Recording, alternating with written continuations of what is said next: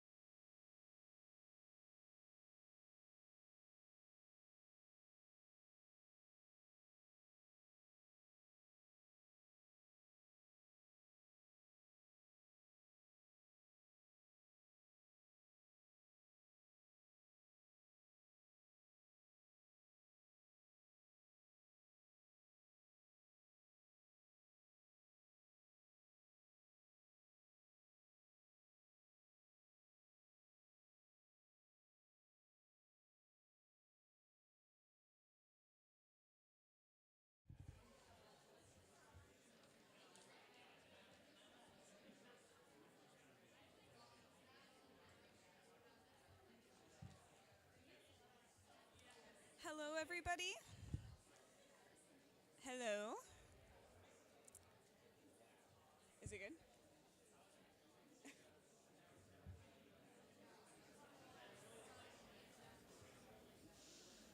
I know.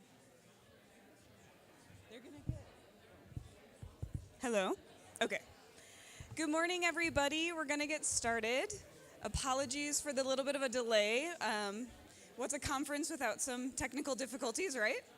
But yes, thank you so much for joining us here today. Please take a seat, and we are going to begin. So I want to welcome everybody to Preservation Utah and the Utah State Historic Preservation Office's 2022 Preservation Conference.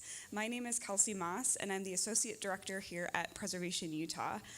Before we begin, we want to acknowledge that we are on the traditional, ancestral, and unceded lands of the Ute, Paiute, Gashute, and Shoshone tribes. We recognize the continuing connections to lands, waters, communities, and pay respect to the Indigenous stewards and elders past. At its very heart is tied to community, and today we aim to celebrate all the communities that make up Utah, discuss how we can advocate and preserve their historic places, and grow our own community even further. You'll also notice that we're in a fabulous venue, a little bit non-traditional. This is the Art Castle. It previously was the 15th Ward and LA East Studios. We've compiled some histories that are in your programs and throughout the building, and so we really hope that you dive into that history with us today. The Utah Arts Alliance is the new steward of this building, and they also have some information throughout the building talking about their restoration efforts and how you can help. So there's some QR codes that we encourage you to scan. This event is made possible because of our fabulous sponsors. So a huge thank you to our keynote sponsor, the Utah Division of State History, to our cornerstone sponsor, Hogan Construction, our buttress sponsors of CRSA, the Utah Main Street Program, Alexander Company, and the GBX Group. A big thank you to Capitol Hill Construction, who helped support Saturday's historic window workshop, Rimini Coffee, that provided the delicious coffee in the back, so please fill up your cups. And last but not least, All City Event Rentals, who provided the tables and chairs that we are using today. And a huge thank you once again to the Utah Arts Alliance, who welcomed us with open arms into their building and generously donated this space. So thank you to all of these amazing sponsors, without which this event could not happen. With any conference, we have some housekeeping items before we get going. You are going to notice we are in a historic building. It's a unique space. So we do have maps in the program that outline the different areas. We're going to have some guides. If you see any staff, please ask questions. There are 3 main rooms is the big thing to know. We have the chapel, which is here. This room will also be streamed online, so just something to keep in mind. We have the gym, which is up the stairs, the split level stairs, and then we have the studio, which is down the hall. So those are the 3 spaces that all the conference sessions will be taking place in. Lunch will be at 12:20, and that's going to be down the stairs. This is a boxed lunch, and you can eat wherever you'd like in the space. There's no set area as long as it's not off limits. We have recycling, so please be kind to Mother Earth and recycle. And what last thing? Oh yes, and we do have a social at the end around 5:30. We were going to try and ask, so there's no pressure, but by a show of hands, we're trying to get numbers. Is anyone interested in attending? Please raise your hand. This is helpful for us for counts? Okay, great. And if you change your mind, that's fine. If you are interested at any point, Amber, raise a little higher for Amber in the back. But if you are interested, you change your mind, let me know, let Amber know. And we will update those counts. So great.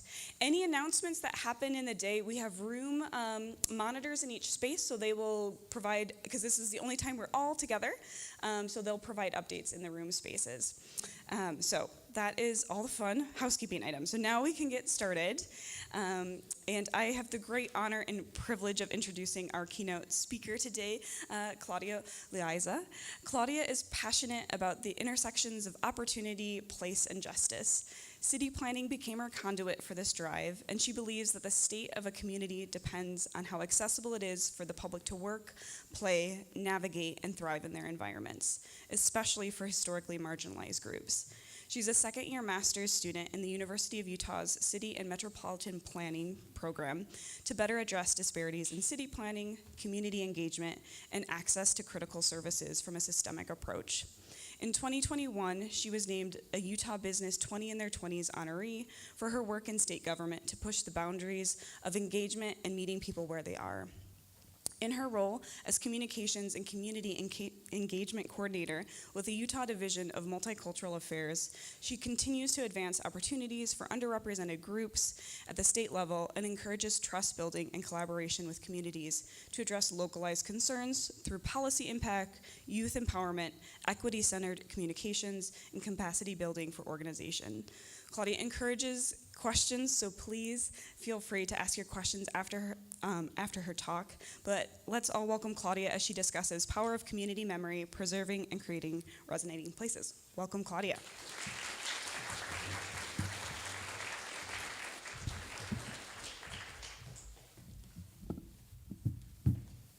All right, good morning, everyone. I picked the wrong day to wear heels, so now I'm like a little too tall for the microphone, which is never the case. But thank you to Kelsey and to our State History Division and everyone involved in planning this incredible conference. I really find the message today around, and let me just be reminded, preservation engaged, celebrating Utah's communities. That's a theme that is really close to my heart. And I've learned so much just in my brief interaction with those that are here about this space and how intentional it was in choosing this space to really try to be accessible to Westside communities in different areas around the discussion of how we make sure we celebrate communities and their assets. And I do want to mention that I was taught and just learned today that apparently this stage is where, you know, the grace of Rihanna, John Williams, and all these really powerful kind of musical artists sang and performed. I cannot promise a dynamic performance like that. I don't sing except for in the shower, so I don't promise anything of that nature. But I do want to just start off again, and see if this will advance. Perfect. That my division that I'm representing is the Utah Division of Multicultural Affairs, and our director is Nubia Peña, who is also the governor's senior advisor on equity and opportunity. And we're the only state division uniquely positioned to advance equity and opportunity throughout the state of Utah. And we do that through community building, through partnership building, and trying to, again, to what Kelsey mentioned about our work, build that reciprocity in the systems that we operate in within state government. So I'm among friends here. I'm told that planners, preservationists, city staff, state park managers are here. And as you know, it was introduced, I am currently in a master's program. I'm graduating next Friday, so I'm almost done. But I'm among classmates too. Oh, thank you. It has been a long journey, but I've realized that there is really no clear-cut job description for the work that we do in preserving and celebrating community stories and places. So I think that's what really grounds us in this conversation today around community memory and creating and celebrating resonating spaces. So I'm going to advance here. This is just a little icebreaker for you all. I know sometimes keynotes can be a little bit intimidating, but please know that I am that foodie loving, and it's really hard to see maybe with the lighting here, but I am a proud Latina. I'm a daughter of immigrants, and I really strongly believe that everyone has an origin story, and that when we allow for that origin story to lead us down the paths that, you know, bring us that joy and happiness, we can really reach a fulfilling and powerful future. So these are the people that have helped me along my journey, my amazing team, our MCA team, with a few different additions. One of my colleagues just had a baby, and we call him our baby nugget, so he's kind of like our team mascot, but he's the cutest thing.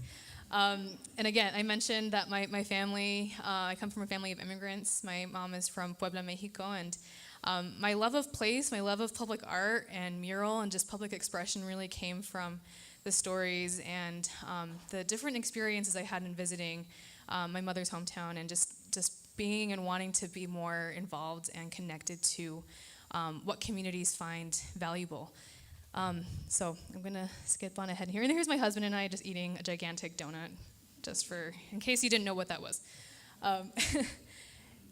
So through my short remarks with you today, I hope that I just shared some 3 key things that I've learned in my journey and my experiences, again, around engagement. And I don't pretend to be an expert in it because I really see engagement as a evolving journey to better understand the people that we serve, the communities that we have felt have been left behind, and then overall just really accepting that idea that once we know better, we should do better.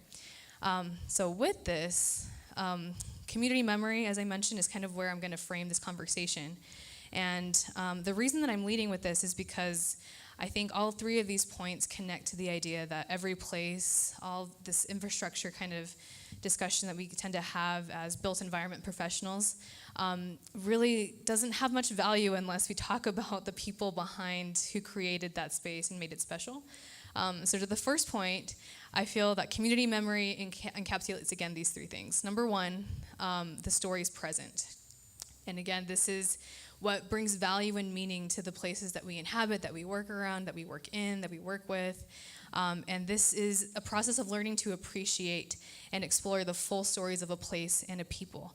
And I believe that this creates shared value and proximity. And by proximity, I mean it's building that awareness of others and understanding the history of the people and place that we're working with. And sometimes that requires hard truths and reckoning with historical wrongs. But that also makes space for vulnerable moments between us and the people we serve. And I think that just creates a better relationship between us and our communities. And that goes into point 2, where when we learn about the stories behind the walls, behind the buildings, the infrastructure, they become community memory. And I think it's a transition that is carried as a collective, right, as a community where they are. And for her, that meant, the grocery stores, the community centers, the schools, any shared space where people felt safe and willing to be their authentic selves. And that means engaging in relationship building and conversation and at the very, very least, seeking to connect rather than collect. So moving on here, I do want to just mention that when community memory comes to mind for me, it's really all about the stories. It's about trying to better connect to what is valuable for a community and what adds value to the infrastructure in place. And this is what stirs our minds and our hearts when we think about a place fondly, right? We maybe aren't thinking about the mediums or the stucco, or maybe sometimes that does bring a certain memory back to you. But I think for me, visiting a new place or visiting somewhere that I've been to before, it's really about connecting and reconnecting to what emotional response I had and how that adds to my lived identity, my lived experience, and again, what will add to my journey to become the person that I want to be. And I think that's a very dynamic way of thinking about places, especially when we think about the humans and the people that are going to use them. So again, preserving historic places, and really any place, is also about preserving stories and community memory beyond the physical aspects. So as I continue to share my thoughts with you, I want this question of what is your story? Or what is the story behind this place? What is the story behind the community and this initiative, this effort that we're engaging in together? And allow that to become a habit. Allow that to become the first thing that comes to mind when you start to engage the people that you're going to be serving, that are going to be impacted. Because when our spaces reflect these stories and we honor them, we celebrate the strengths of the communities there and are better able to address needs. So this is a quote that I was able to gather through a community survey I distributed as part of a project this past year. And I essentially asked many residents, diverse residents, about what their community, what was special about their community and what about their community resonated with them the most. And what kind of came about was a lot of stories and anecdotes about what was worth preserving and what made those particular communities worth living in. And one resident from West Valley City shared this, and they said, "What I love about my community is its diversity and how that shines through in restaurants, house decor, places of worship, and so many areas of life. That means a great deal to me. It makes me feel like I can breathe." Now, I want to emphasize this last part of, it makes me feel like I can breathe. And it was surprising to me at first because I didn't make that connection, around how having a mural in an area or having, like she mentioned, a house decor or just different places of worship as they were navigating their community. That was beyond, the aesthetics. It was maybe even beyond the placemaking elements, but it essentially created and equated to them life and breathing. It's what made them feel like their community was worth investing in. And I think that this is really what sustains and retains a community's ability to thrive. And we really start to think about the proximity and the reciprocity relationship that we have with communities. And I think if we balance those two by striving to seek and create more opportunities and experiences like this, where beyond the technical, beyond the best practice, we're striving to create that individual moment of where that person feels proud about where they live and affirmed for who they are based on where they live, I think that creates really powerful experiences. So for me, this also brought to mind about how we can better approach placemaking, historic preservation, and engagement in a trauma-informed way. And that means acknowledging how entire neighborhoods and communities may have experienced displacement or continue to feel some damaging effects due to exclusionary land use practices. And some of these examples I'm going to present to you, you may already be familiar with, considering the people in this room. But I hope that I present them and I focus on some of the community values and maybe even some of the memories gained or lost because of some of the systemic barriers that have been affronted to them. So with that, let me start with our first one. So my friend Chris Merritt introduced to me Plum Alley quite a few years ago. And as you know, Plum Alley was Salt Lake City's Chinatown, original Chinatown. And in the early 1900s, it was a bustling Chinese immigrant community resulting from an influx of economic opportunities with things like the Transcontinental Railroad and other kind of industry-driven efforts. And it, again, was Salt Lake's original Chinatown in the heart of downtown. However, due to economic crises with the Great Depression and also some factors such as the fear of business competition and population growth, this caused some to greatly oppose the Chinese community's existence, and this led to its abandonment and its razing, and it's replaced now by a mid-sized parking garage that still stands today. And I have to say that as a Utahn born and raised here in Utah, it took me until well into my 20s to understand and learn more about the history of this particular area. And when I visited this space, I felt a deep sadness to know that what is left of a thriving community right now is, and I think there's ongoing efforts to try to preserve and revitalize some areas, but again, it's the community memory that I think was lost in what was Plum Alley and Chinatown. And this is a similar story to Japantown. It's a little different, but Japantown, similar to Plum Alley, was a thriving community.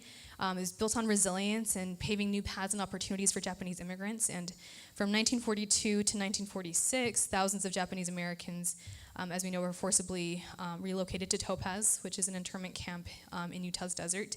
Was an internment camp in Utah's desert. And due to the proximity of Topaz, many of the Salt Lake Japanese community who primarily lived in the Japantown neighborhood were allowed to continue operating their businesses and remain in their homes.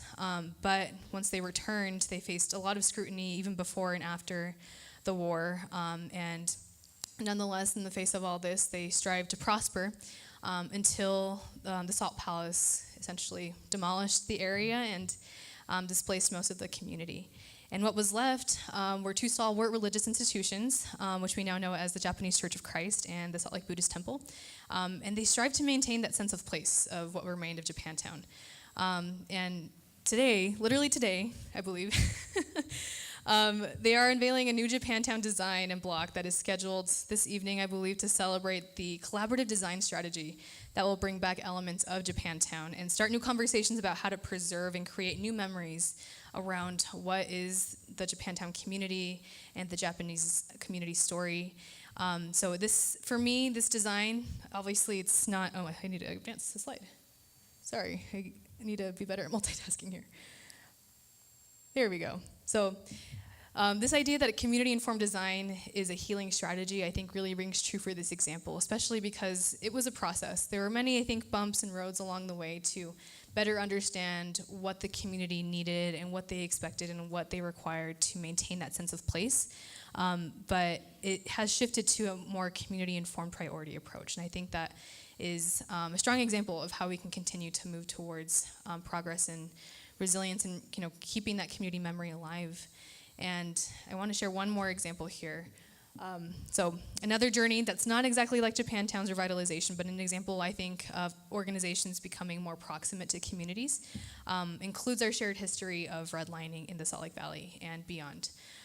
So our division prepared a story map, which I can share a QR code to later in the presentation here. But it's about the history of redlining. And I learned from just different interviews I had with folks that it was, harmful perceptions making their way into policy that really resulted in systemic issues, and so many communities resulting in experiencing the harm today around those exclusionary land use practices. And I think that as we connected with folks and learned more about just redlining stories, I was able to learn more about descendants of black settlers in Utah, who shared with us that the families like the Chambers family, the Bankhead family, were landowners and essentially helped settle areas like Mill Creek in parts of the North Salt Lake area. Again, blew my mind knowing that this was something that I hadn't learned in school, hadn't learned in any of the learning kind of institutions or experiences, being born and raised Utah. But it was a powerful story for me to better understand how we need to seek out those opportunities and actually spread that even more. So as you know, redlining in 1939, it kind of became a little bit more prominent, and the Chambers family and other black families in the area, again, were landowners. And once redlining became more prominent here in Utah, the right to own land was challenged, and this was started by a state representative around the time that sponsored a bill for a law that would force black residents to move out of their current areas and into an area called the Black District. So according to the Salt Lake Telegram that we were able to find and recover with help from state history, we learned that this proposal was met with protests, and it included a strong hero of mine, Lucille Bankhead, which I learned a lot about, and 75 different black residents at the time who showed up to the Utah State Capitol to protest against this act. And eventually the right to own their land it prevailed, and it was able to stay afloat. But again, discrimination and harmful perceptions to bury those stories and experiences of black Utahns at the time didn't allow for this to be celebrated as much as it should have been. But I do want to note that in 2020, the Chambers family and other ancestors of black settlers in Utah joined in celebrating with Mill Creek City for the renaming of 3205 South to Chambers Avenue. So this, to me, was a step in the right direction toward true reconciliation, but I saw it as a step, and also preserving community memory. So when people drive down that street, they're able to look back at that sign and question who were the Chambers, and hopefully that sparks some curiosity and better understanding of what the community memory of that area was and is, and recovering a lot of those stories that I think that have been lost. Again, it took me until my senior year of college, honestly, to learn about many of these place-based experiences of displacement, resilience, and renewal. And I kind of struggled with this idea that, me having someone lived in Utah my entire life, and I, love Utah, and I plan to, live here for a very long time. But I hope that also kind of brings to mind and a call to action to just get to know the communities that you serve more. And again, you may already have been familiar with some of the general details of these stories, but I think there's so much more that we can, learn and grow deeper and more proximate to. And this is, I think, for me, the biggest connections between all these stories that I want to make, that we continue to not just build proximity, which for me is an awareness of these stories, is a telling of these stories, but that we also build reciprocity. And for me, this is an understanding that every place has a story behind it, obviously, something that connects a community to the history, future, and values of that built environment, but also that we should seek opportunities to co-create solutions, ideas, and systems that will support community values, that will build on and lead a legacy of having that memory continue to live. So the big question here is, how do we get both proximate and reciprocal? And I want to kind of preface that with another story, personal of mine. So whenever I visit a new place or whenever I just want to kind of explore and have some free time on my hands, I like to go on city walks. And I was talking to someone about that a little bit before the conference here, but I truly see murals and public art as an expression of a community or an area's values and needs. And ever since high school, like I've loved the concept of murals. As a proud Latina, muralism has strong roots in the Latino culture. And I think that for me, it's an area's canvas. It expresses the history and the concerns and the hopes of a community. And it's also a powerful combination of collaboration and expression. Hardly ever will you see just like one person working on a mural. Like if they're gigantic, you'll have many people. It's a whole process. People will help design, kind of build the vision, build the idea around what that mural will be. And it's a full process. It includes so many people. So I see this as an art medium, obviously, but also sometimes as an amplifying tool towards advocating for needs and stories and conversations that we need to have as a community. And it's encouraged me to learn more about communities' messages. When I visit a new place and I see something that catches my eye, I take a picture of it, I Google it, and I learn that there's so much beyond what's on that concrete wall that I need to learn about, that is interesting to learn about, and it gets me more proximate to that community. And in that vein, if there's a call to action or something attached to that message, often people want you to do something about it. So I think, again, that's the reciprocal part, striving to understand, build an awareness, but then from there asking, what is it in this message that I need to amplify or I can help amplify to help that community continue to thrive in the way that they see fit? So here we go.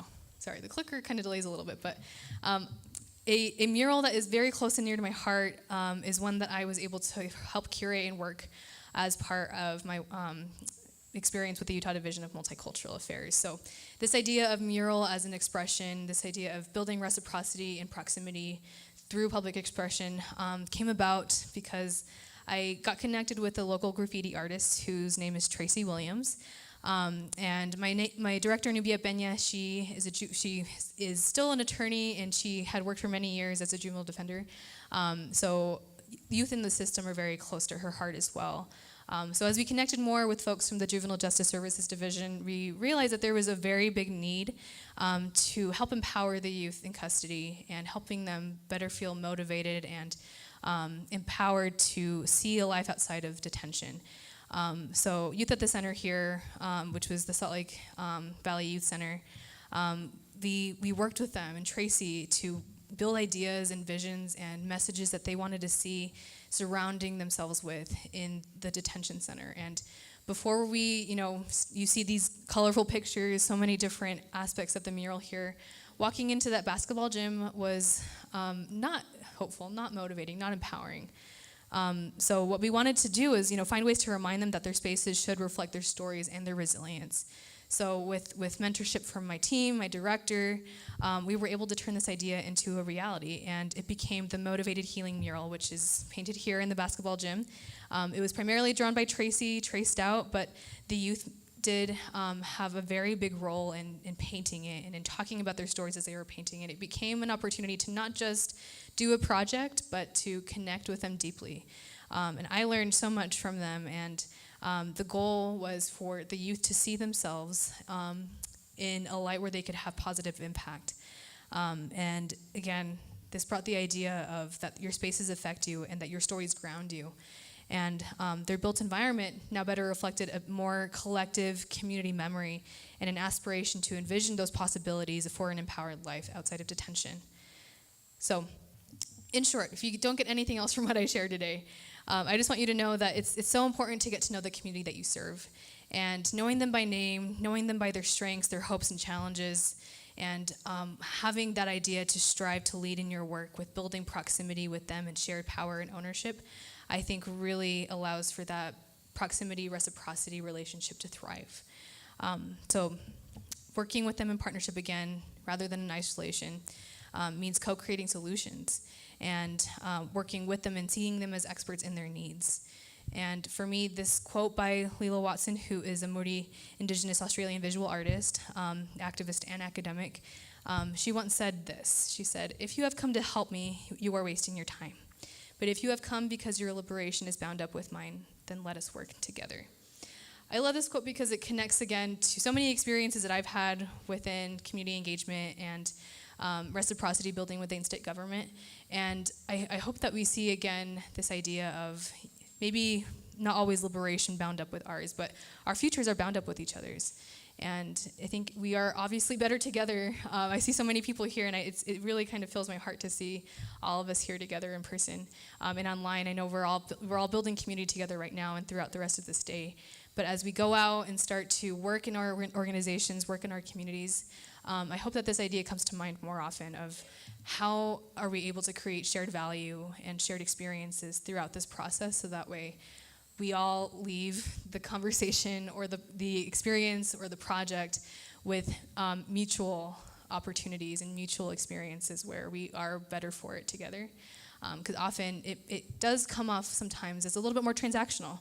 Especially working with state government, I've learned so much about budgets and finances, and often it's what will you give me, what will I get back? But I see power in disrupting that idea more, of shifting from a transactional nature of engagement to a more reciprocal, again, connect versus collecting idea. So this kind of all culminates to a passion project of mine. This is a very long story, and basically me telling you that all of these experiences led up to a project that our division was able to lead out on. And what is powerful about this project, which I titled Multicultural Placemaking and Community Belonging, is that it's a learning and resource hub that has essentially compiled stories, people, places on an interactive website, which features story maps. It has an asset mapping directory, and different multicultural placemaking principles that, again, have been informed by so many of the conversations and engagements I've had with our communities. So it's meant to be a dynamic place for members and leaders to contribute and to share their stories around what makes places resonate, and also what community values to especially preserve. So I won't go into all the details here, and you can ask me questions about the kind of structure and everything, but these are the major components that make up this project. And again, the goal is to provide ways and tools to build greater awareness of the multicultural contributions and stories of our communities, but also invitations and calls to action to create more inclusive spaces. So let's see, I'm gonna go to this one. These principles and resources, which you can find on our website, and you'll have a QR code later on to do that, were again reached because of a multi-phase engagement process that we had, which included a workshop of over 70 middle school students at Glendale Middle School. And I want to spend some time on this because I was having a wonderful conversation with someone in the back, and I won't call them out, but I truly feel that our youth are a underrepresented group in our placemaking and built environment conversations. And I say this because ever since the beginning and the kind of start of the project, I wanted to make sure that we focused on a youth component to capture what placemaking meant to them and introduce that idea of placemaking, and even starting to plant seeds around what planning journeys, preservation journeys, just that entire idea of built environment professionals. And for a lot of them, when I talked to them, they had no idea that city planning was even a thing. They just thought that the mayor pretty much, provided a vision, and then that was what happened. And it really, like I said, surprised me because I had a fun activity with them where we were able to asset map. And I asked them general questions like, what spaces in your community right now do you feel safe in? Or where do you go to learn something new? And I tried to kind of help them veer away from like the traditional answers of school, my house, which were, obviously important answers, but when I asked them, where do you go to socialize? I was expecting things like the skate park, the, recreation center. But I got so many folks, so many youth that told me that they went to Victor's Tires on the weekends to hang out. I was 100% not expecting that answer, but a good quarter of the class that I was in said that Victor's Tires was the place to be. You went there to be cool. And I asked them, I was just inspired by that question. I asked them, what was it about Victor's Tires that made it so important to them? And they said, well, they have free popcorn. So food, right? They have free popcorn, but also they have weekend events where they have raffles sometimes, and they, put out prize items for like headphones and things like that. And then also a lot of their families actually would go to the Victor's Tires on the weekends to get their car fixed up or get some maintenance done. And it wasn't just like a place to do an errand. It was a place to like connect with folks. It was somewhere to just fill your cup on a busy week. And it was a message to me that a place like Victor's Tires, a mechanic shop, a tire shop, as random as you feel like it is, they built all those elements of placemaking into their space. And really anywhere can become a place and a valuable space, a valuable shared space, when you built those elements of what is needed in the community. For them, it was popcorn. What is desired, which was prizes, right? And what was the feeling they left with? And all of them left with either prizes or filled stomachs with popcorn, but it was that sense of community that they could come back and have the same positive experience every time. So let's all be like Victor's Tires. That's basically what I'm saying. But again, I would not have known any of these things unless I had asked. And I was and am now more willing to be surprised and lead with curiosity and a desire to learn from those that have yet to be asked. Again, these kids were never asked that question, and they surprised me time and time again. So, who have you not asked? What do you consider important and worth preserving? And when you've asked that question, be ready to be surprised, because I'm sure you'll get more answers like Victor's Tires. And I hope you pull out those treasures and those elements of things that you can replicate in your own spaces. So, as I wrap up here, I just want to emphasize again that idea of there is power in meeting people where they are. And again, this is an idea coined by my wonderful colleague, Cristina Diaz-Leon, who has since now passed, and I really want to honor her for this mantra and this idea that I really hope I lead with in my life, because it has changed so many lives through her life. And again, it's something that goes into this next idea here of becoming placemakers and empowering community memory. And I believe this requires two mindsets. One being an equity mindset, which aims to promote fairness, justice, and access by addressing barriers that prevent people from equally thriving. And then a second mindset, which is a co-creative mindset, which is about working in meaningful partnership to understand gaps and co-create solutions, which we hope and strive to never be in isolation from the groups that are most impacted by a major decision. So think about, again, the youth. Think about those folks that have not been asked that question yet. And if they have been asked, maybe they haven't been asked in a space where they feel safe to answer truthfully. So often we can get stuck in the process, we can get stuck in the deadlines and the checklists, but I really invite you to kind of pause and reflect on the questions in your work and strategies about how you can advance that reciprocity and proximity building relationship. And I know you might not be able to see all the questions here, but this first question I want to emphasize is, does this space seek to challenge existing inequalities facing the community? And number two is, are communities reflected in the space, reflected in the physical characteristics of the space in a meaningful way? Number three, is the space well connected and accessible to as many people as possible? And number two, can the space support community values through its infrastructure? So, as you kind of ponder on those thoughts and how that applies to you, I want to end with this quick quote by one of my favorite planning scholars, John McKnight, who wrote a book called Mapping Community Capacity, which I highly recommend. And they said, communities have never been built upon their deficiencies. Building community has always depended upon mobilizing the capacities and assets of a people and a place. That is why a knowledge of neighborhood assets is necessary if local people are to find the way toward empowerment and renewal.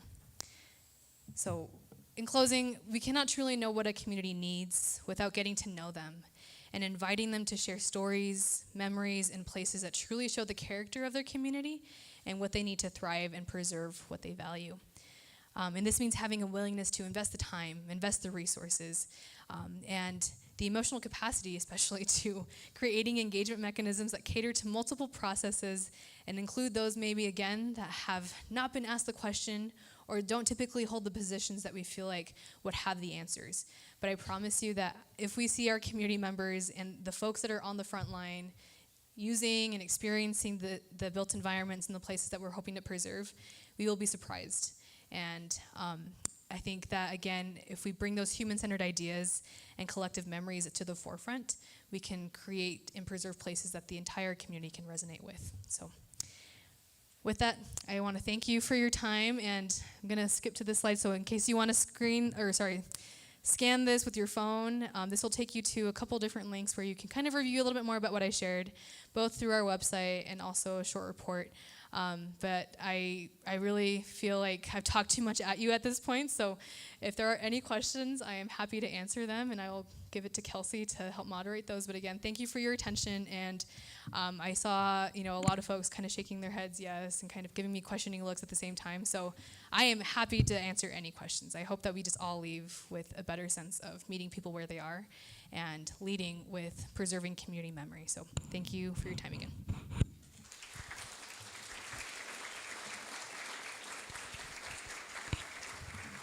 Great. So I was taking so many. Thank you so much, Claudia. I can relate to so much what you're saying. I had the privilege of living in Germany for a few years, and a lot of what you said reminded me of a lot of the memory, the Denkmals that you see in Germany that really make people focus on memory, on a public memory. And I think there's a lot of focus on the sadness and the struggle, but there's a lot of joy that I found in these spaces as well. So I was wondering if maybe you can talk a little bit more about how we can use maybe uncomfortable conversations to not only have to dwell on negative, like to talk about resilience and talk about these other stories. I don't know if you have any comments that you could elaborate on that a little bit more. I love that. I also spent some time in Germany, so I totally understand what you're saying. I think going back to that last couple slides that I had around going from what's wrong to what's strong, I think often in the communities that we kind of label as systemically marginalized and underrepresented, we tend to use those deficit-based terms, right? And I've had this conversation quite a bit with our team and with different friends and colleagues I have in the planning world, and it's important to get out of that mindset sometimes of always striving to lead with what's wrong with this community, how do we fix this problem, because often we forget about what is already there and what strengths and things we need to amplify. And I think an example that I can bring of this has to do with, again, my friend Cristina Diaz de Leon, who was our COVID-19 community organizer at the time. And the problem, I guess, right, was vaccination rates in our Latino communities. And instead of leading with the issue of our community, has a sense of distrust, there's all these things going against them to feel safe to get vaccinated, but she instead led with the idea of what is a very strong sense of place area that will bring people that are people already going to, and what that place ended up being were the Rancho markets, right, all along the Wasatch Front. And not just the Latino community uses those spaces. A lot of our multicultural, everyone in the areas see Rancho markets as an asset to their communities. So I think to answer your question, leading with what do we find valuable in this community first, what stories and experiences are strong and unify us, I think eventually leads to that problem-solving capacity. But I think it's okay to have uncomfortable conversations too. I've learned since, and I have a classmate here that has taken a class maybe with me on what conflict mediation and resolution is, and I've grown very accustomed to the idea that conflict and discomfort just exists. Like, it just is. It's not good, it's not bad, it's just a natural emotional reaction to what happens when something is different and new to us. And that doesn't have to be scary. It can be. Like, obviously, we have every right to be afraid. But I hope that just accepting that it is a natural part of our biology and just us as human beings, I hope we can get to that space again of where we can start having those more proximate conversations with people about what they find valuable and how we maximize and amplify those ideas to the point where we all benefit from it. We're limited on questions, but is there anyone in the audience that had a question? Yeah. Let me give you the mic. So congratulations on your degree. That's really wonderful. Thank you. One of the quotes you had up there was something I didn't get it exactly, but if you've come to help, you waste my time, but if your liberation is bound up with mine, let us work together. Can you break that down a little bit? Because it sort of suggests to me that as a white person, I am not welcome to partner with a Latino community or Native American community or a black community, even though I might have skills that could guide them. Yeah, no, thank you for that question. And I think that, that is important distinction to make here. And what that quote spoke to me, and what I hope that, the message brought about, was the idea that if we lead with the idea to fix someone or fix a problem or fix a community, no one is ever going to receive that right. It's going to come with resistance, because people don't like to be seen as projects. So I think just centering that around your identity, like you mentioned, I think we need everyone involved in this work. And that's why I mentioned in the beginning, as part of our project, it's really structured around a call-in of making sure that we're assessing and getting a better sense of the assets in our communities. And as part of that, just connecting people. I'm in conversations right now with folks like EDC Utah and different kind of business centered folks that don't want to enter a space without truly understanding who's already there and what strengths they have, and how those, practitioner-based tools and resources can better connect and amplify to what's already happening on the ground. So I really appreciate your question, because I do want to make sure that I emphasize that as part of that quote, it's again centering around the call-in idea of, we need everyone willing to invest in the work to help solve these very systemic and deeply rooted issues around placemaking and thriving in place. And that isn't just up to one person. I think it's something that we have to consider systemically, again, like I mentioned. And I see everyone in this room having a role, especially knowing that you are planners, architects, designers, historic preservation estate managers, again, that are on the front lines often with community members in asking them what's important, what is worth preserving. And again, I think that it's important that we see ourselves engaged in this work, not just as one person, but as organizations, as communities. So if you feel like this work is not for you, I promise it is. Even just that idea that you feel like it doesn't apply to you, I hope that you feel like this is my invitation personally to call you into the work, and to just be more mindful of those that you work with, and to strive to ask that question again of who have not been asked. What is worth preserving in your communities? What stories and memories do you want to make sure that are maintained as a result of this built environment? So, yeah. Perfect. I want to ask 20 more questions, but I am conscious of time. And I do want to say one thought, too, of what you were saying in that question.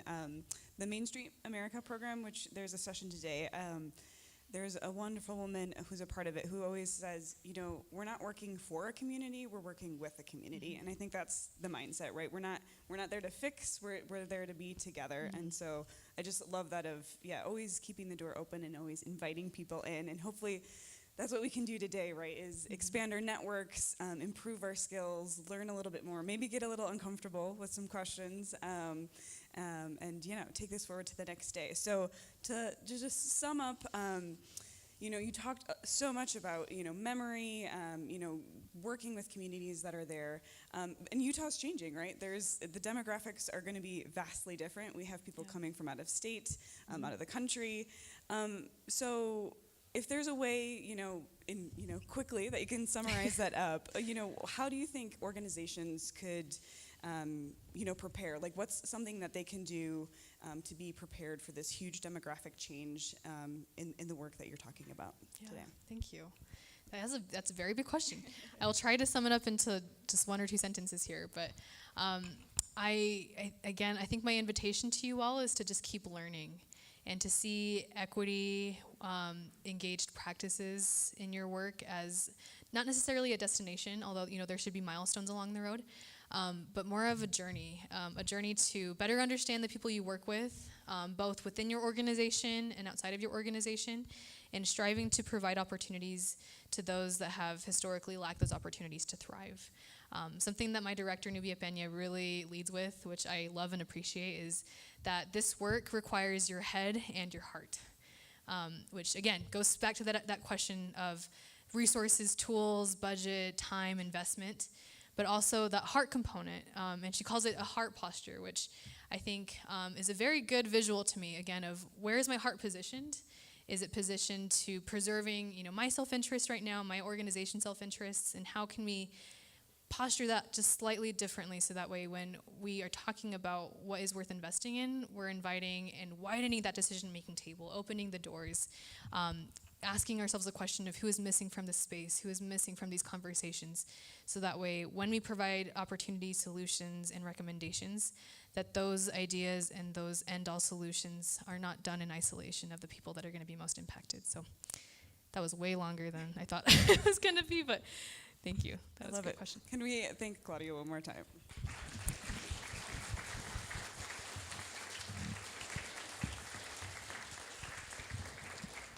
So you'll notice, because of lovely tech issues that always happen, we're a little bit behind, but we had a break. So I would recommend grabbing some snacks and going to the next session. What we'll plan on doing is, if sessions organically finish up a little early in session 1, we'll try and stay on schedule, but we might cut in to the next little break. So if you are a presenter in the next session, do feel free, you can go a little bit over. But in here we have Utah Women Making History, bringing Utah's legacy of women's leadership into life. Here in the chapel, in the gym, which is up the stairs, we have Preservation Civics 101, and down in the studio, Heritage Social Media, 6 years of lessons. So can't wait to learn with you.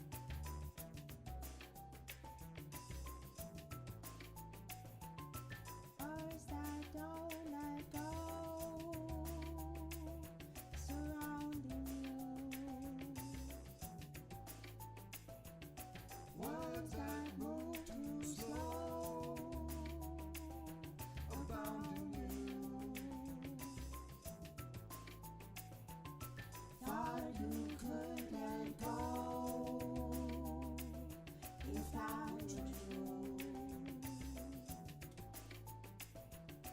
No one tells you so. It's up to you.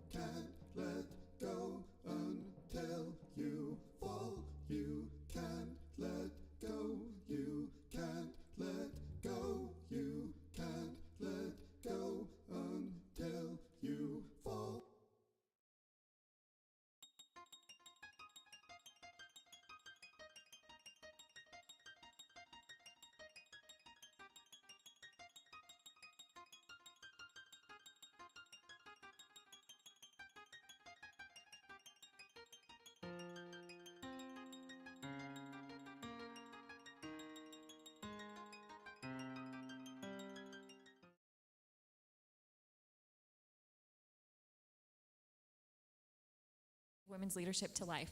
My name is Catherine Kitterman. I'm the Executive Director of Better Days. We're a Utah nonprofit focused on telling women's stories in creative ways.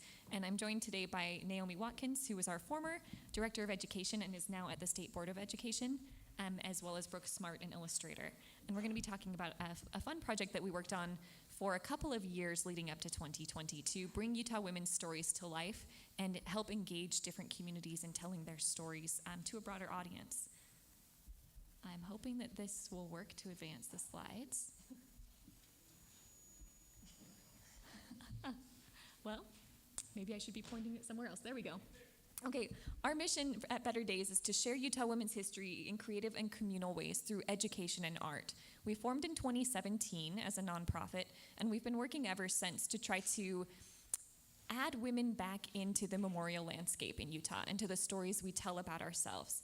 I think we all, whether we're Utah transplants or natives, we all have a particular story in our mind about Utah history, and that includes a particular cast of characters. And our job at Better Days is to try to widen that cast of characters to help introduce both students and lifelong learners to new folks, to the women especially who have shaped our state in a myriad of ways, so that we can see ourselves in that history and that we can move forward and make space for leaders like that today.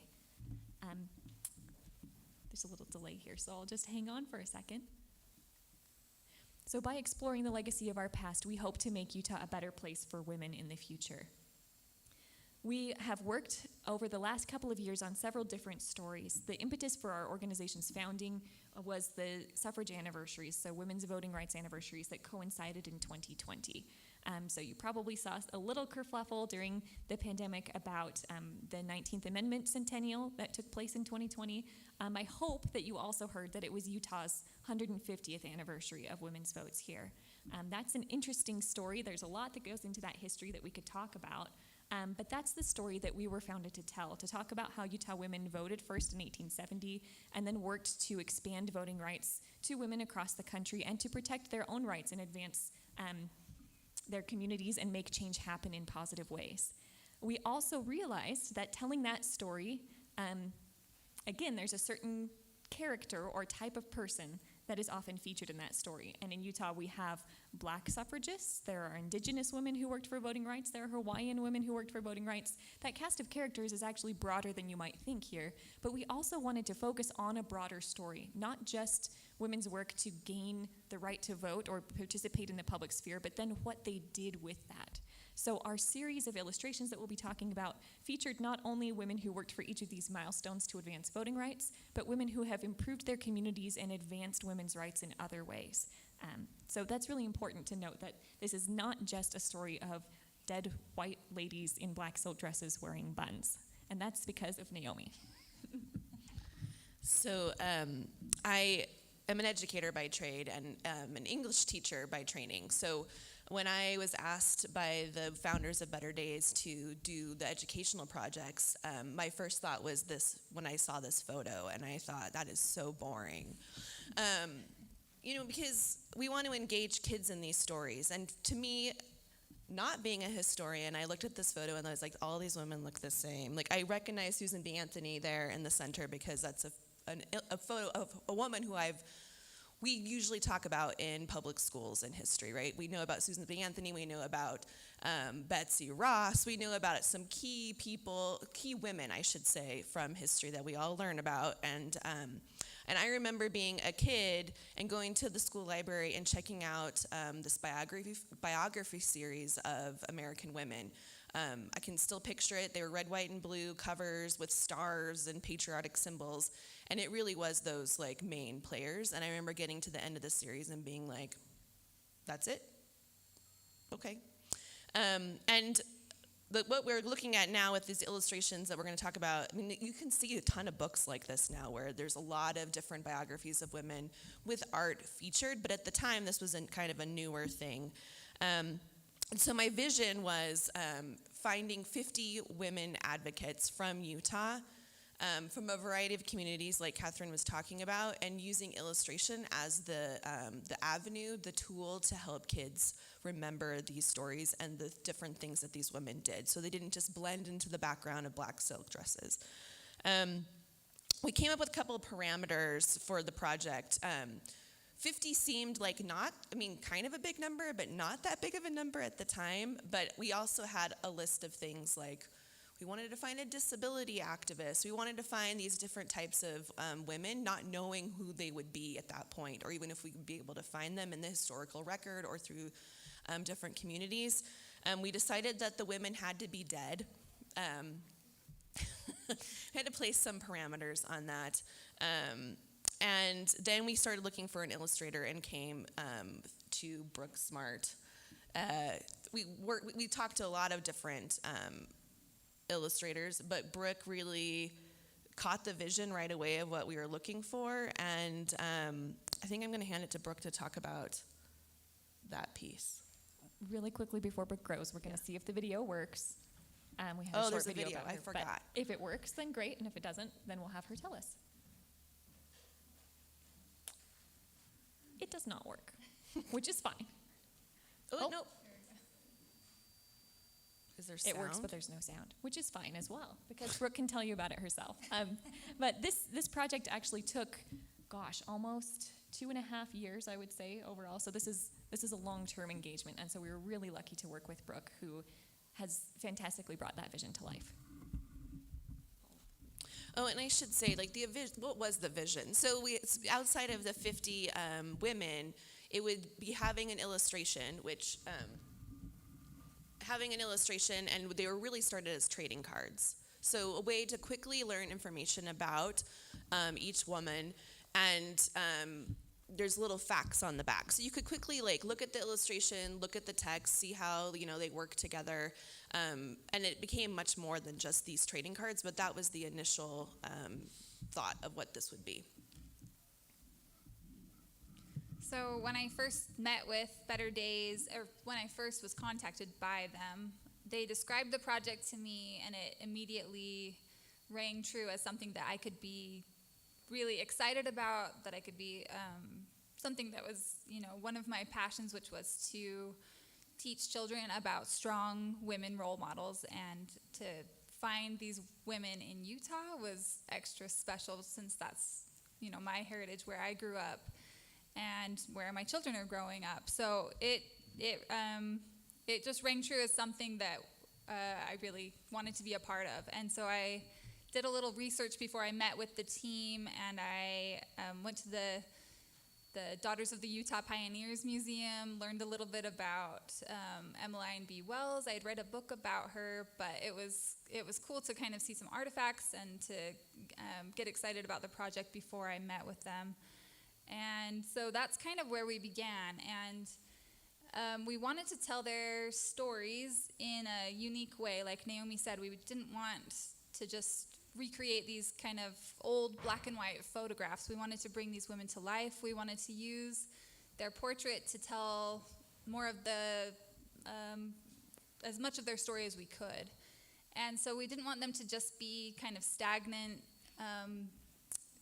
traditional portraits of these women. We wanted all of the elements in the image to tell their story. And that's what I do as an illustrator. It's to tell stories. And so it was definitely a unique challenge, since we were doing 50 different women, and they all needed to be kind of portraits, and I wanted them all to be unique and tell that unique woman's story. And so the person that we started with was Emmeline B Wells. She's probably our most well-known woman suffragist from Utah. Hers was one of the few names that I recognized when I started the project. I recognized her name, and I recognized Martha Hughes Cannon's name. But really beyond that, all of these women were new to me as well. And so we started with Emmeline because she's so recognizable. And so her portrait was really us figuring out how this project was going to look, how we were going to solve those problems to make them unique. And so it really was the hardest one, because I had to figure out, how to make this first one so that we can make all of them as, come together as a set, but also how to tell her story, since she is such an important woman in our history. And so we just decided on, trying to find as many elements in their life as we could to tell together in one image. And so for this one, it was really a fun challenge. She's kind of standing there overlooking Salt Lake City, and she was the editor of the Woman's Exponent for 40 years of her life, and she was also a writer. She wrote poetry. She had the wonderful thing about Emmeline that we didn't have with a lot of the other women we worked on, was that she had journals on journals on journals. Thank goodness for Emmeline. And it was so nice, because in that respect, since she was long dead, and, anyone that knew her was gone as well, we found a lot of personal details about Emmeline. And that was something that, we can do a ton of research. Catherine is a pro historian. Naomi, we can do all the research we can, but finding those personal details really brings that woman to life. So I have her holding a bunch of issues of the Women's Exponent, and she's also holding a pen, which, if you can see in my first sketch of her, I've got a pencil behind her ear. And I was working at the time with Barbara Jones Brown, who was our historian, and she immediately shut that down. She said women wouldn't have a pencil behind their ear. That just wasn't how it was done at the time. So I was learning all the time, how to make everything as historically accurate as possible while telling their story in an interesting way.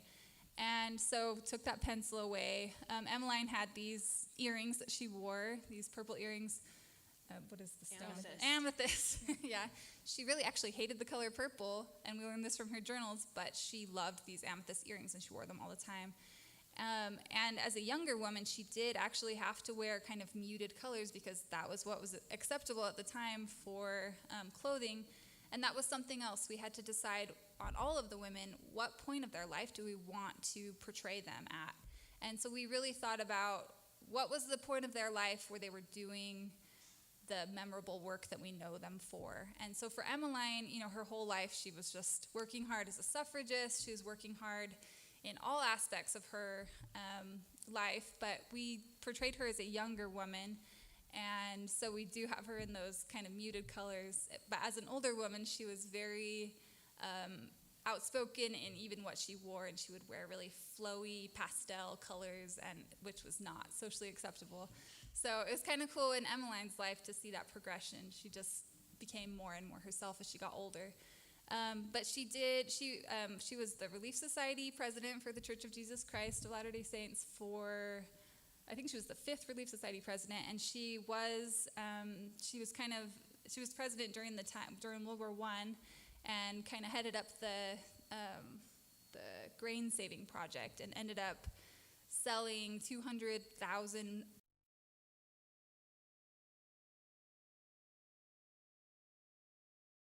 fields, which probably aren't up there on Ensign Peak, but have to kind of tell the story and make allowances there. But and then we also have her overlooking Salt Lake. She was, which was kind of where she told her story, her main residence for her time here in Utah. And so I think that's kind of, so symbolism, and telling her story. So we tried to do this with all of our illustrations, and she was the front runner. And one thing that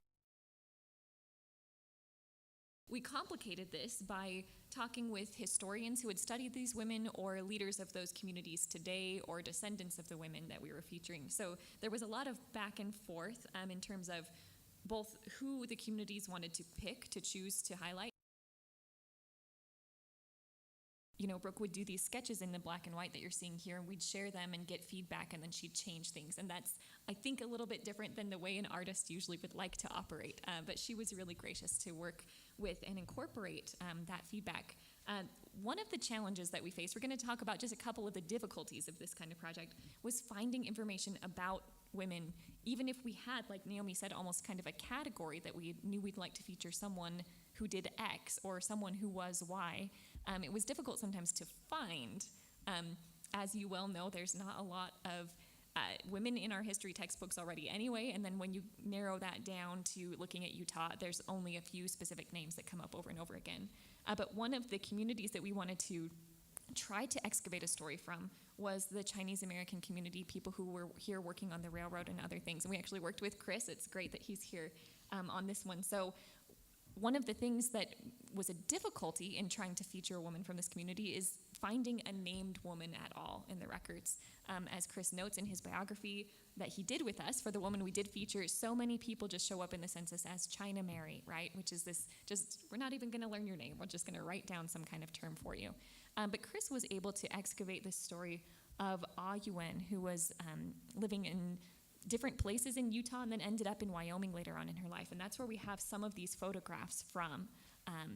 You can see just the few little pieces of her life that we're able to piece together from, one named census record, a few things here and there, a few photos. And Chris worked with us to tell a story of records of absence and a way to tell that story through the absence of records. This was a really interesting one. So we did not actually work with a descendant of Ah Yuen. We haven't been able to find someone like that, but we worked with folks in the parks. Portrayed her here. to try to feature, again, a woman whose story wouldn't have been told otherwise. So there were women like that where we had no words. You can see there's not a quote from her in the top. We tried to feature a quote from each woman or about each woman, and there were a few for which we just could not find anything that they said or that was said about them. And so that's one end of the spectrum. And then on the other end of the spectrum are folks where there was a lot of material and a lot of information about them that we could find in the historical record once we knew who we were looking for. And that's the story of the Silent Sentinels that Naomi can share. So a lot of the women we found just because I got curious, or like you asked a question like, I wonder if there's ever been a woman sheriff back in the day. And then I would Google and then find somebody. In this case, I happened just to be scrolling through the images in the Library of Congress's photo archives. And I literally was just scrolling through photos, just scrolling. And all of a sudden I saw a caption that said, Laverne Robertson, Utah. And I clicked, and it opened up this like amazing story. So this is Laverne Robertson and Minnie Quay, both Utah suffragists who were involved in the protests at the White House. So if you're familiar with the story, the National Women's Party, near the end of the, right before the amendment ended up getting passed, they were picketing outside the White House, the first public picketing outside of the White House, which is hard to imagine now, but they were the first, and they were doing it on a rotating basis. Women from different states would come and volunteer. They would stand out there, rain or shine, 6 days a week. I think they took Sundays off. Killed, spit upon, yelled at, all kinds of things happened to them. And Minnie and Laverne were part of this, which was an awesome thing to find. And this photo here at the bottom actually has Laverne standing in this lineup. These are I remember learning about American history as a student, but to find Utahns in them was like remarkable. And so I passed those on to, if you know artist Parshall, who's a historian, and I was like, have you ever seen this before? Because I'm not a historian, so I don't claim to like know all the things. And she was like, I've never seen this. And she then went through the archives and found out more information. We found Minnie's affidavit in court about the picketing, and really opened up this wonderful, really cool story to know that Utahns were involved in national protests. And I will say it was really cool to me. And the very short-lived suffrage exhibit that went up in the Library of Congress, they actually used Minnie's affidavit to talk about that, and Laverne's photo. So. Well, and I should say, since we are here for a preservation conference too, like you'll notice all of the illustrations are tied to place, right? So Emmeline has Council Hall in the background where the first vote happened for women. You notice obviously the White House, IUN is tied to her place in Park City. So we always tried to tie women to the place that they would most be likely found or worked in that space. Am I talking about this? Oh, I am. Okay, so we worked with each of the tribes in Utah for them to pick a woman that represented them and their people. And Annie Dodge Wanika is from the Navajo Nation. And she was a public health advocate, had a radio show, and did lots of different work between the white medical community and the Navajo traditional healers. So you'll see on the left, this is Brooke's first sketch. She has Annie in a radio booth with this Navajo blanket that we found in one of these pictures of Annie. That beautiful squash blossom necklace that I think was in a different photo. She also ended up getting the Presidential Medal of Freedom, so that's there on her lapel. And then we shared this with many Navajo, and they were like, First of all, she would never be wearing that blanket inside. And we were like, oh, okay. So this actually went through a couple different iterations. And then we actually started talking more because we also had another woman who was a radio host. So we had to think, okay, so if we have this one as a radio host, we have this one, which one is the radio? We really decided to put her on the land and on the Navajo Nation because that's where she traveled across the nation doing public health work. And so you'll see that we placed her there, took off that blanket, and again, she's holding this English to Navajo dictionary because she made this medical dictionary to help with public health so that the Navajo understood what the white doctors were talking about and vice versa. So really did a lot of great work. in that space. You may be familiar with the International Peace Gardens, and Claudia talked about the internment camp at Topaz. Alice Kasai was involved with the Japanese American Citizens League when her husband was imprisoned during internment. And she was a big part behind the International Peace Gardens. So again, you'll see this is Alice and her husband after the internment period in the Peace Garden after it was finished. And this beautiful picture of the two of them as a younger couple. Again, placing Alice in that space where she did so much work. What was the medal for? JACL, 60 years. Oh yeah, 60 years of service for the JACL, which is amazing. And again, showing that place. People, if you're familiar with the Peace Gardens, that's like an instantly recognizable space. Mignon Parker Richmond, she has a park. I actually drove by this park all of the time, still do. It's on 600 South, and what is it? It's between 4th and 5th East.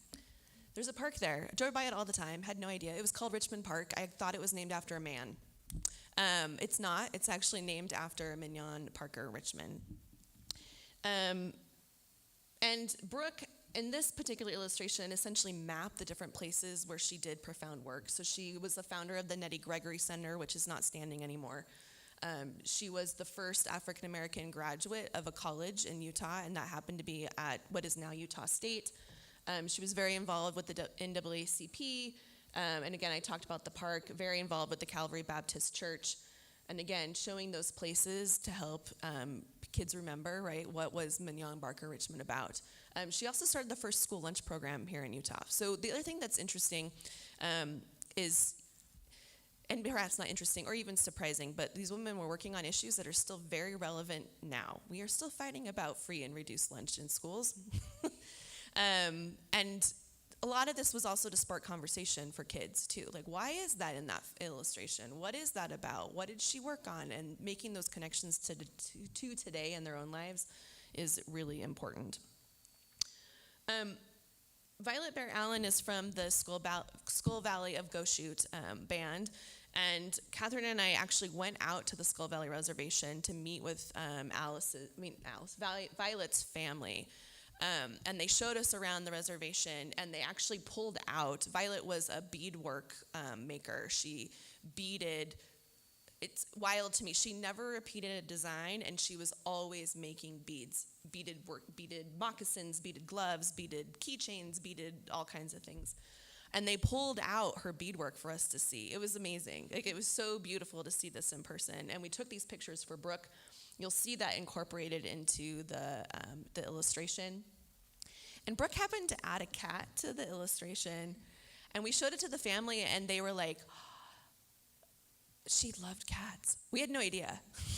Just the thing that Brooke added. But those details are really important, right? Like, it was really lovely to show the finished illustration or even the sketch to especially family members and them be like, oh my gosh, that looks like my mom, right? Or that, and that's really important in doing this type of work.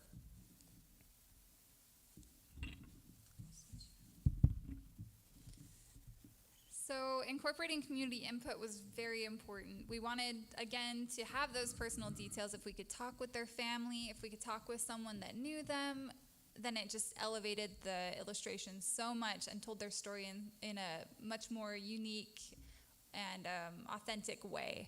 So that was very important to us. And sometimes it took a while to kind of get the family to say those things, to say, oh, that really looks like my mom or my grandma. And this was one example when we were working with on Edith Melendez.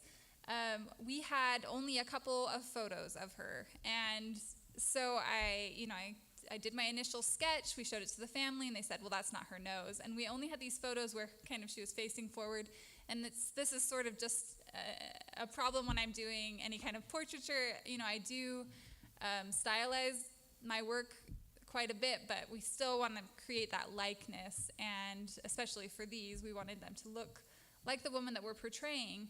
And so I ended up making 4 different noses just to send, because they didn't have any other photos of Edith. And it was like, that's not her nose. And I said, well, can you give me more like, what might be her nose? And they were like, well, I don't know, but that's just not her nose. Which just showed that, like, we as people don't know how to describe faces very well, but yeah.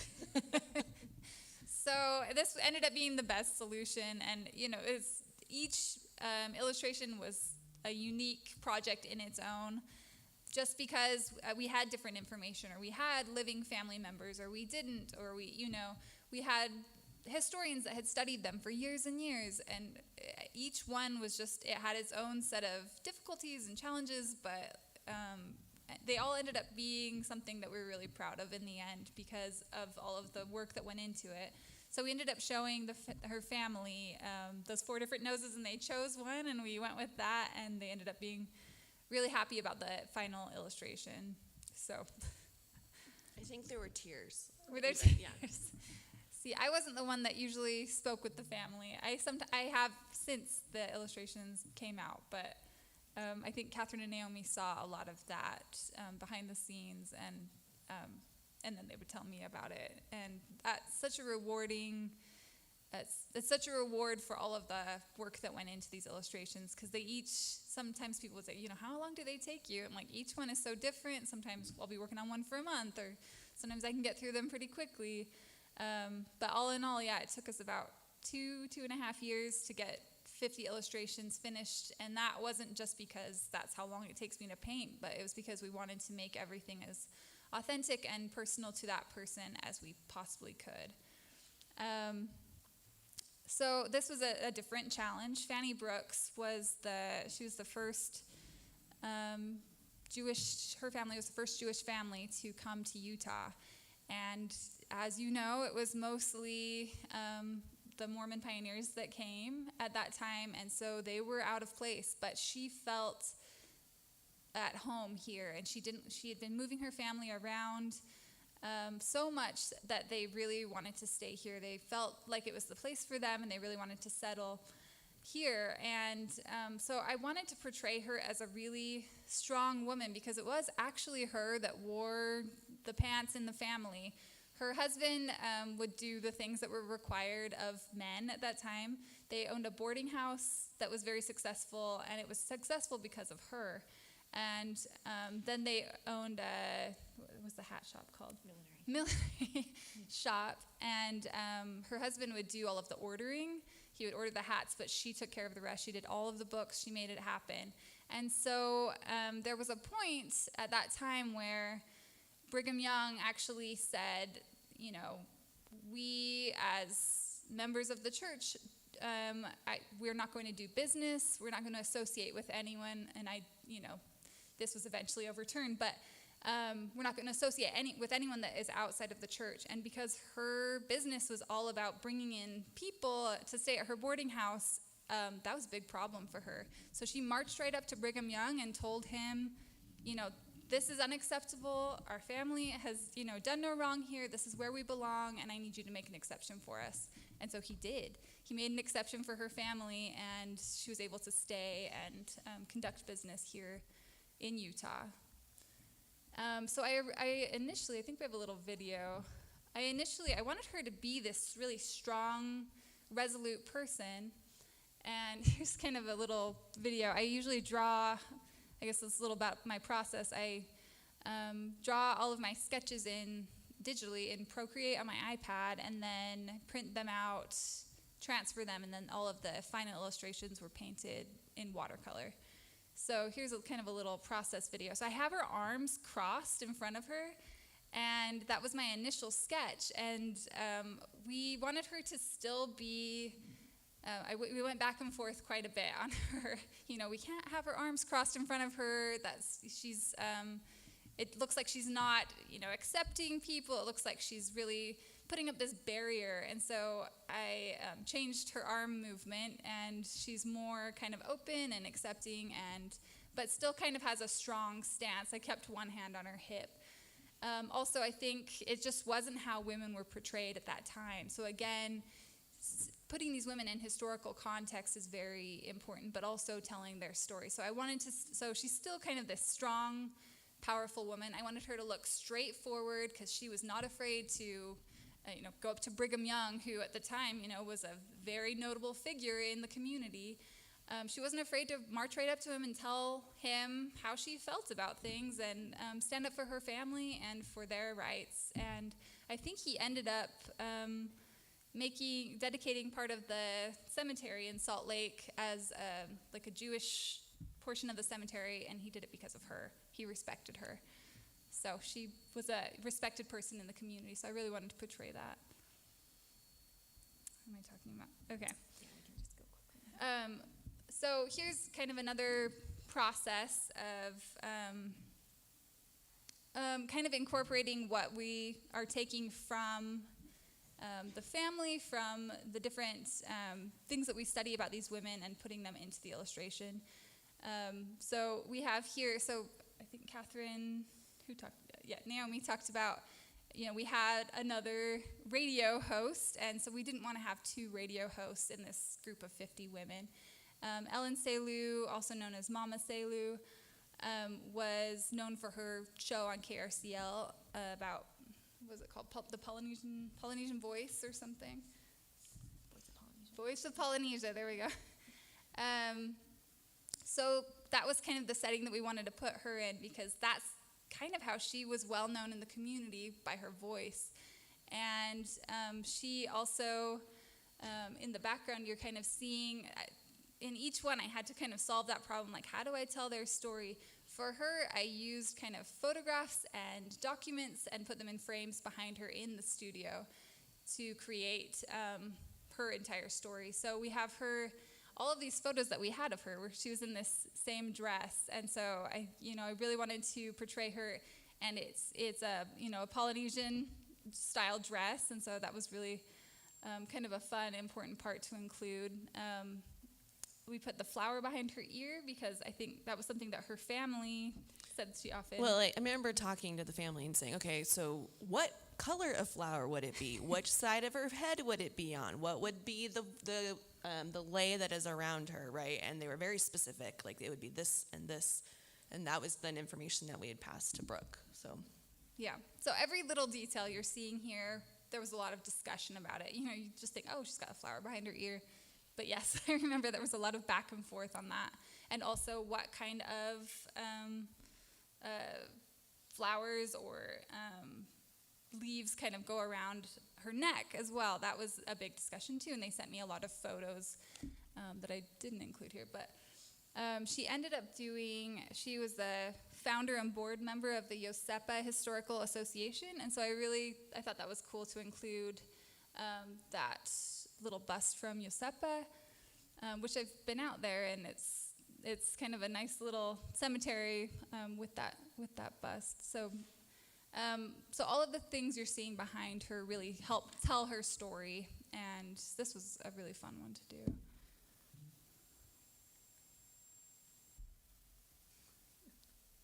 The suspense. I'm like, okay, am I next? Yeah. Okay, so at the beginning I talked about how the original idea was that it would be 50 trading cards, which they became 50 trading cards. So, I have to say one of the best things about doing work like this is finally seeing the finished product of something that you've imagined, right, and making that happen.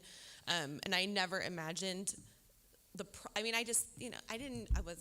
not a historian, although I joke now I'm a pseudo one. But so we have the cards, there's 50 of them here, and then it became even more than this, right? Because the great thing about Brooke's artwork is that it speaks to a lot of, not just kids, it speaks to adults too, and it was like the inroads to a lot of different conversations. People would be like, what are these illustrations? Tell me more, and that would then spark more conversation. And so we were approached by Gibbs Smith, who is a publisher here in Utah, and 25 of the 50 are now part of a book.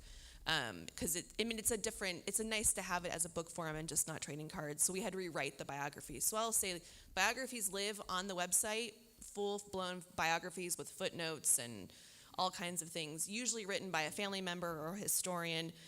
So they're much more fleshed out.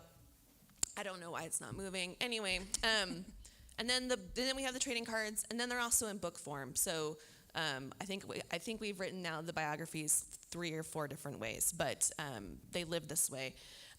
They also, Brooke's originals are traveling the state of Utah and have been for Last almost 2 years. 3 years. Where are they right now? Discovery Gateway. Oh, they're here in Discovery Gateway at the Children's Museum, so you can go and see them. And I will say it's, having worked with all 50, we would just work, a couple at a time. And they first were shown at Salt Lake Community College, all 50 of them together. And I have to say, personally, walking into that space and seeing all 50 together was so powerful. Because usually when I go to places and it's art, it's not all women. It was a different experience for me than I had ever been. It was also nice to have them all together as friends, essentially, working through time and space together. We also have, this is the website, utahwomenshistory.org, so all the biographies live there, plus lesson plans, coloring pages, all kinds of things to help engage people into these stories in different ways.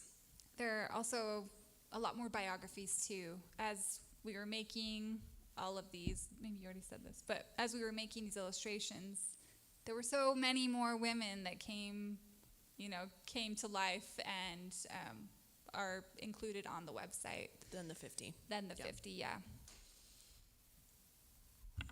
Absolutely, and there's a lot of ways that that these resources are helping to create stories that are continuing to live on in the community. So I'll just note, Claudia talked today about Lucille Bankhead. She's one of the women that we featured. So I was happy to hear that she has been an inspiration to her. And there are a lot of other ways that these women's stories can inspire us to dig in and speak out and speak up and get engaged in our own communities. So for example, Naomi already talked about Richmond Park that's named for Mignon Barker Richmond.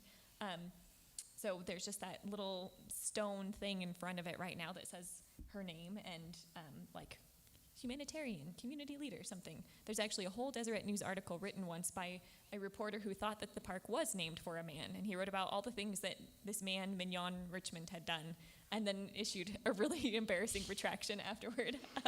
But it just goes to show something about our assumptions, right, about who makes history, about who places are named for, and about who belongs, right, in those spaces of memorial landscape.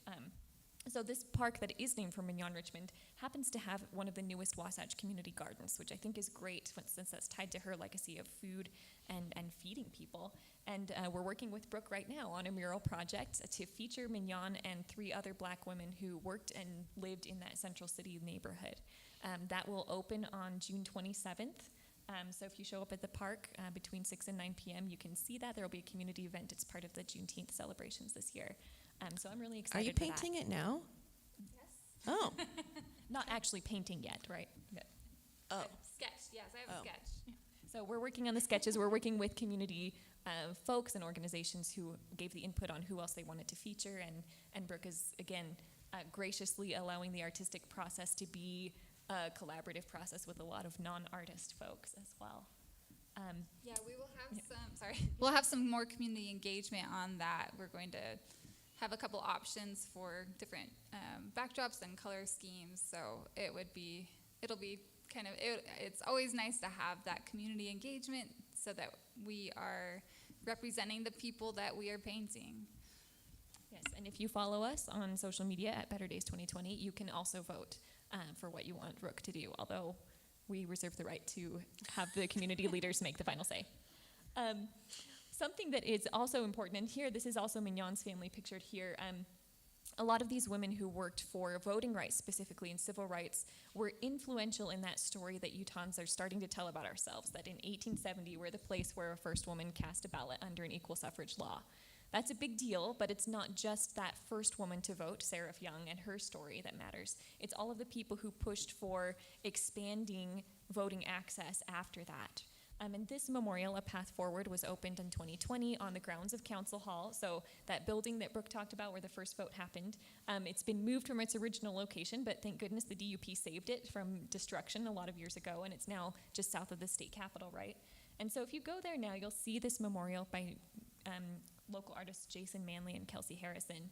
And they flipped this memorial structure on its head, really. So it's a horizontal space that you walk through. There are door frames. There's quotations from local and national suffrage leaders on that first door frame that represents the 19th Amendment, but then there is a widening path and continuing door frames that represent different pieces of legislation that were necessary after that to break down other barriers that were preventing access to the polls. So things like the Indian Citizenship Act of 1924, although Utah did not allow residents of reservations to vote until 1957, that's on there too. The Immigration Act of 1952 that allowed many Asian American immigrants for the first time to apply for citizenship and therefore be eligible to vote. The Voting Rights Act of 1965. And that path leads forward and then points straight toward the Capitol, the place where decisions are made. I think it's a beautiful spot that represents so many of these women's work. I'm glad the artist didn't just feature one person or a few people in statue form, right? But this is a way that really memorializes that first step that was taken and then every step that has been made on that path since, and the work that's still ahead of us, that still continues. One of the other ways that we're really excited about Utah's memorial landscape shifting a little bit, won't actually be in Utah, but the statue of Dr. Martha Hughes Cannon is going to Washington, D.C. Every state gets 2 statues in Statuary Hall in the U.S. Capitol. We currently have Brigham Young and Philo Farnsworth, who is kind of an adopted Utahn. He was born here, but he did his work in Idaho. So I'll just say that. But Martha Hughes Cannon is going to be replacing him later this year. This was slated for 2020, but it's been delayed due to the pandemic. Brooke featured her, and again, this is a name you've probably heard. She was the first woman to be elected to a state senate in the country.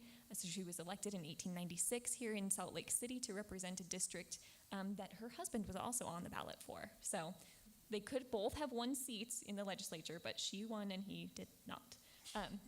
So she's not just a leader in legislation, though. She was a public health advocate, she was a doctor, she was a suffragist, and she wanted to join the legislature, right, and be involved in the places where decisions were being made because she had a vision of improving public health and sanitation in Utah. So there's a lot of things about her story that are really important. The statue currently is sitting in the Capitol. You can go there and see it right now until it goes to D.C., but there's also a mini statue model traveling exhibit that's going around the state. So we have about 60 hosts signed up for it. It's at a school right now, so we're not really publicizing that. But the next place you can see it is at Mill Creek City Hall starting on May 2nd. So just take a look if you're in the neighborhood and check out Martha's story. And some of the other women that Brooke featured are also there who were working at that same time as Martha in those early years of Utah statehood. Again, just tied to place, a lot of these women's stories really center in Salt Lake City. And so we've created a suffrage walking tour in Salt Lake. You can download it from our website, or you can pick one up in a brochure form at Council Hall. If you go inside that visitor center, it's there in the hallway. There's a loop. And again, many of these places, I think, are recognizable to us. A lot of these buildings, so Latter-day Saint church buildings or other things that are still existing, we know some stories about those, but we don't know, for example, that Susan B. Anthony spoke in the Tabernacle, or that the first woman to preach in the Tabernacle was a Reverend Anna Howard Shaw, who was a suffrage leader who was here for a convention in 1895. Things like that. So it's a little bit interesting, I think, to hear those stories behind and to try to reinsert those places and spaces where women gathered and worked for change into the narrative that we have about those existing buildings. I just want to end with this quote that I really love that we included in one of the illustrations. Maytin Bimbu Perry, we worked with her grandson Darren, who many of you have probably heard from as he's really sharing the story of the Bear River Massacre and his people. But we love that he shared the words of his grandmother, that she wanted everyone's story to be told and wanted to encourage folks to think about what their story would be. And we hope that these illustrations do that for the kids who look at them and use them in their classrooms, for the other folks who engage with them, whether it's through an art exhibit or just coming to an event or learning about one of these women on our website. We believe that when we know more about the people behind us, that we can do more in the future. And learning these stories can empower all of us. So boys, girls, women, men, we all need to see women as leaders in history, and we can all learn from their examples of advocacy and engagement and leadership in so many different arenas and communities. So we believe that they make Utah a better place, and we want to make sure everybody knows that. So with that, we'll open this up for questions if you have any.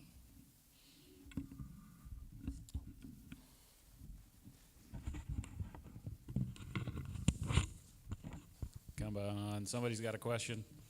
I'm a professor, so I'll just start picking on people if I have to. Hey, Coral. Hi. Simple question, where can you buy the trading cards? I happen to have a few with me today, so you can come and see me afterward. They're also available for sale. I should have mentioned that on utahwomenshistory.org. We have an online store. Thank you. There are also illustrated prints of Brooke's work and some other things there as well if you want larger format. So how large are the original prints when you make them? Because I can't imagine you're putting all those details in a trading card size. Now, they're a bit bigger than the trading card, but they're about 7 by 9.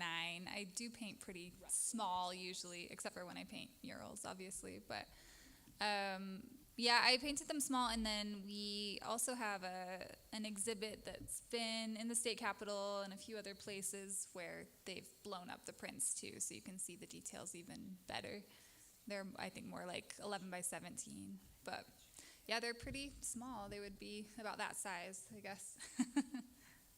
I should mention that they are going to join the state art collection after their tour ends this summer, which I think is fitting since one of the women that Brooke featured there is Alice Merrill Horn, who started that state art collection. So they're a great place for them to live.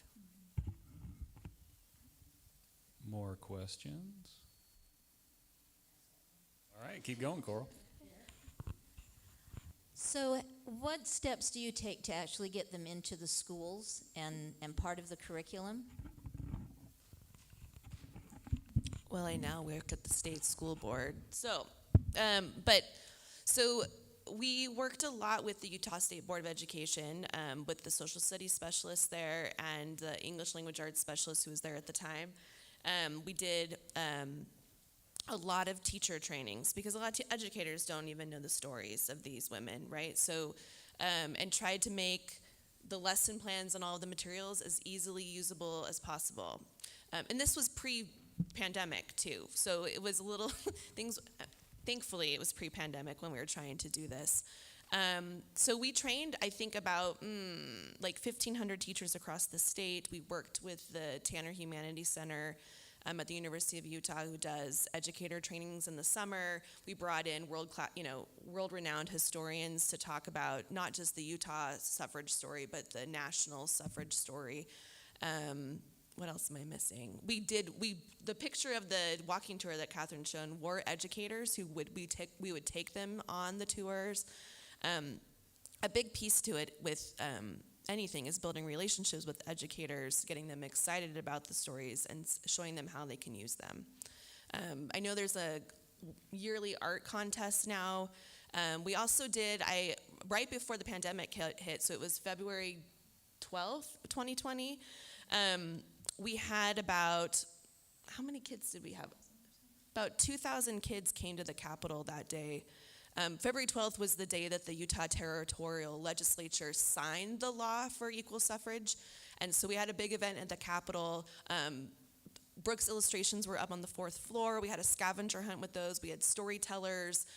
They could do the tour. They would go across to Council Hall. They went to the DUP Museum. So really involving kids in those stories was really important. So a lot of different touch points. We're still trying to get those stories out into the schools. So it's always nice to have a conversation with any educators you know, like, did you know about this? And do it that way too. Just as Naomi's speaking, I'm thinking, a lot of people ask us, how many classrooms have your things been used in? We have no way of knowing, right? No teachers tell the school district, or thankfully we'll see if those laws pass, right? But nobody is telling you ahead of time, this is what I am teaching on this day and when, right? But we do see that our website traffic on the educational website has continued to grow year over year, and we see that as a sign that these stories are both important and necessary and that people are looking for resources like this. I know I would have loved learning about some of these women growing up. They're good role models for all of us. And I will add, just recently the legislature passed an ethnic studies bill. I don't know if you saw that in the news, which means that we now have to open up all of the state school standards and infuse ethnic studies into every content area. So I imagine that some of these stories will find their way there. Okay, we have another question over here. Is there like a profound story that has stuck with you throughout this whole time after doing the project? Is this like picking one of your best friends from 50? I will say, okay, so one of my favorites is Esther Peterson. We did not show her. She was a labor activist, and she's the reason why we have nutrition labels on our food. That's a quick bit. Good friends with Eleanor Roosevelt, and she was in John F. Kennedy's cabinet, so really influential woman on a national scale. Again, like Naomi said, I think it's hard to pick, but one of the people that's really stuck with me is Alice Kasai. I think just because that's a time period, right, World War II, that's something that, at least for a kid growing up in the 90s, we heard a lot about that in school, and not so much about that side of the story. I know we're doing a better job here in Utah about talking about topaz and internment, but Alice's story really sticks out to me because she was in a situation where, met with bigotry and hatred and fear and discrimination, she worked to overcome that for the rest of her life with trying to create programs that would infuse, multicultural understanding, starting sister city programs, international peace gardens, other things like that. And her phrase that we used, her quote was, "If you see the need to speak out, you just do it." And I think that she, like so many other women, maybe can't solve a huge problem or a huge barrier all on their own, right? And like Claudia talked about, there are systemic issues facing our communities that require all of us working together, but we all can do something, and I really like that reminder from Alice. And sort of in that same vein, someone that really, I tried to find her in the book, but here's a little image of her. Helen Papanikolaou was someone that really was inspiring to me. She was a Greek, she lived in a Greek community, her family was Greek, and she wanted to tell their story, everyday lives of real people in our community that aren't really told.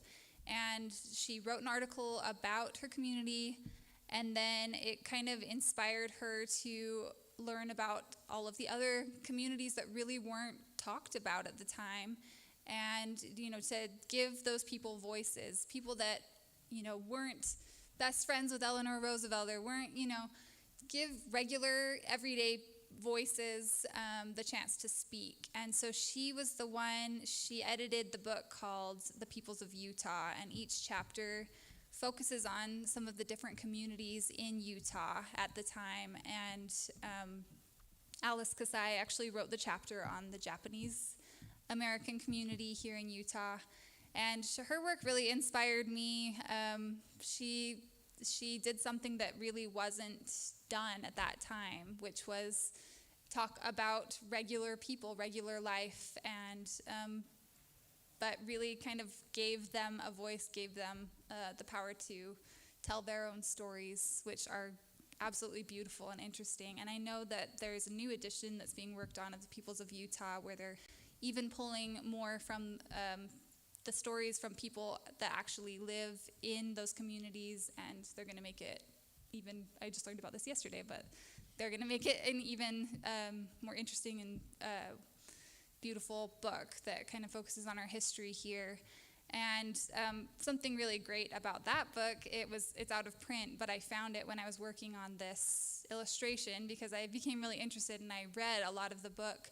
I found an old copy at Sam Weller or somewhere and bought the book and was able to use in her illustration. I've got kind of black and white images coming out of the book, and every one of those images is from a photograph from that book. So it was such a great reference and had such beautiful stories. I will also say when we were doing our research on many of the different communities in Utah, so many of the only photographs that we could find would be those that Helen had collected in her work. So we owe a great deal to the people who save things, right? The community members who share them with institutions and the people in those institutions who work to share and save. So we stand on a lot of work that's been done previously. Okay, thank you, three. We have another question. This one's going to be kind of hard for me to ask, so bear with me. So I live in a house built in 1887, and the locks on the closets are on the outside. And I know for a fact that that was done on purpose. And I know it's fun to talk about like all the women that made positive change, but I just want to know what are we doing to shine a light on some of the more negative aspects of the history of Utah, such as sex trafficking and child abuse that happened in the early days, because I don't think we can solve the problem by not talking about it. So I just want to know what you guys' take is on that. Me being a man, and most of those crimes being committed by man for sexual reasons.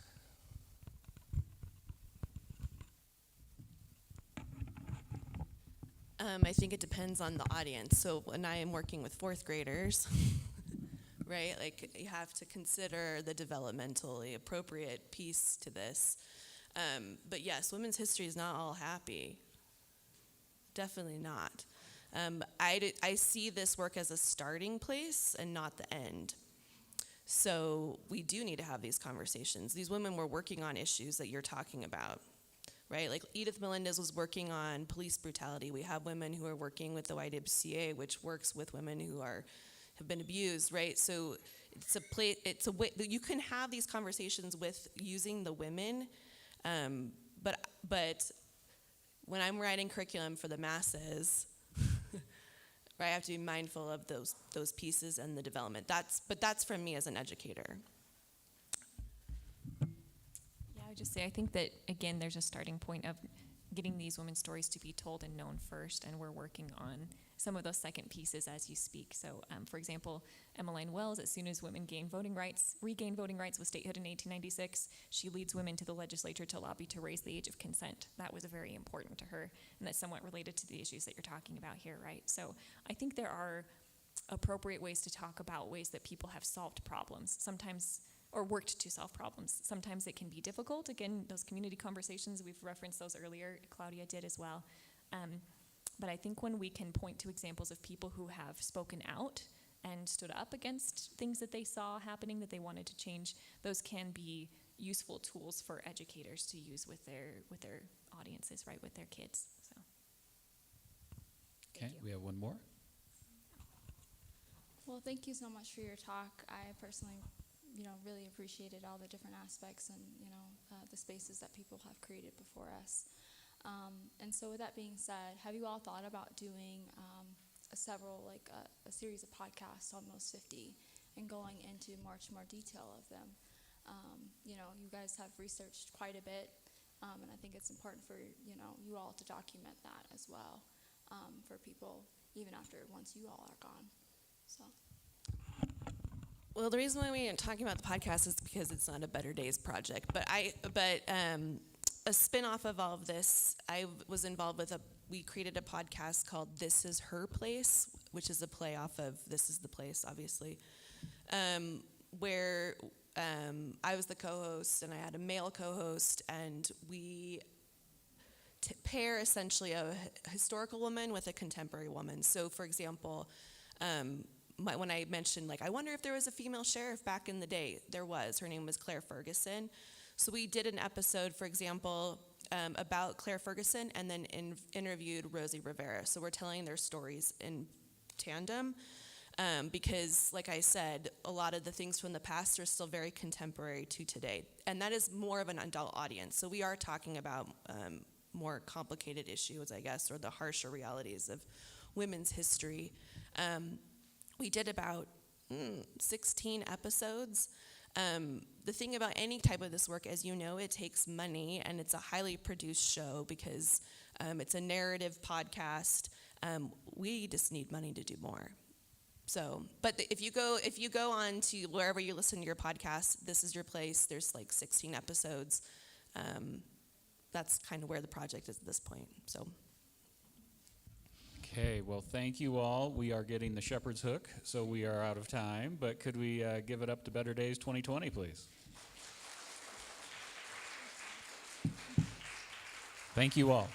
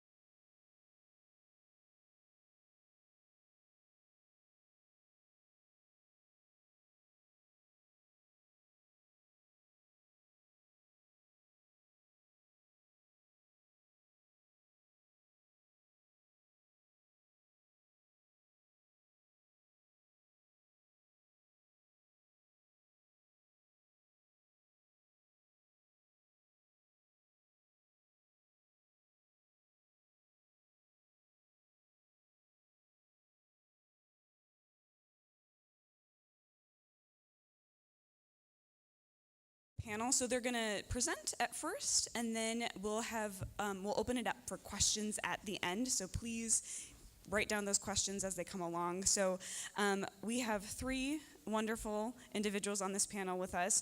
We have Nan Groves Anderson, who's the Utah Main Street Program Director. She works at the Governor's Office of Economic Development. We have Roger Roper, who is our Deputy State Historic Preservation Officer and knows all things Main Street from this reiteration, or this version of Main Street and before. And we have Jared Stewart, who is joining us from Tooele City as the Economic Development Director and a part of Tooele, who is one of our new Main Street programs. So I'm going to welcome Nan on down to begin the presentation. Welcome, Nan.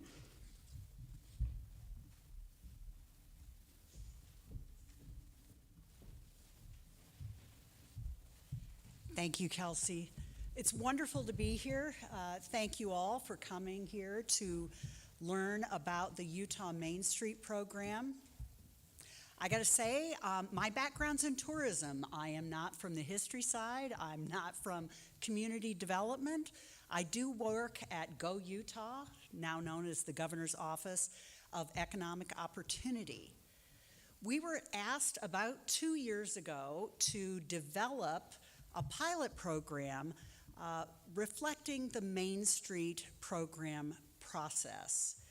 So we pulled together a lot of different partners, including different agencies, state agencies. We plotted through a pilot program which focused on Brigham City and Price. I think all of us would agree, Roger, that if we had to do this over again, we probably would have conducted the pilot program a little bit differently. But they were very patient with us as communities go, both mayors highly supportive of the program. We conducted a few facade grants and cobbled together a grant from USDA and again funding from the different state agencies. So we went through the process adhering to the national framework. So I'm going to hope that some of you are familiar with the Main Street America program and possibly their 4-point framework. Anybody here? Okay, a few, great.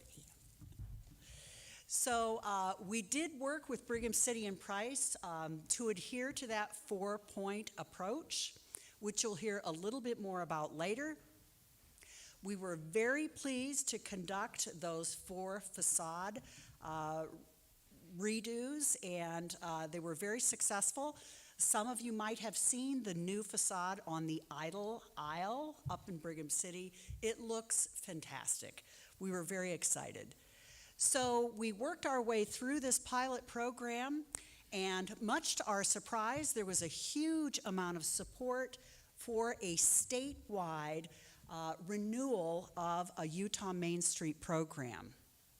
We were able to introduce the idea to the Utah legislature, and lo and behold, those of you that are legislative geeks, you might know a first-year bill normally doesn't get a lot of support, especially when you're asking for an appropriation. Lo and behold, we got it through. The program was established and funded with ongoing funding at Go Utah. So we're now in our first year of implementing this program on a statewide basis. I'm going to run, oops, there we go. So we are a new coordinating program with the National Main Street Center. This is a highly successful program that has been around for 40 years. I like to call it a self-help framework that help communities address downtown revitalization. It works. You'll see the figures there. This has been since the program was conceived as the National Main Street Center back in 1980. $89.57 billion reinvested in Main Street communities. Over 154,000 businesses were started as a result of communities using this framework to focus on downtown revitalization. Over 687,000 jobs created, and very importantly, over 303,000 buildings were rehabilitated. So we do believe that Main Street is a very important component, even here in Utah, of economic development. There you see our pilot program morphs into a statewide program. The tiered approach was implemented in November, and we had 16 communities throughout the entire state designated in either Tier 1 or Tier 2 basis. We're very, very excited that these 16 communities are going to work together, again, utilizing that self-help framework to focus on downtown revitalization. We've got 9 communities at the Tier 1 level and 7 at Tier 2. And Jared's going to talk to you about being a Tier 2 community in Tooele City.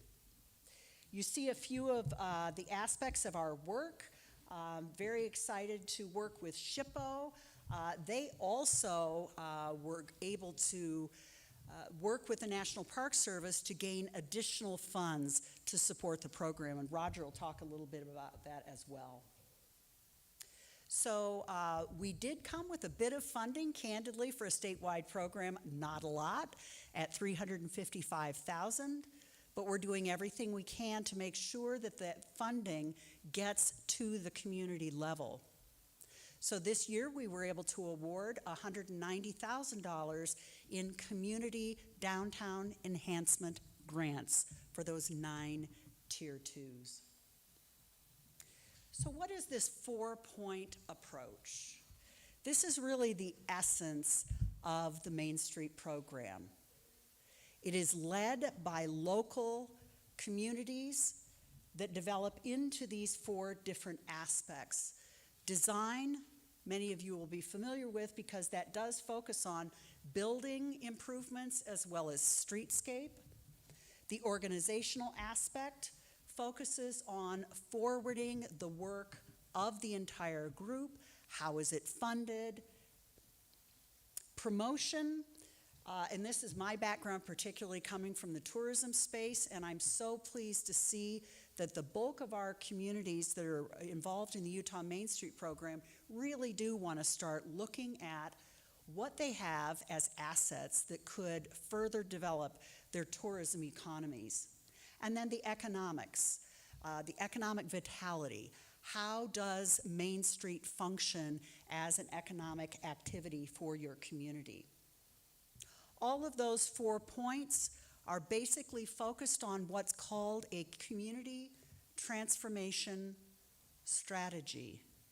These aren't esoteric ideas that kind of are pushed out to the community. You all, as community and committee members, develop these strategies. You decide what your downtown revitalization program is going to look like. We come in as a state program and support that. So how will the Utah Main Street program support community efforts? We will provide technical assistance. We will connect the local communities with all of the resources and assistance that is available from the national program. It's amazing the amount of information and the ability for other Main Street programs to share with us. I've not seen it in many areas in economic development.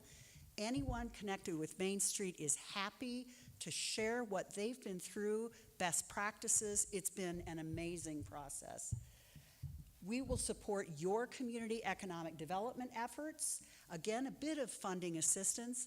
I think you will see an effort go up before the legislative session coming up next year from our group asking for more support and funding for this statewide program. Again, our committee provides access to statewide resources. There you go, all the different aspects involved in a community's Main Street program, be it tourism, we work with building owners, obviously downtown businesses. It's very important that we do have the support of the local elected officials. However, one of the things that we're learning with the national program is it's very, very important that all aspects of your community are involved in this program, i.e., The program cannot be driven exclusively, for example, by elected officials. We need all aspects of the community at the downtown revitalization table. Transportation's involved. We're very, very fortunate to have the state agency, the Utah Department of Transportation, has been involved in our pilot committee, and they're also on our advisory committee. That's not the case in many statewide programs. So again, one of the reasons I love this program in particular is its comprehensiveness. We're so siloed in state government. We've got economic development over here, we've got historic preservation here, we've got community development over here, transportation, you name it, they're all there. This program breaks down those silos and brings together all kinds of different groups. So, gotta be honest with a lot of communities.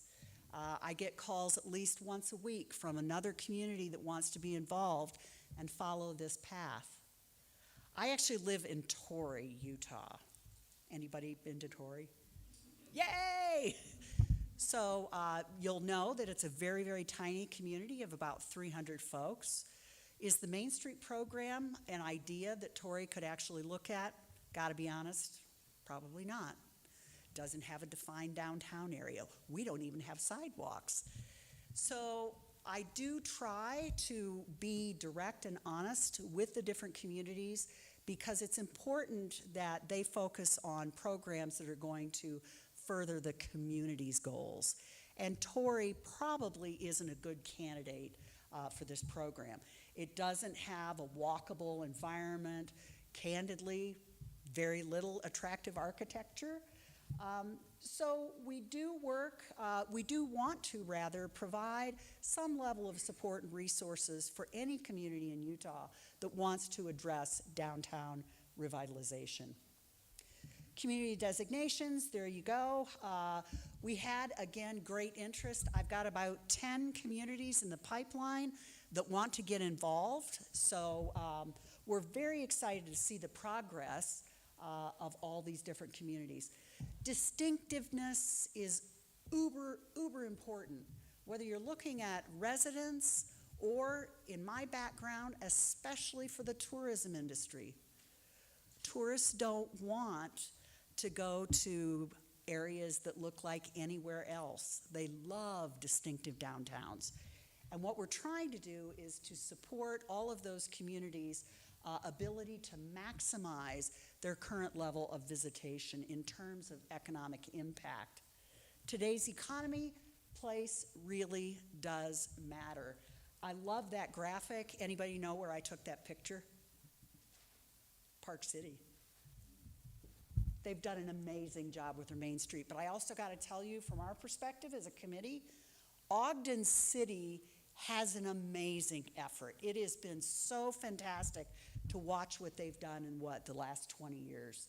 How are we going to measure success? Putting on that economic development hat that I wear. Uber important that we report back on our success metrics to all elected officials, but especially to the Utah legislature.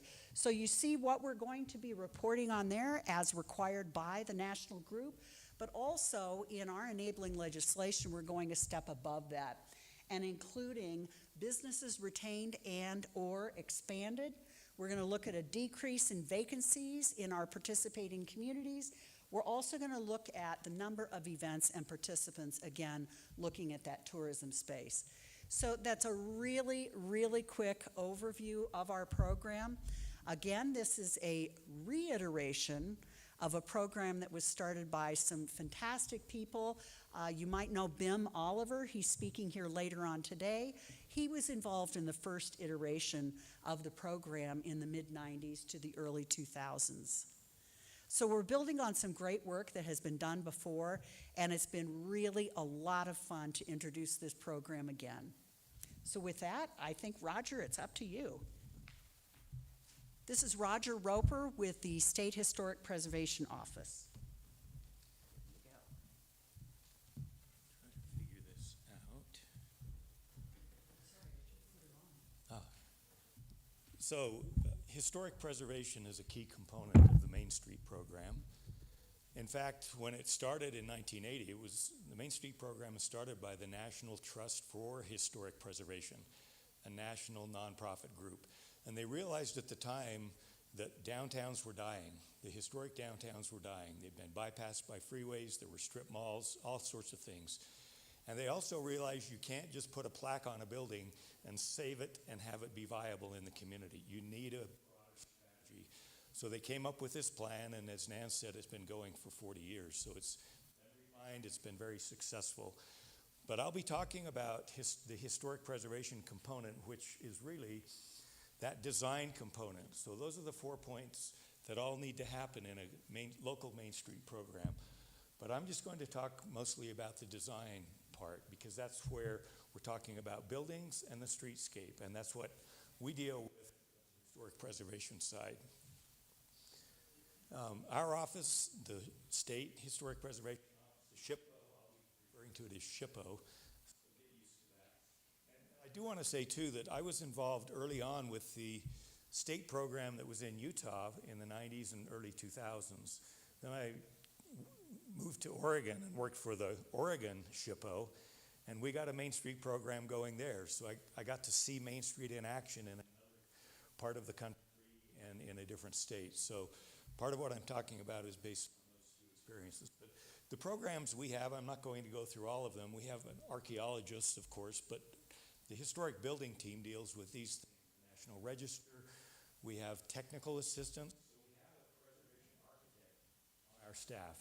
Probably the only architect on the state payroll who can go out and do consultation at no cost for building owners.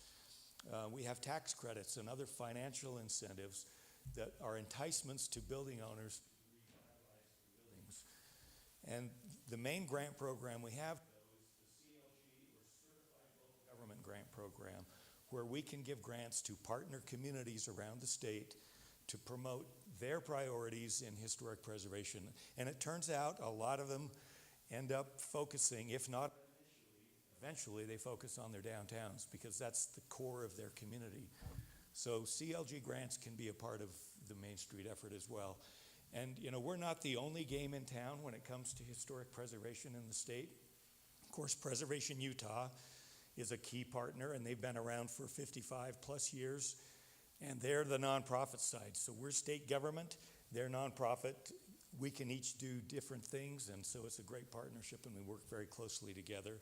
And there are some local partners too, like the Weber County Foundation that's been around a long time, for decades, and they're really doing a lot of fabulous things as well. And then there are local ones like the Friends of Historic Spring City. So that's kind of what we do. I'm going to go back to this one because, so when we work with the community, say your community says we want to be Main Street, we're signed up, you could invite us to come in and help you with the design part of it. And when you're a Main Street community, you set up 4 committees based on those 4 approaches. So you'd have a design committee, and they'd be charged with trying to make the downtown look better, the buildings and the streetscape. And you can have us come in, you could have a consultant come in, you could have some folks from other more advanced Main Street communities come in and advise you. But one of the things we say is do an initial assessment. Walk up and down, look at your buildings, note what's good and not so good about them. And same with your streetscape. And we can help with some of that, and there are some tools you can use, but you want to start to get a sense of what you've got. And what are the challenges? And how do you, and then you come up with some priorities. Where do you want to start? And usually we say start with the easy thing. Go after the low-hanging fruit. Go after the things that aren't going to cost you a lot. And you'll be surprised at how much that can make a difference. And then every one of the successes you have, they may be small. You need to celebrate those and let people know. Take before and after photos. And that does a couple things. It lets the community, larger communities, start to understand that you're making progress. Sorry. I thought my voice was projecting well enough, but okay. Oh, okay. Where was I? Celebrating successes. So I was saying, so you want the broader community to understand that you're making progress downtown, but it also puts a real boost into your Main Street Committee's sense of accomplishment, to start to see that we've done this and we've done that. So we say, come up with some easy short-term goals, even though you have long-term ones. You want the whole downtown to be revitalized. You want all the buildings being used, but that's not going to happen overnight. So we'll come in and help you do that sort of thing to the extent we can. And what we can't do, there are other partners, as Nan has mentioned. UDOT's one of them. So, yeah, buildings and streetscapes. So just a couple things. So look at the photo on the upper left. Anything strike you about that one? It's nice and tidy, the little strip of buildings there, but all the storefronts are blank. It's like they have the blinds drawn, or they got butcher paper in the front. I don't know what's going on there. That's not inviting. That's not a sign of a successful Main Street. So if you're doing your assessment, you'd want to pay attention to that. Like, something's not right here, and there's no signage, very little signage. What are these businesses even doing? The upper right photo, upper floor of multi-story buildings on main streets are typically vacant or underused. You want to note that. Why is that the case? What are you going to do about it? That's not an easy solution sometimes because of building code and other things, but these are the things you'd want to pay attention to. The theater sign there is something you might notice. Maybe it's an old sign that's no longer a theater. Do you leave it? Does it look derelict, or is it kind of quaint and antique looking and you leave it? Well, here they kept it even though it's no longer a theater. They spruced it up, put neon on it, got the neon activated again, and it becomes kind of a community billboard now for what events are coming up. So those are just some of the things. If you go about looking in your community with that design hat on, you want to pay attention to. We know you're not architects, you're not engineers, you're not going to pick up on some of the really structural things, but that's fine. Go after the things you notice. And then finally, the photo on the bottom right, look at your streetscape as a whole and really the traffic. Most main streets are state highways. That's just the way it is. And so you've got UDOT, and they're a willing partner now in a way they've never been before, and most DOTs around the country are not. They're about traffic only. But you want to pay attention to the volume of the traffic, the speed of the traffic, the pedestrian friendliness or unfriendliness. Can you get from one side of the street to the other without risking your life? Are there crosswalks? Are there plantings? Are there medians? What things can be done to make it a more inviting, pedestrian-friendly environment? So, and then you get a building owner who's all excited. She's just bought a building, she's got a business, and you know, she's not thrilled with the way that building looks, but she's wondering what's hiding under that siding. You know, it's been covered over. And we can come in and help advise. We've seen that a lot before. First thing we'd say, if you're part of the community and you're lining us, you've set it up, we're going to come in, look at several buildings, meet with the building owners. First thing we'd say is look for old photos of these buildings. That will tell you a lot about what's under there. And typically, when you have this kind of blank aluminum covering that's been put on a building, the old stuff is under there. And that's the good thing, because they just did it in a quick and dirty way. Sure enough, it was. So it's a great little storefront, but it's deteriorated. Now, how do you go about fixing that up? And that's where we can come in with our historic preservation hats on and say, here's the right method, here's the wrong method. You know, these are the kinds of things you should be trying to do there. So we'll advise you on all these things that have the bullet points. We'll even note some of the structural concerns, but we're not going to be, again, your consulting architect or engineer totally. We'll just make our observations, but we'll get you on the right track. And if you're interested in tax credits, because there are requirements, if you get those tax credits, you have to do things the right way. We can guide you through on that as well. And of course, all old buildings need system upgrades, electrical, plumbing, HVAC, all that kind of stuff. So those are the kind of things, and we can help write. I call these kind of building doctor visits, and we can write you a little prescription for each building. These are the priorities. This is what you should do first. Here's what you shouldn't do. So that's kind of how we like to work in a community. Now let's talk streetscapes, because that matters a lot. That curb appeal, when you're driving through a community, would you want to pull over here in Lehigh? Well, it looks attractive. It looks clean. It looks like somebody cares. And so this is very typical of the kind of upgrades we see in streetscapes in communities that want to revitalize their main streets. You've got the standard things, and to me, sometimes you look at these and you say, oh yeah, they've done all the normal things. It's like they've gone to the streetscape improvement store and bought one of everything. You got your planters, you got your light posts, you got your pavers, you got your trash receptacles, you got flower plantings. That's fine. Why do they do that? Why does everyone want to do it? Because it works. And you don't have to do a generic one. You can base it a little off of the character of your community. So you've got some notable design ethic that you're trying to promote. And that fits in with what Nan said about this transformational strategy. What is it who are you trying to attract? What kind of customers are you looking for? And what is the look and feel you're trying to promote in your community? And so one thing to notice, so on this bottom slide, notice there's that little alleyway going through. There was maybe a building there before, it's gone. It was probably vacant, probably had weeds, probably had, water bottles blown in there by the wind, whatever. That's the kind of thing you'd note when you do your initial assessment in a downtown. Say, this doesn't look so good. How do we make that work? Well, make it into something that's attractive. Don't you want to walk down that little alley and just maybe sit in the shade and enjoy it? There's a functional part of it too, because when you come down that alley, it gets you to the interior of the block where there's often parking. And oftentimes a store owner will say, well, let's put a better face on that alley side of our building if so many customers are coming in. And so that's the kind of thing that can happen as well in a downtown streetscape sort of sense. So just keep those things in mind when you're thinking of the design components. And then we have some tools that you can use to kind of learn about the anatomy of a commercial building.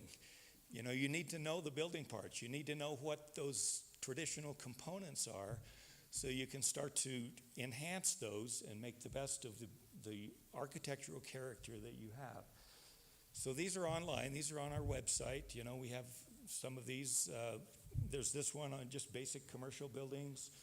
We've got one on signs and awnings. That's an important part, signage. And if you notice in the big slide on the upper right, there's signs that stick out from the front of the building perpendicular. Those are called blade signs. And what's the value there?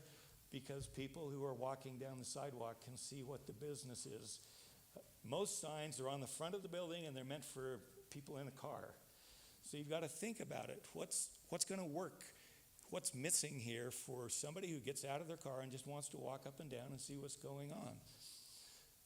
And the awnings have a functional purpose. They can help protect from the weather, from the sun, heat coming in. They can also serve as signage where you can put something on that awning. So these little guides can be very helpful to study. And then paint colors. Everybody wants to know what color to paint it, and we don't get into that much. All the black and white photos that we use to understand old buildings, they're black and white. We don't know the colors.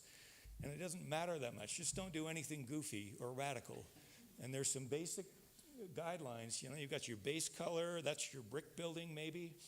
You have a major accent and you have a minor accent. Typically, that's all you want. You don't want it to be the coat of many colors kind of building. That's not the right color scheme to follow. So there we have it. That's how the design component works in general. And our office is there to help you. The other preservation partners are there to help you understand your buildings, understand what you should and shouldn't be doing. We all know that your downtown has changed over time, and we don't need to take it back exactly the way it was. We need to make improvements that make it function better, look better, make people want to get out of their car and enjoy your community. Sometimes that means maybe your sidewalks need to be wider than they were historically. Maybe you need to have trees, street trees planted, so it's more inviting. There's a little shade. But you don't want to change it too much either. So it's this nice balance that we're trying to strike here. Keep the best of the past, make it more functional for the future. So that is my presentation, and I think, Jared, there you go.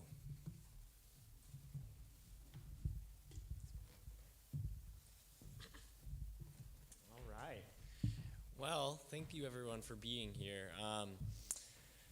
These guys are the experts. I'm just someone who's going to tell you what we've been doing the last year and trying to, enact all this and really start some preservation efforts in Tooele City. We haven't done too much.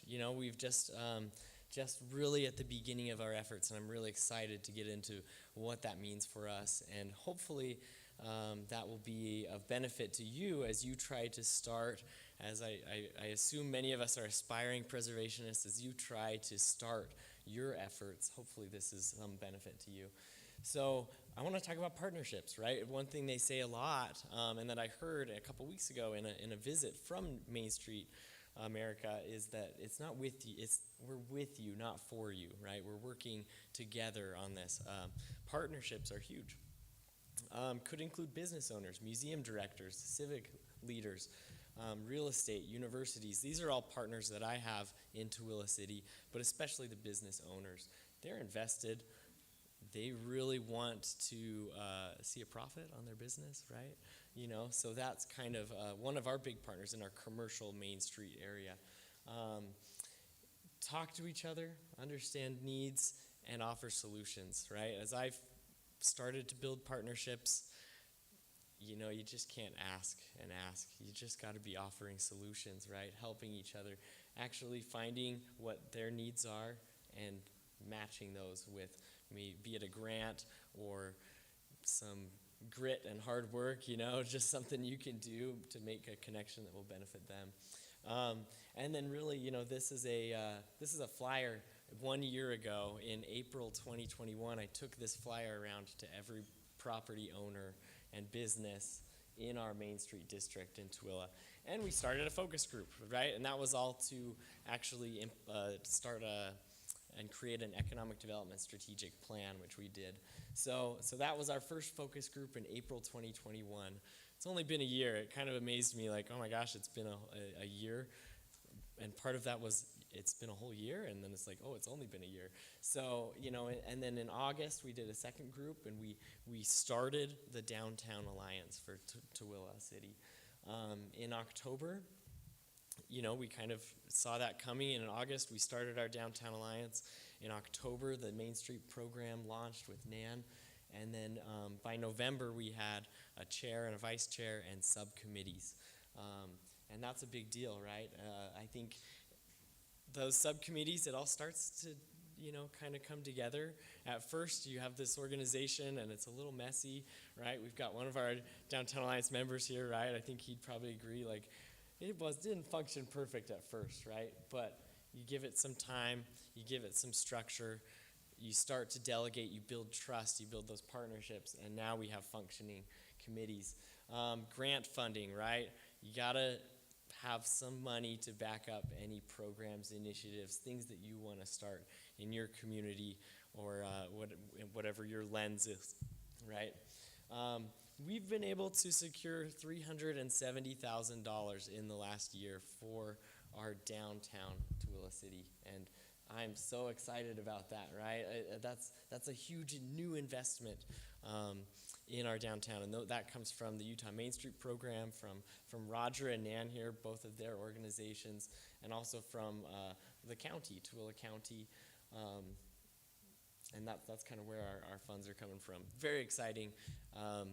There's resources out there. You just gotta, start making those partnerships and connections to find those. Making progress, right? This is a list of our subcommittees and members and some of the things they're working on, right? We've got a downtown event happening on May 14th. We've got our design group trying to start telling the stories of these buildings, right? Bringing together the historic photos with what's there now and have design recommendations. We've got an economic vitality group that in a couple weeks they're going to have the first focus group to have a strategic recruitment coalition, right? So group of real estate professionals, property owners with vacant space, right? And us kind of coming together to say, here's what we could do in these spaces. And we've got art projects. We've got a mural that we have commissioned and is up and running. and there, high school kids are taking photos in front of it all the time, which is so exciting to see people coming to our downtown to do that. And then we actually are just having 10 buffalo shipped that we can then paint. And, you know, you've seen them in other communities, right? But the high school is the Tooele Buffs, right? The Tooele Buffaloes, right? So we can get those buffaloes in here, and then we're going to have sponsorships. We're going to have businesses sponsor those buffalo, paint them, and use that sponsorship money ongoing. Every year you can sponsor a buffalo, and that will go into creating more art projects in the community, right? Creative way, totally, you know, that's not something I thought of. It was a member of our Downtown Alliance who came up with that idea and said, hey, let's do this, and we've made it happen. So this is Norma, who's from the National Main Street America group in front of our mural. She was here just a couple weeks ago. But building momentum, Roger kind of noted on some of these things, so I'll just, you know, glaze over these.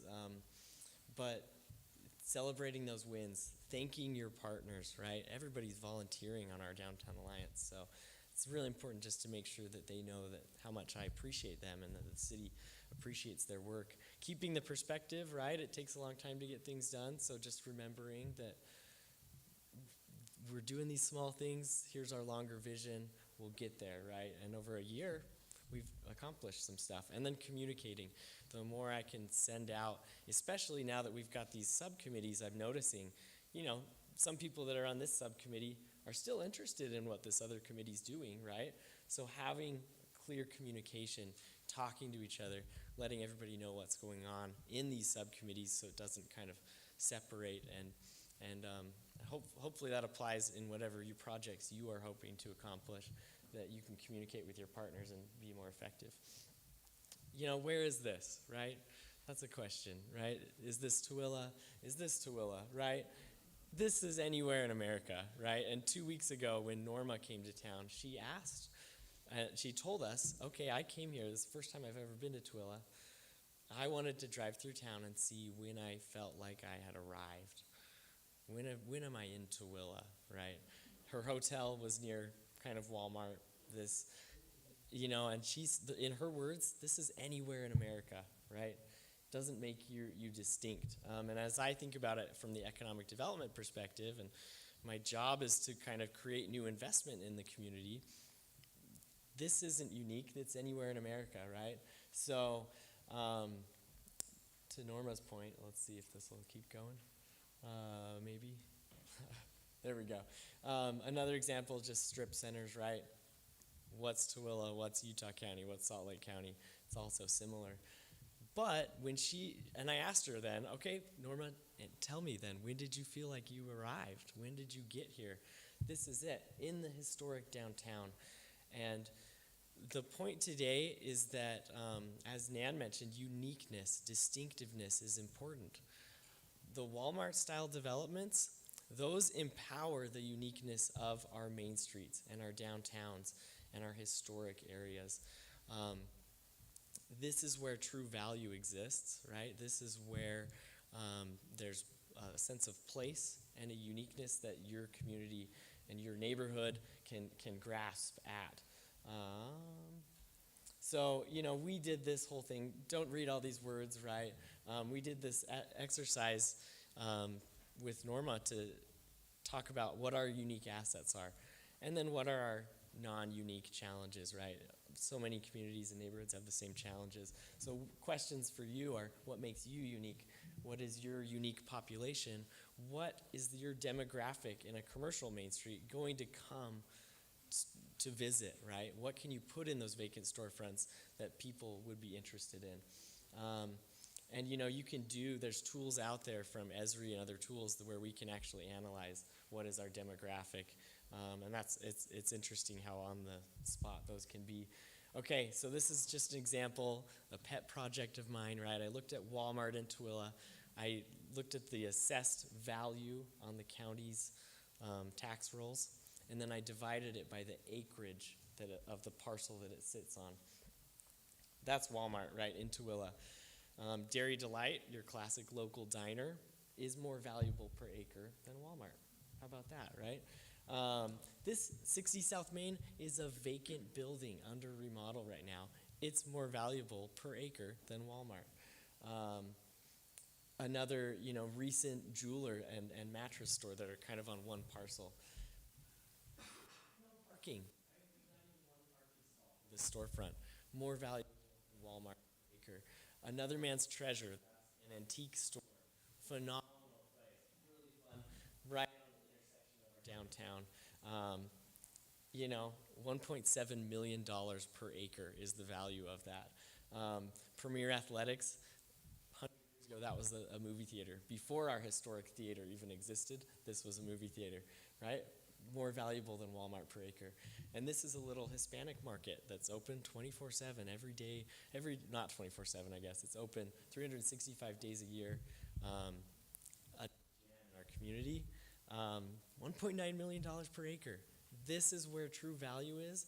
And I think that any community can do this and look at this. This is just an exercise that I've kind of started doing to talk to the community about the value their buildings hold. And it's interesting, as I've done this and presented it at the Chamber of Commerce, we even had one property owner who said she was approached by 3 realtors right after this presentation. And she was like, wow, they knew she was moving, right? And people are interested. When people understand that there is a high value in these properties and a high efficiency, it matters. And if you tear these down and if we don't preserve them, the value leaks away. The value, what will come next, will likely not be what is there now. So with you, not for you, that's kind of the end of, I hope we didn't go too far over time. So thank you.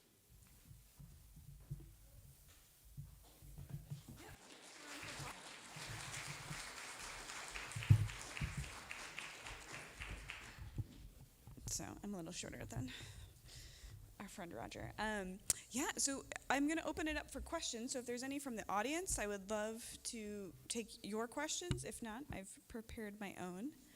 Yeah? Would you like to go, David? I'd like to hear a little bit more about your partnership with UDOT and how important that is. And just for the people online, the question was what the partnerships with UDOT, how is that working and how important that is? I can start it. Okay. For us, UDOT, we've had several folks just come out to our Downtown Alliance as we meet. They're interested in collaborating, in starting discussions, in creating a plan for streetscapes in our downtown areas, and they're interested in what our goals are, right? I think this is, as Nana said, this is maybe unique. In terms of DOTs, they're actually interested in kind of listening to what our goals are and what that partnership is. I think is still growing and developing as the Main Street program is new as well, right? So we're still determining what that is. But what would you add, Nan and Roger? So I think from a statewide perspective, we're so pleased, number one, that UDOT is with us. Each community is going to approach their transportation, their streetscape, and their design committee differently. What I've been told is that UDOT, au contraire to years past, is now a willing player in local planning efforts, which apparently has not always been the case. I'm not saying there aren't going to be rocky scenarios, there will be, but we're just very, very pleased from a statewide basis that UDOT wants to be involved. It's a different day at UDOT. They're willing to work with us to solve community issues. And part of that is that the legislature funded UDOT a few years ago to create planning positions, staff positions in each of the 4 regions. So for the first time, UDOT has planners who are thinking about the community as a whole rather than the pavement only. And so that's a major shift. And they've got a statewide planner, and he's on the advisory committee.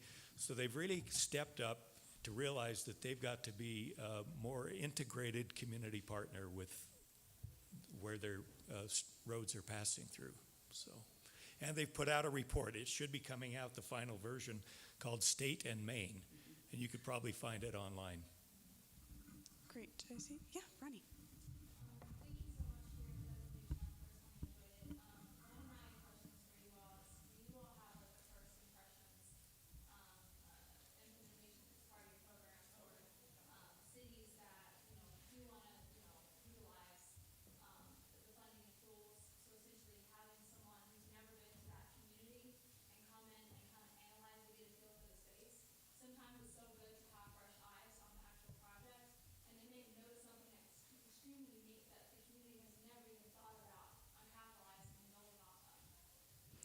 And before they hop in, just for the folks online, the question was, is the Main Street program utilizing like a fresh perspective, fresh set of eyes to just give, we're sometimes we get a little bit too into our communities and we might not see something that's there. So what resources is the program utilizing for that? So Nan brought in, the National Main Street America program actually sent someone here 2 weeks ago to come and visit all the Tier 2 communities.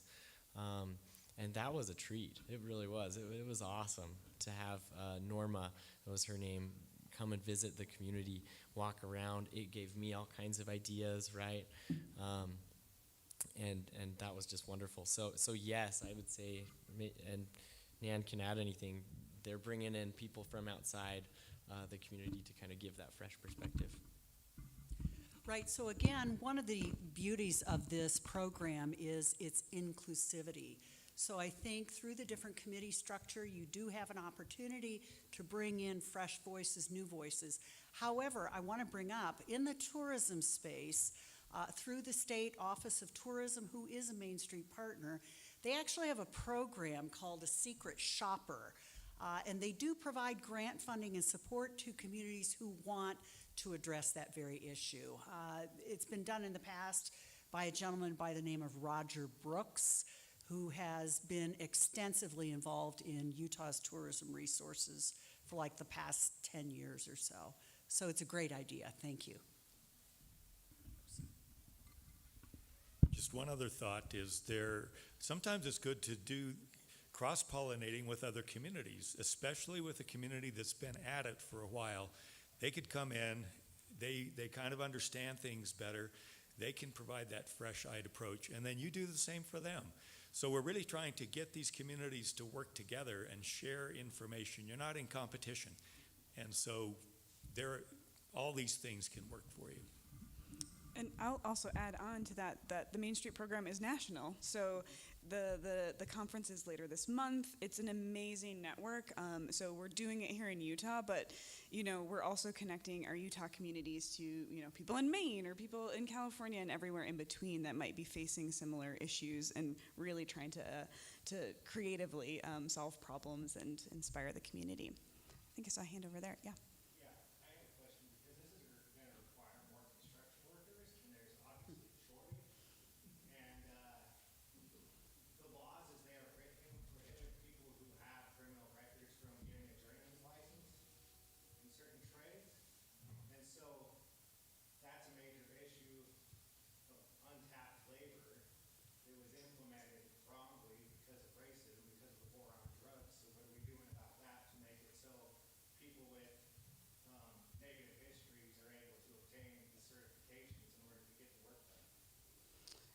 So for question online is just talking about working shortages based off of restrictions on if you're allowed to be in construction, and the legislation that has restricted that. So, I think it's construction. Frankly, it's kind of all industries, and it's also an issue with workers, but materials too. So maybe we can just address his question, but more broadly as well, just how can we make impacts with the working shortages that we have, the material shortages? Is there ways as communities too that we can be impactful to our legislators to say this is what we need? How can we make some changes? Right, it's a big challenge. Most of you will have seen in the newspaper, Utah now has the lowest unemployment rate in the nation, 2%. In Juab County, it's less than 2%. These are extraordinary times. I think you will see coming out of our office, we actually have a new director of immigration. So the governor is looking at starting some new support and resources, mechanisms to take advantage of working with the immigrant community, new to America community. In terms of supply chain, your guess is as good as mine at this point. It will continue to be a challenge, but again, I think the beauty of this Main Street program is back to that inclusiveness idea. If the community wants to work with certain demographics, absolutely, the framework is adaptable to any of that. I don't have any easy answers for it. This is a national problem, right?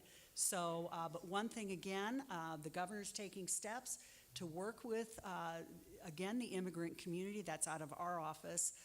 So stay tuned.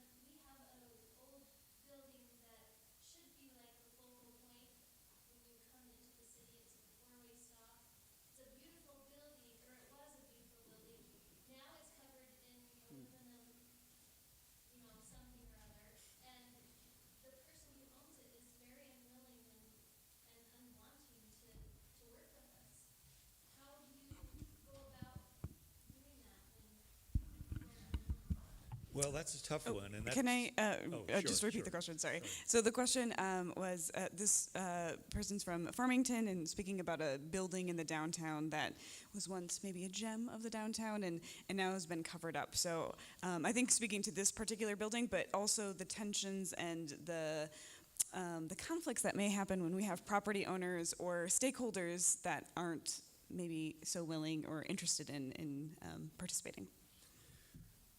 Well, yeah, so that's a problem in communities where you've got long-term property owners who aren't willing to put a nickel into their building, and the tenants may want to do something, but the building owner may not be interested. So you can do a few things.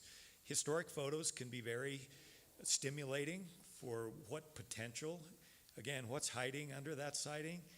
And if you have any incentive programs like Jared mentioned, if you could offer some kind of grant. So we had some grant money we got from the National Park Service this past year, $675,000. We were able to spread among 5 communities, 21 projects. It was a 3-to-1 match. 3-part grant, 1-part property owner. That gets their attention, I'll tell you. So sometimes it's just taking time, winning them over. A lot of times they're jaded. Say, oh, we've heard all this before. It never worked before. What's so different about this one? Be patient. And some little successes can start to break that dam. What if you provided all those resources to them and they still denied? Because I was involved with this. We had a Davis County Main Street facade grant. We had a SHPO grant. And we had family members that were interested.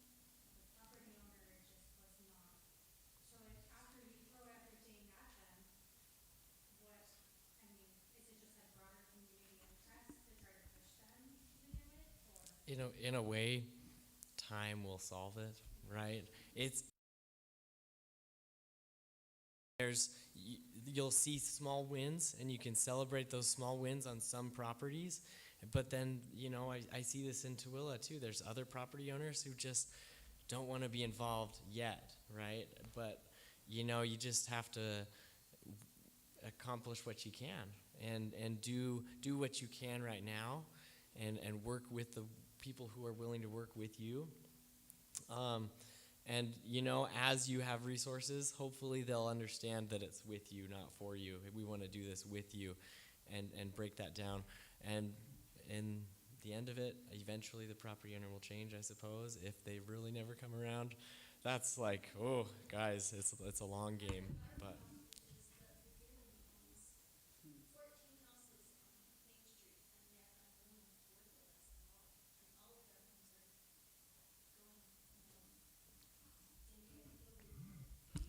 Yeah, and it is hard when a property owner isn't local. That's another challenge, and something that we see in Tooele too. There's these investor groups, or like Lagoon for you in Farmington. That's a challenge. It's a little harder to build that relationship. Maybe sometimes I think it's just about finding the right person to talk to. If somebody at Lagoon isn't willing, maybe somebody else is, and it's a game of trying to find the right person to talk to. I don't know if you guys would add anything else.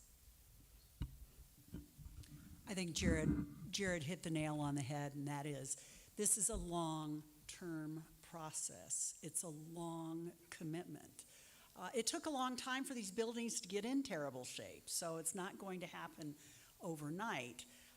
But we do feel that, the long-term, competition's fantastic, right? When you see a building over here being renovated, new business come in, excitement coming, people hanging out in your downtown, boy, that can be a strong motivator. So, yeah, I mean, it's not a quick fix situation. Okay, I'm so sorry. I have to make a choice because we only have probably time for one question. So I will. Okay, you've won.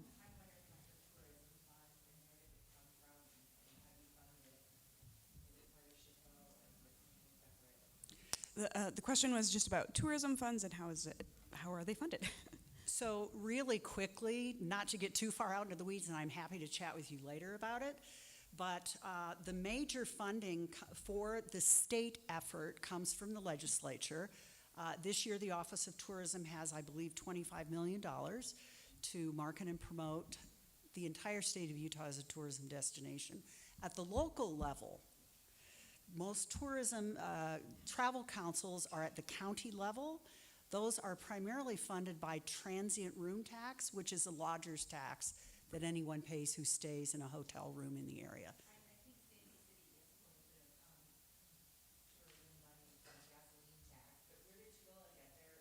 Oh, sorry. Yeah, no, we got ours from our county tourism board, and they get it from extraction and gas and oil, like lease. There's like a fee, associated with those types of permits in the county, and so they have they give away like $1 million a year for tourism events, whether that be well, there's all kinds of tourism events, and we won't get into that, but yeah, so that's where ours come from. It's the county, and they get it from extraction fees. Great. Well, I am so sad that the session's over because this was amazing. Why don't we give our panelists a round of applause, and thank you so much. And just general housekeeping, lunch is now, so I'm sure you're all hungry. There is box lunches down the stairs. There's 2 different rooms. There's 3 options. There's a vegetarian vegan option, a gluten-free, and then a standard option. Beverages, you can eat anywhere in the space, so just as long as it's, not marked off limits. And we will be back at session 3 starts at 1:20, so an hour from now, session 3.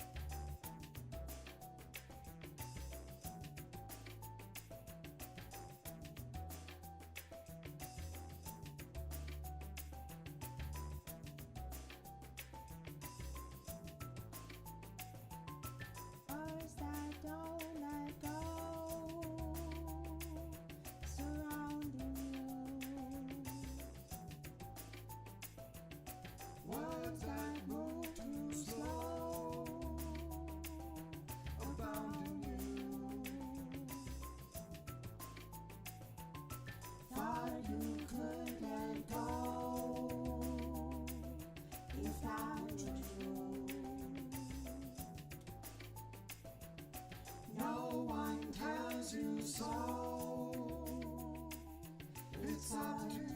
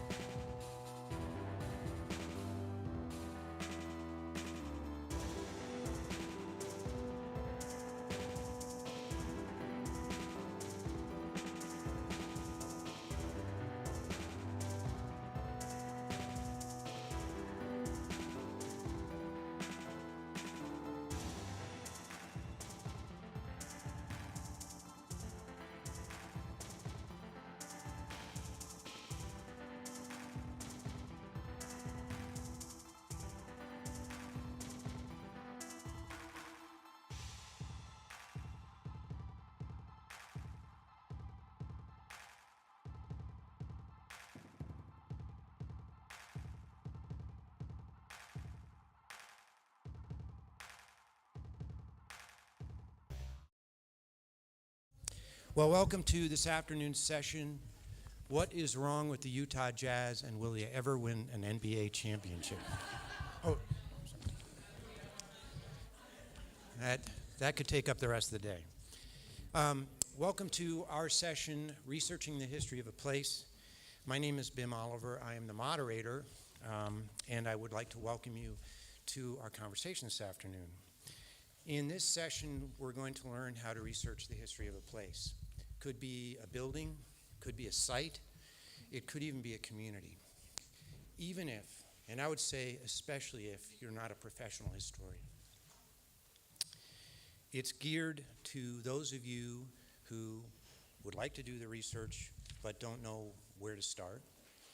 To those of you who have dabbled in research but would like to hone your skills. Or to those of you who've done extensive research but would like to expand your capabilities. This afternoon's panel comprises some of Utah's most accomplished historians. I've had the pleasure to read works by all three, and I'm excited to join you today in learning from them. Angie Abram will speak first on how to gather the documentary information about a place. She'll be followed by Eileen Hallett-Stone, who will speak about how to gather the oral histories associated with a place. And we'll conclude with Dr. Armando Solorzano, who will speak to how to gather the history of a place occupied by underrepresented peoples, and perhaps by extension, how to gather the histories of underrepresented peoples. I should note that these topics aren't mutually exclusive. There isn't some kind of partition between them. So we're going to benefit perhaps from the fact that some of our panelists may speak on shared issues from different perspectives. I'd like to introduce the panel in order of appearance. Angie Abram is the owner and principal of Storiograph LLC Historic Preservation Consulting, a company she started in 2012 after graduating from the University of Utah with a master's degree in architecture. Some of her most recent work that I've had the pleasure to read includes nominations to the National Register of Historic Places for historic districts in Morgan and Tremont, as well as for historic homes in counties throughout the state. Eileen Hallett-Stone is a transplant from New England, a Utah-based writer and former Salt Lake Tribune living history columnist. She has published books that address issues of equity, community, and ethnic history. Her collected stories, A Homeland in the West, Utah Jews Remember, were developed into a photo documentary exhibit, and her commentaries have been featured in documentary films for KUED and the National Center for Jewish Film. She is currently teaching for the University of Utah's Osher program and working on a new book. Dr. Armando Solorzano is an associate professor in family and consumer studies and in ethnic studies at the University of Utah. He has published extensively on the history and contributions of Chicanx, Hispanic, and Latinx peoples in the state of Utah. In his 32 years of teaching, he has addressed various topics, including the Chicanx, Latinx experience, ethnic minority families in the USA, and transnationality and diaspora communities in the USA. And I would like to introduce, as a start, Angie Abram.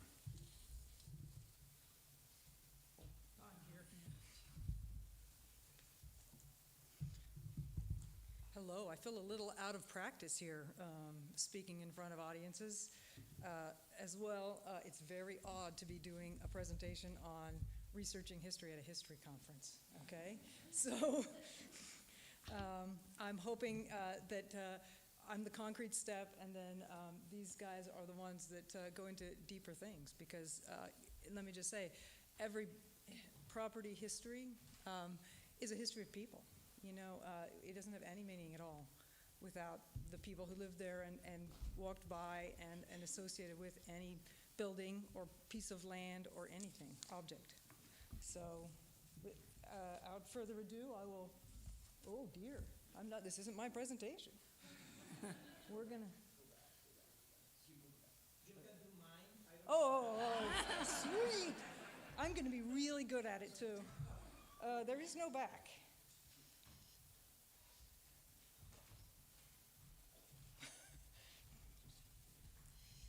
By the way, while we have this brief intermission, I'd like to say there are handouts over here on the stage. We made 7 of each. No, I'm just kidding. There are handouts over there, and I should say, if you don't get a hard copy, don't fret, because all of this material is going to be posted online following the conference. So if you get a handout, great. If you don't, you should be able to get it online. Will the presentations from all the different ones also be available? We can make them available, I think, yeah. I can make promises because I'm not in charge. Yeah, sure, whatever. Okay, now I'm feeling better. I'm feeling a lot better about it. Oh, there you are. What's that? Okay, let's,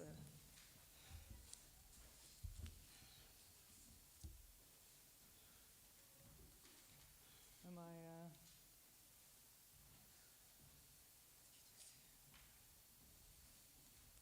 all right, you're doing that, okay, I did it, okay. So, in doing this, to kind of make it more exciting, I went and looked to see, get a snappy quote, do something like that. But what I found was this survey that Chatham University did for their undergraduate students. And what's the hardest part of research? And this was their order of precedence. And I thought, this is the perfect presentation order, too. Get started, avoid distractions or shiny objects, or as I like to say, rabbit holes. Locate your information, evaluate your sources, organize them, and then you procrastinate heavily, or at least I do. And then you write the paper. There are really a million reasons why people do research, of course, and why you'd want to know the history of any place. So the sources of information that I'm going to talk about hopefully are general enough that if you're not doing it from a super technical point of view, which is kind of my bailiwick, then you'll find information that's useful and has meaning to your search, okay? So, getting started. Since my portion is about buildings, there are 3 really great places to start. The Utah State Historic Preservation Office has how to research your house, and this could be, generalized to be a property or anything else in the physical sense. So it's a really great instruction. It's one of the 7 handouts that we photocopied.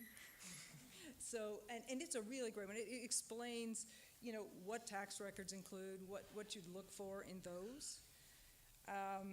The second handout I prepared was one that actually has digital resources that are related to the SHPO's how to research your house. And the second resource is researching property history from the state archives.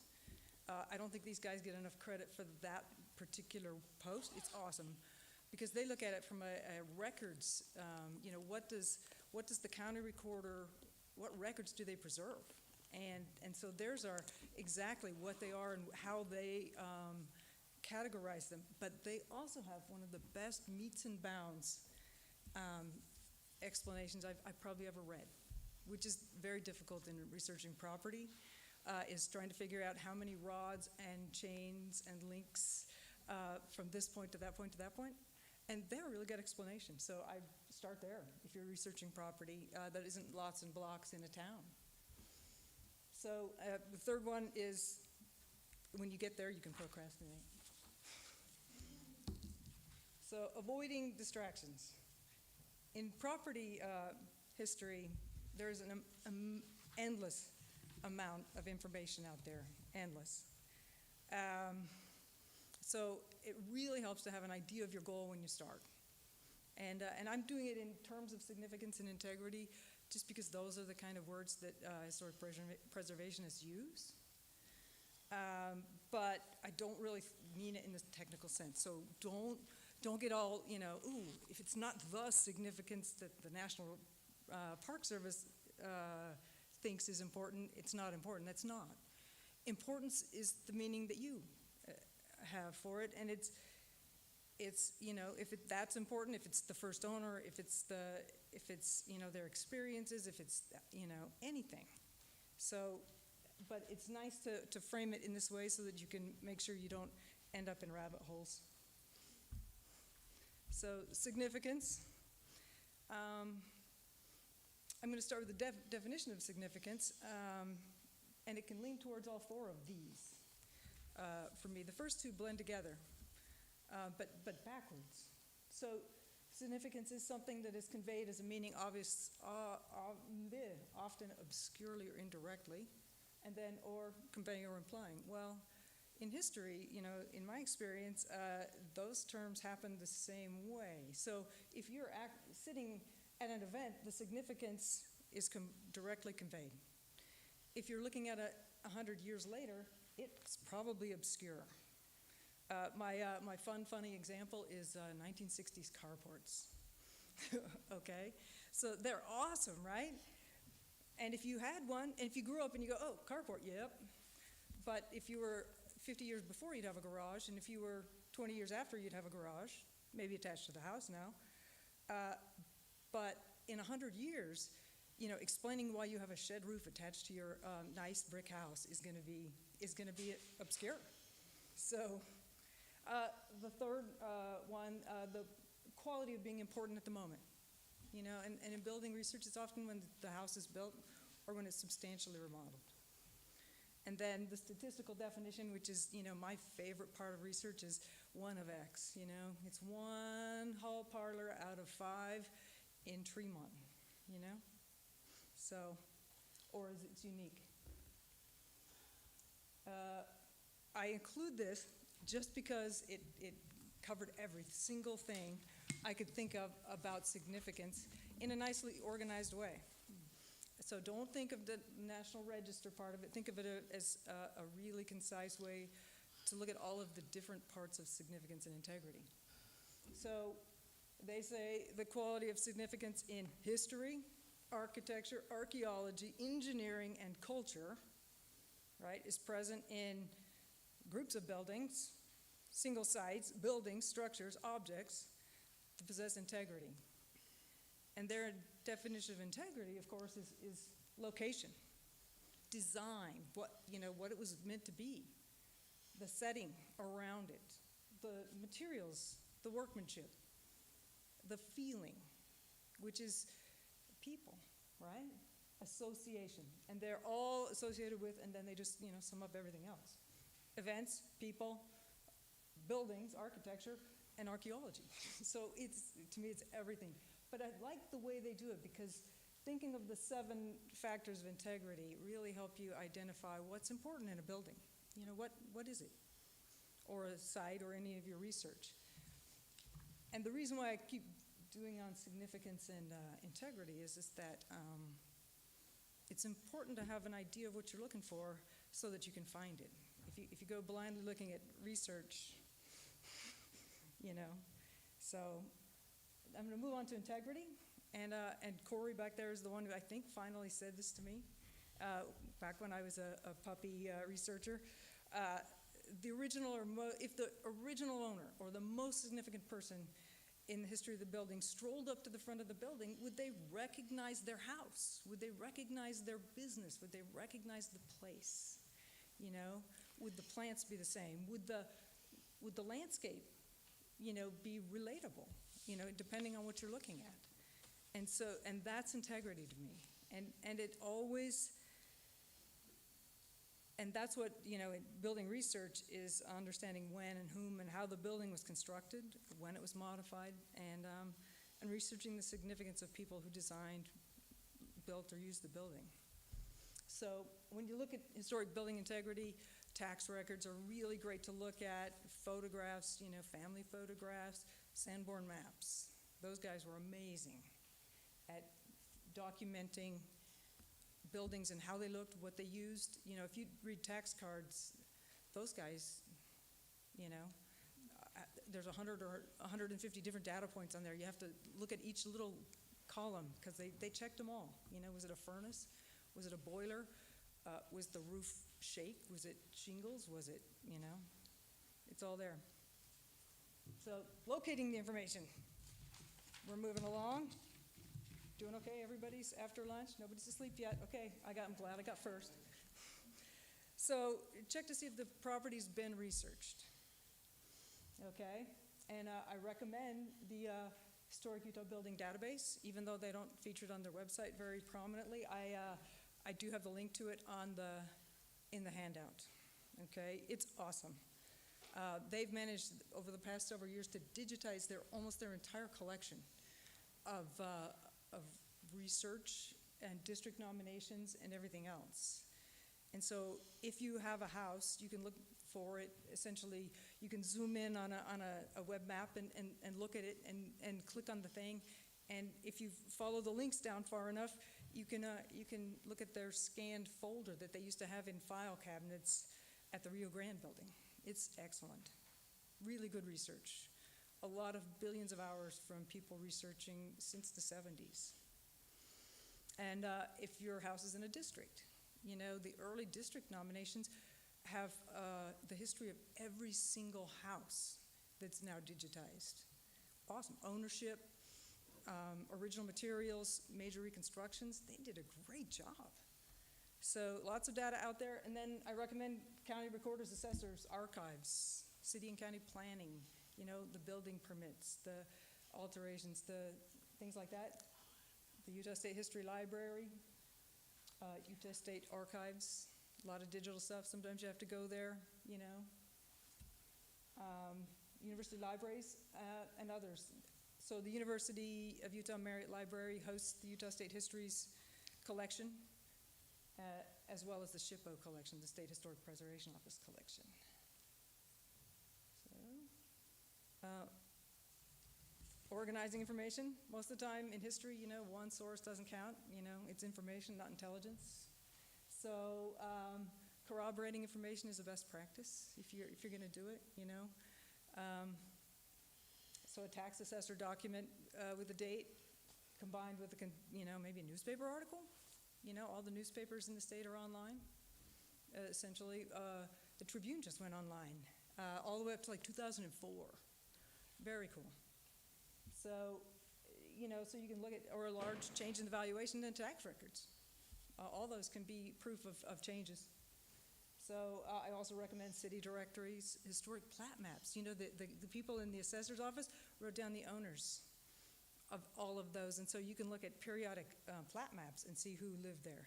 Censuses have addresses after the 30s. You know, so it's easy to find stuff. And establish when someone occupied a particular place. So evaluating sources. This is the shiny objects and rabbit holes. You know, remember, everything is created by people, and people misremember, people make mistakes. I've certainly made my fair share, but so I thought, you know, in a weird place, like a weird subject like a history conference, you know, how to research history, I thought I'd just give you my idea of what a credible source is. And it doesn't take anything at all away from oral histories nor anything like that, because the physical records are easy. You know, the sources whose business it was to get it right, they're good.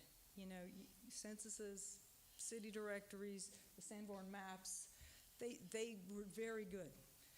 But it doesn't really tell you about the feeling or the associations of a place. It doesn't tell you about the people very much. And so they can only take you so far, but they're very credible. So you can try to find the right person to do the next step in research in those places. And then next up, sources that are contemporary to the event. You know, the newspaper article about the social at the theater. Great. Next up, personal recollections written in real time or close to real time, and then personal recollections years later. And I like, when you're talking about recollections, I love oral histories, especially directed oral histories, because some of those people who were interviewers have an enormous body of oral histories, and a lot of these are online at the U Library. A lot of the Utah oral histories in the last 60, 70 years, some are at BYU. But they have a whole body of work, and they're really good at directing the people to the right place and to asking good questions about the events, and so they're also very credible. So, digital resources. This is the biggest shiny object of all. And because almost everything in Utah is located on the internet. But it feels like my junk drawer. I know there's a screwdriver in there somewhere, okay? And a lot of the technical information and resources are so immense. I mean, the databases, the scans, that they aren't searchable on global search engines, right? Not even like the main Marriott Library search page doesn't get them. So make sure, use your specific collection searches, use your finding aids, and I always encourage everyone to keep poking around, keep looking.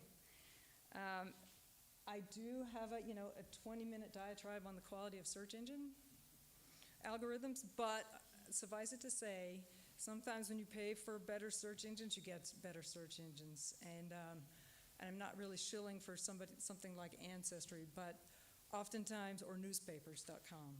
But sometimes when you do pay for them or use other types of sites like that, they're very easy to refine and catch all of the data about a person. They have really good results. So oftentimes, I'll go to a place that has access to that rather than necessarily always subscribing to them. But, digitalnewspapers.org is the state's one, and it has all of the newspapers. But the search engine is a lot more difficult to deal with. It doesn't catch the resource. It doesn't think like my mind does as fast as some of the others do. So I have that second one has made a list of the sites that I kind of regularly use in researching building, mostly as a way to show what's online rather than exactly where it's located, because I'm going to say I built this thing last weekend, and I looked it up last night, and the Utah State Archives page had already changed its address, right? So if you'll just, when you take the paper, cross off www in front of archives.utah.gov, and you can find the research guide, but it changed that fast. So, but I tried to explain what it was I was looking for so that you can maybe just do a search and find them again. So, digital search tips. Talking to the choir here. Even more, poke around, click on links, especially in images that don't even look like they ought to be clickable. Do it. So, Family Search in their camera picture on the side of the page, that's the link to the images. But it doesn't seem that way to me. And so I try to think like other people, but, since my, junk drawer is all messy, I don't get them all. In the county assessors, you have to click on an image in the middle of the thing to pull up the records, but it doesn't have a highlighter. It doesn't look like you're supposed to click on it. And then if you use the Utah State Historic Utah Buildings Database, they use ArcGIS, and ArcIMS Viewer is amazing, fabulous. But the pull downs on the side, the little arrows that take you to the 5 records that are associated with your house are teeny. And also because they're all, they're all scalable to phones and tablets and monitors and TVs and all that stuff, they're all relative. So it doesn't show the whole record at one time. You have to scroll down to even see the links to take you to the Marriott Library pages. So scroll down, go right, click on random places, and then try to figure out different ways to frame your question. I like to, Jeopardy, 20 questions, because I'm trying to figure out what some software engineer thought was going to be my search question. I'm trying to reverse engineer back to what they thought I would ask. And so I don't think like them. So I try to find different ways to think like them. Addresses and change. Addresses are, abbreviations are funny. I just was doing Mill Creek Canyon. And Mill Creek Canyon is, in fact, a place, but Mill Creek Canyon is not a road name. And so you can't search for Mill Creek Canyon, but it does come up if you type in Mill Creek. So, many of that. So go shorter. Mill, M-I, keep getting shorter, less things. So, and this last one, this is kind of in the last few years. The search engine returns are kind of spammy. They're aggregator sites and things, so make sure and scroll down and look for the sites that you'd recognize. You know, if you're looking for the county assessor, go find the county assessor. You know, I looked yesterday, and, you know, Carbon County assessor was the 5th entry down on the page. I'm like, it wasn't a hard question, but. And then write the paper. Don't procrastinate. I skipped that step, so I wouldn't do it right here. So remember your goals: significance, integrity, and let the documentation reflect what you found. You know, it's history. Everything isn't there. So possible, probable, most likely, circa, around, perfectly legal and legitimate to do in research. And I would also say, not evaluating and editing the information can be a huge distraction later. I used to think quality was good, and so I'd turn in, like, you know, inch-deep stuff, but nobody wants to read it. And I forget what's in there after a short time. So condensing it and making it readable, very important. All right, now you're on to the better parts.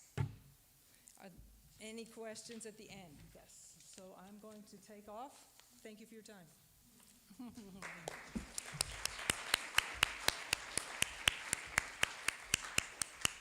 was good. No, it's good. I'll take your paper. I don't know how to turn this on. I don't think you have to. Can you hear me? Just pull it closer to you. Am I too loud? Am I too quiet? Am I a pain in the neck? I'm Eileen Hallett-Stone. If you can't hear me, then you owe it to me to tell me. And if I talk too fast, you tell me to slow down, okay? I've been writing for years. I've been doing oral histories for years without even realizing that they're oral histories. I interview people, even my parents, even my brother. Of course, I have to say, when you interview your family, you have to put all your thoughts away from you. You know that, don't you? Yeah. You cannot assume anything, which is one of the first things about doing oral history interviews. Don't assume don't assume a gosh darn thing. I'm from Boston. I was asked to do a job by Tab Uno, who was working out in Sandy City. He called me up one day and said, could you do a walking tour of the old Sandy City? I did not know where the old Sandy City was. I did not know about the houses. So I started looking. I took a drive-by, and here's mine. And it's not a computer. I don't know if you can see it. It's handwritten. Do you remember handwriting? This is handwritten, 1 to 32 or something. In fact, I took my son. He had type of a flu, and we had to stay home. And so I put blankets and everything in the car, and that's CAR, and we took a drive. I looked at houses like you wouldn't believe. And then it wasn't enough for me to do that. I took pictures of everything that I saw. Pictures of buildings and banks and houses. Did I know anything about the buildings and banks and houses? Not a gosh darn thing. I knew nothing except they were old. The picket fence was old. The houses, some were kind of run down. Oh, by the way, tell me when I'm 15 minutes, will you? Not yet. Okay, because I could talk, I don't want to talk forever, and you don't want to hear it forever. These houses were captivating to me. Who lived there? When were they built? How did people live? Do you know, by the way, that Sandy City at the depot or the tracks has the oldest grass living? Did you know that? I did not know that until I started looking around, which is this, you don't have to write this down, this is not a test. The whole thing is keep open. I'm going out to look at houses, and I am open to everything else that's around me. If you're going to do an interview, an oral history interview, whether it's about a place of building, a sense of self, a sense of family, or of community, keep open, because you know what happens when you're not open? You don't hear right. You don't see right. You come with these preconceived notions, especially if it's different than what you're accustomed to. So as an oral historian, I have to wake up myself. I have to rid myself of any kind of bias I think I might have, and God help me, sorry, I know, that's G-D, I know that I have biases because I'm a woman who's still not being paid the right amount of money in today's times. So, I looked around at everything, I took pictures, I went to a meeting, but that wasn't enough for them. I had to learn more. So where do you find out about these houses, these buildings? I was not as savvy as you are. This is a long time ago. So I went to the Sandy City, to their big building. And I said, didn't anyone do any kind of survey about these houses? Because I knew that they had. And all of a sudden, I got these intensive survey papers that told me everything about the houses. And not only that, where they were in the old street, and how they were built, and who lived there. So I had 34 places of interest. Okay, 25. 25 places of interest. And then I thought, okay, I have this. I need to talk to people. You know what? Because memory is so crucial. I want to know about the town, this 1 mile. I want to know about the people. I am not that smart a person, so I need help all the time. And I had to find people, and I did. I found people to interview. I was guided. This man is Theodore Pete Houston. Do you know he doesn't know why he got the name of Pete? But he's been called Pete forever. So I started thinking, if I'm going to interview, I want anything they say. And that's the point. When you do an interview, don't just have your 5 questions or 30 questions. Be open. Be confident in yourself. Make the person you're interviewing, that's the person you want to have to become, what do I say, beautiful? You want his or her words to become important. Don't worry about yourself. Help the person who's talking, telling you, keep that person in focus. Don't override the interview. You do not have to prove, you don't have to write this down, but you could. You do not have to prove that you're as smart as the person you're interviewing. Do you know what I mean by that? What do I mean by that? You're wasting my sentence, my seconds are going. If you think you know everything, why are you even interviewing that person? If you think you have the answers to everything, why are you doing that? Are you trying to tell that person that you're as smart as they are? Is that the point of an interview? It isn't. You know, these things are so cool, you have to open up one thing. And hopefully you get to drink, which I don't think I can do. The whole point of interviewing is don't lock yourself out. Don't say, I can't do this, and then go ahead and do it with that attitude. And don't be afraid to do it. I have made an ass of myself, and I think I can say that word, several times because I overspoke. I got too involved. I wanted them to like me. You know, they'll like you if you are just you. You're looking for information. There is no contest here. If you go thinking, I don't know these people, and I don't think I like their culture, does that make a good interview? Would you ever have a good interview if you go in there blind and already determined it's not going to be good? You are a dream come true. I'll interview you with why your fingernails are painted. Huh? A non-technical. Thank you, you saved my life. It was so easy. So when I interview, you have to keep the coast clear. Just ask questions. Don't be afraid to ask questions. Do not be afraid to say, I hope I'm not overstepping. But I am curious about this because I know nothing about this. Then they'll teach you. Now, it can work on different ways. I interviewed another person. I think it wasn't Pete, it was another person. And I interviewed him about the rocks that they took down from, Cottonwood Canyon, that went to the Woodhouses, the church. You can tell I'm not from here. And I'm sitting in his living room, And the kitchen is, in his kitchen, he takes me in the kitchen, he says, would you like some joint fir tea? I went, I never had joint fir tea. Well, as a coffee drinker, it's not quite the same. But he made it for me in the kitchen. And we added a few things like honey and a few other things to it. And I looked around the kitchen, and it was so tidy and it was so neat.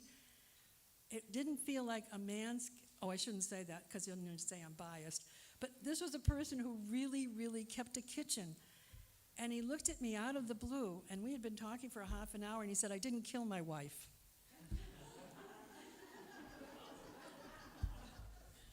Oh, I have 2 glasses. Would you like a glass? Would you like a glass? Does that shave off my seconds? You tell me. So, what do you do when you're going to interview someone about how a house was built, and he tells you he didn't kill his wife? Well, what would you do? Right in front. Look for the exit. And you could, but would you get the story? Yeah, you got to get that story. When you're doing oral histories, when you're learning about people, you go for the story. And I said, I won't put it in the paper, and this is the walking tour that I did. I don't have enough copies here. That's the only one. I won't put it in, but I would love to hear your story, and I will write it down with the interview. And maybe sometime down the road, you might want to revise it. You might want me to bring it up. And he told me a story. It was unbelievable. And no, he did not kill his wife. He didn't. Somebody else did. He didn't kill. So that was the second thing I did, was do these interviews. Then I had to find information like you were talking about, the validity of some of this stuff. So what do? I love newspapers. I'm a paper person. I'm a word person. I talk a lot too. That's why they talk with me, because I talk a lot and it's just to shut me up. But that's okay with me if they can tell me something. So I started looking at newspapers. And you can get a lot from newspapers. And then all of a sudden, I went up to the special collections at the University of Utah. I found more information there. I talked to friends. I would not be afraid of doing it. I'm not a university person. I'm not up. My husband is there, but I'm not there. And sometimes you get nervous. Don't you think when you start something, you think, I don't know, am I doing this right? How do I get up there? How do I find this information? I'm terrified of calling somebody. Well, you have to sort of say, I might be terrified, but I'm also fearless. I will find out how to get more information. And so you do that. I also looked at other recipes for cooking, because one of the most amazing things when you interview, if you're doing oral histories, oh my gosh, go for the recipes. Recipes of families will get you them talking about more and more. Don't you agree? Yeah, those recipes are great, and they will open the door more. There was a lot to this walking tour. If anyone wants to see it afterwards, I can do that. I did this activity, study guide for students and teachers. It's a little bit old, and you might find stuff and say, I wouldn't have put it that way. But actually, it's interesting, because if you start small, just ask yourself, what is it I want to ask? What is it I want to do with what I have? Am I doing it for my family? Which, if you're doing it for the family, don't do it all together. You don't have to write it down, but you could. Separate them. If you're interviewing a husband and wife, do not do it together. You separate them. If you're doing a man of great, owns a lot of apartments, a lot of business downtown, which I have done, you sit a little bit lower than that person, because then he's teaching you. Try not to interrupt. I did a class, and a fellow who was doing an interview said to me later, after he did the interview, he said, I can't believe myself. I got so nervous doing that interview, I forgot to listen. So when it came to ask the next question, I didn't have it to ask. I keep a little book. Notice how little it is. If it were a napkin, it would be better for me. I like to write on napkins. If you're going to take notes, don't just take up your cell phone and write down, and while you're interviewing, take your pen and pencil, or pencil, and your paper, and just write something. If you don't understand words, I've interviewed people from all over the world, and I don't know. I don't speak any language except English. I don't know the streets. Ask them. Don't constantly stop your interview to get a spelling. Do some homework before. Talk to the person on the before on the phone, just to get some things. Can you help me with some of the spelling? Mr. Spiegel was fabulous. He wrote so much for me, I never had to ask a word how to spell. And that interview went so smoothly, and it was a tough interview, which is another thing. How do you talk to somebody when the interview is hard? How do you talk to your mother who's lost her husband, your father? How do you talk to a cousin? How do you talk to a friend who's going through a crisis? When you interview, you really are not supposed to cry, they say, because then you stop it. You can't be the person. You have empathy, and you can feel it. When I interviewed a man who was in a concentration camp, I didn't think I could survive the interview because he was so descriptive. So I had to set back, and that's the other thing. Set back. Step back in yourself. In yourself. Because you want to get the best of the interview. Another thing is don't talk through the interview. I hope this helps you. Use your face. It's easy for me because I make lots of faces. I never like to have pictures of me because I look pretty ugly, so don't do that to me. You use your faces. You go,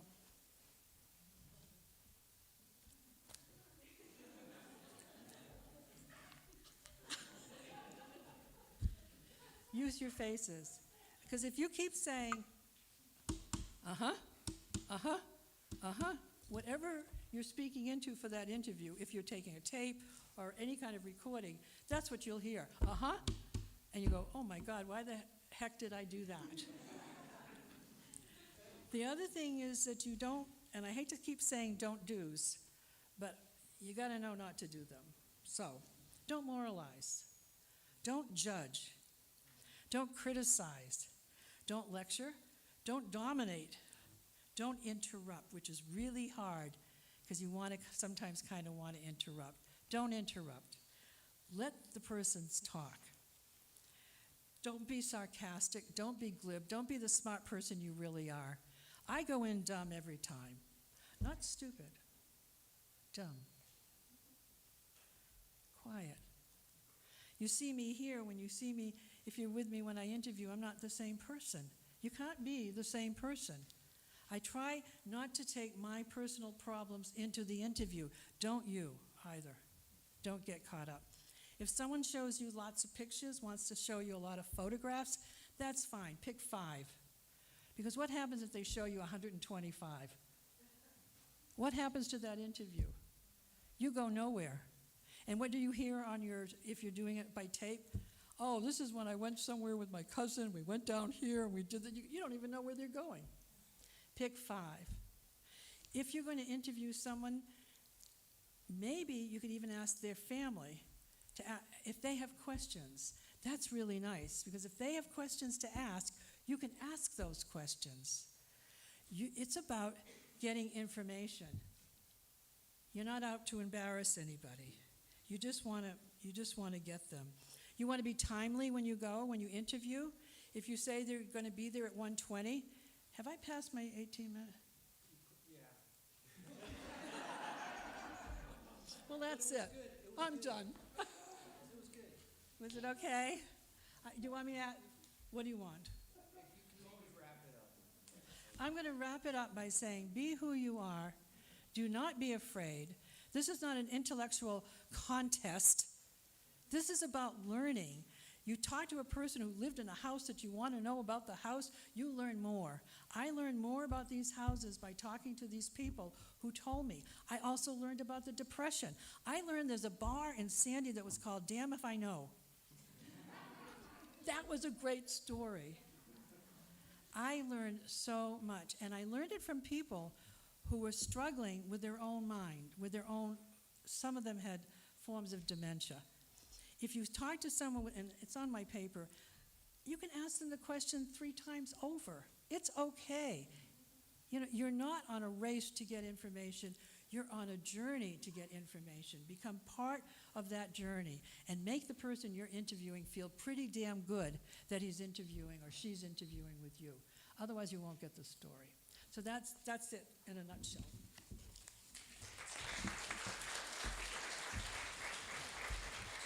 Thank you. Okay. Is it your turn to go down there now? That's it.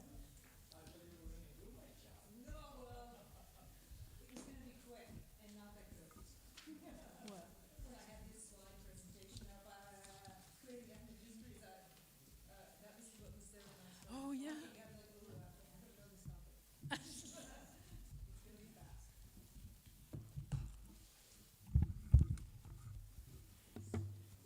No, I don't want to do this. I want to do hers.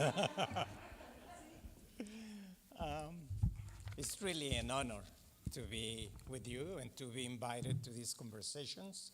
I do believe this is the first time a Hispanic or Latino is invited to the creation of the history of the people of Utah. So I'm all grateful. I'm just happy to be among you. And to me, words are not needed. But they asked me to talk, and they're going to pay the consequences for that.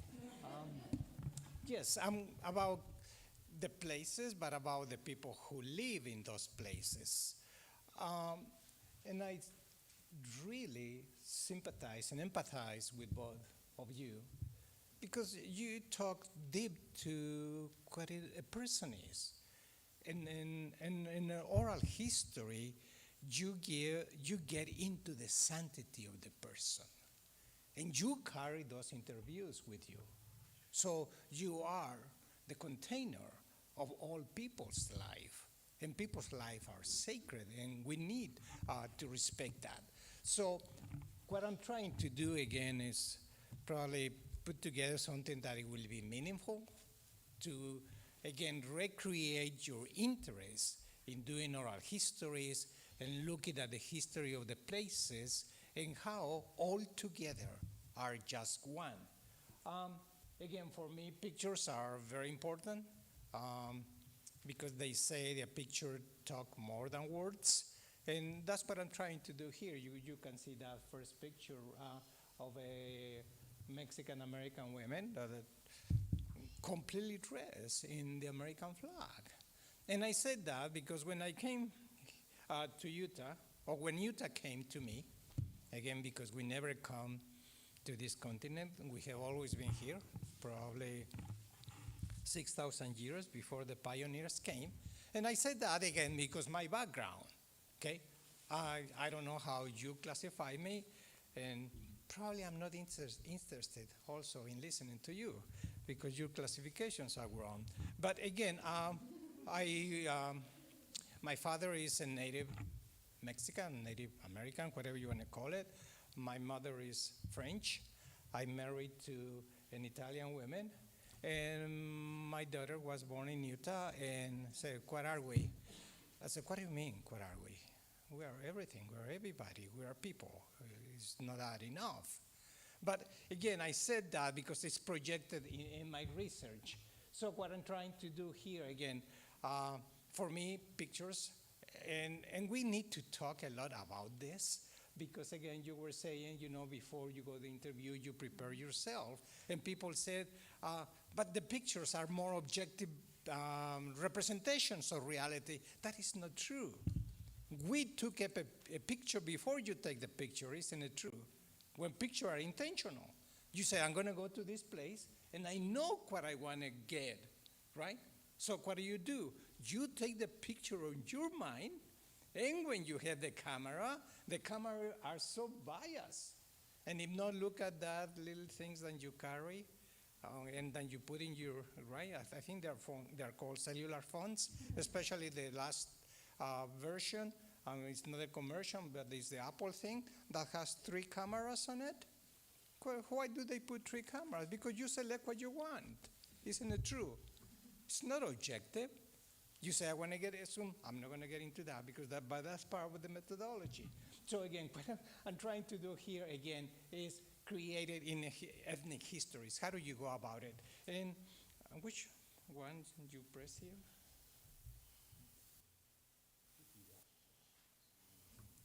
On the right.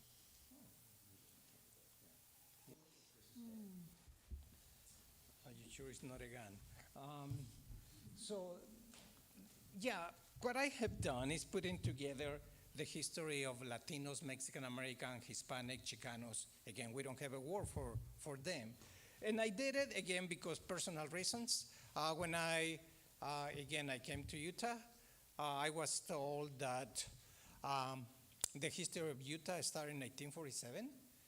But since I was 5 years old, I grew up in Mexico. I born in Mexico by accident. When I was 5 years old, I learned that Utah was part of Mexico. And then when I came here, they said, no, it is not part. So again, as a person, you have what is called cognitive dissonance. What you see outside is not what you are inside. And you somehow need to put the whole enchilada together. You know what I'm talking about. So, and that's what I'm trying, and that's what I'm trying to do, put the history. So I have written several books, and one of them, I think, has been the most successful one, and the cover is there. And it took me, where is my good friend? 13 years to publish it. Why 13 years? Because again, when you come with oral histories and you tell that this is my reality, people are not going to believe it. So what do? Show them pictures. And it happened to me when I was doing oral history interview in Moab is the city. After that, Monticello for the Italians. Okay. So what happened is I was doing the interview with a 98 years old person, and I asked her, do you have a history? Can you tell me your history? I don't have a history, I have pictures. I said, really? Can you show me one? And she goes and showed me a picture that is put together with Scotch tape. That were the curators come into place. And it was a beautiful picture. It was for a family, I think 18 something, right? So it took me 30 hours to curate that picture. But it was important to me because, again, pictures reflect reality. And in order to read picture, which is not exactly what you get in your phones, those are not pictures. You don't keep them 30 days after you destroy them. There is even an automatic program in your telephone. You destroy history so easily. So, again, building to pictures, I start recollecting the whole history. You can see all my books. I have several there, again, because I don't have anything else to do but writing and talking, which I love. I love my mariachi accent, by the way. So there are two reasons. All my, you can see, they are based on pictures. Why? Because I want the people to tell the history. Okay? We do have a history. You have a history. You just need to tell it to us, and I need to hear it. Because if I don't hear from you, I'm incomplete. I'm not a full person. I need to hear, because your history is sacred to me. It what you give to your own existence, to your own life. So you can see pictures. In order to do that, you need to teach the people how to see pictures.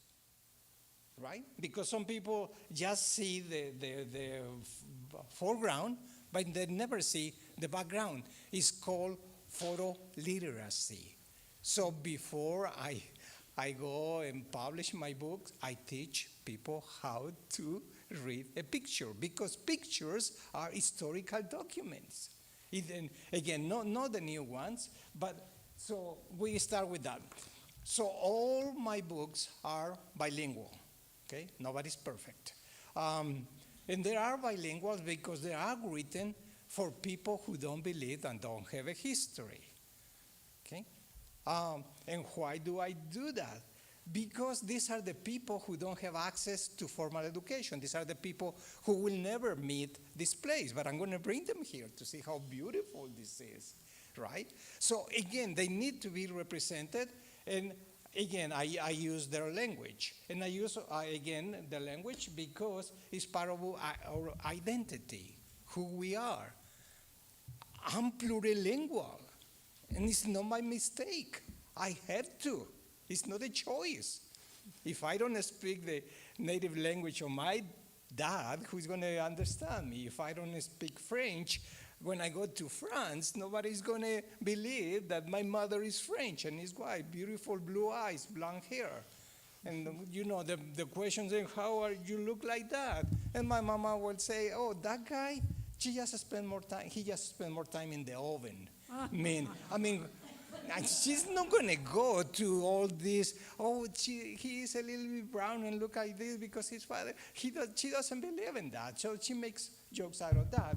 And I'm saying that again because it is important to reflect who you are as a writer. Yes, you talk about biases. I don't think there are biases, with all my respect. It's who I am. And we are different, and we need to respect that diversity. That is the beauty of this nation, how different and how equal we are. So, again, I don't know. Papa, what I was planning to do is tell you how I wrote the books, then how I write journal articles, which are very, very different. Books, again, are mainly for people to consume, right? And to carry with them. In my culture, in my tradition, they said, before you die, you have to do 3 things. Write a book, plant a tree, and have a child. Because these are the way you are going to perpetuate yourself in history. This is the way you're going to say yourself eternal. You will never die. With this, it's going to be forever, right? Even if we don't read books now. Yeah, but you know, by somebody, oh, this book, and sometimes they don't know who they write it, but you are forever. If you plant a tree, you are perpetuating nature, the beauty of Mother Nature.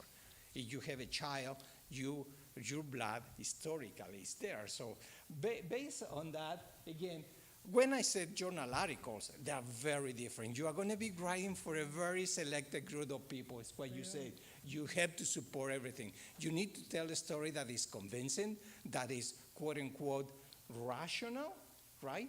That it has valid, that has justification, where you earn a place to be listened and respected. Then I was going to talk about ethnic photographic exhibits. I do have photographic exhibits all over the nation, all over Mexico, all over Peru, all over Costa Rica, all over the United States, because it's the most effective way today. We are a visual people. We don't read. Don't fake it. We don't read anymore. We are just go by picture. This is a different, we understand, we process everything.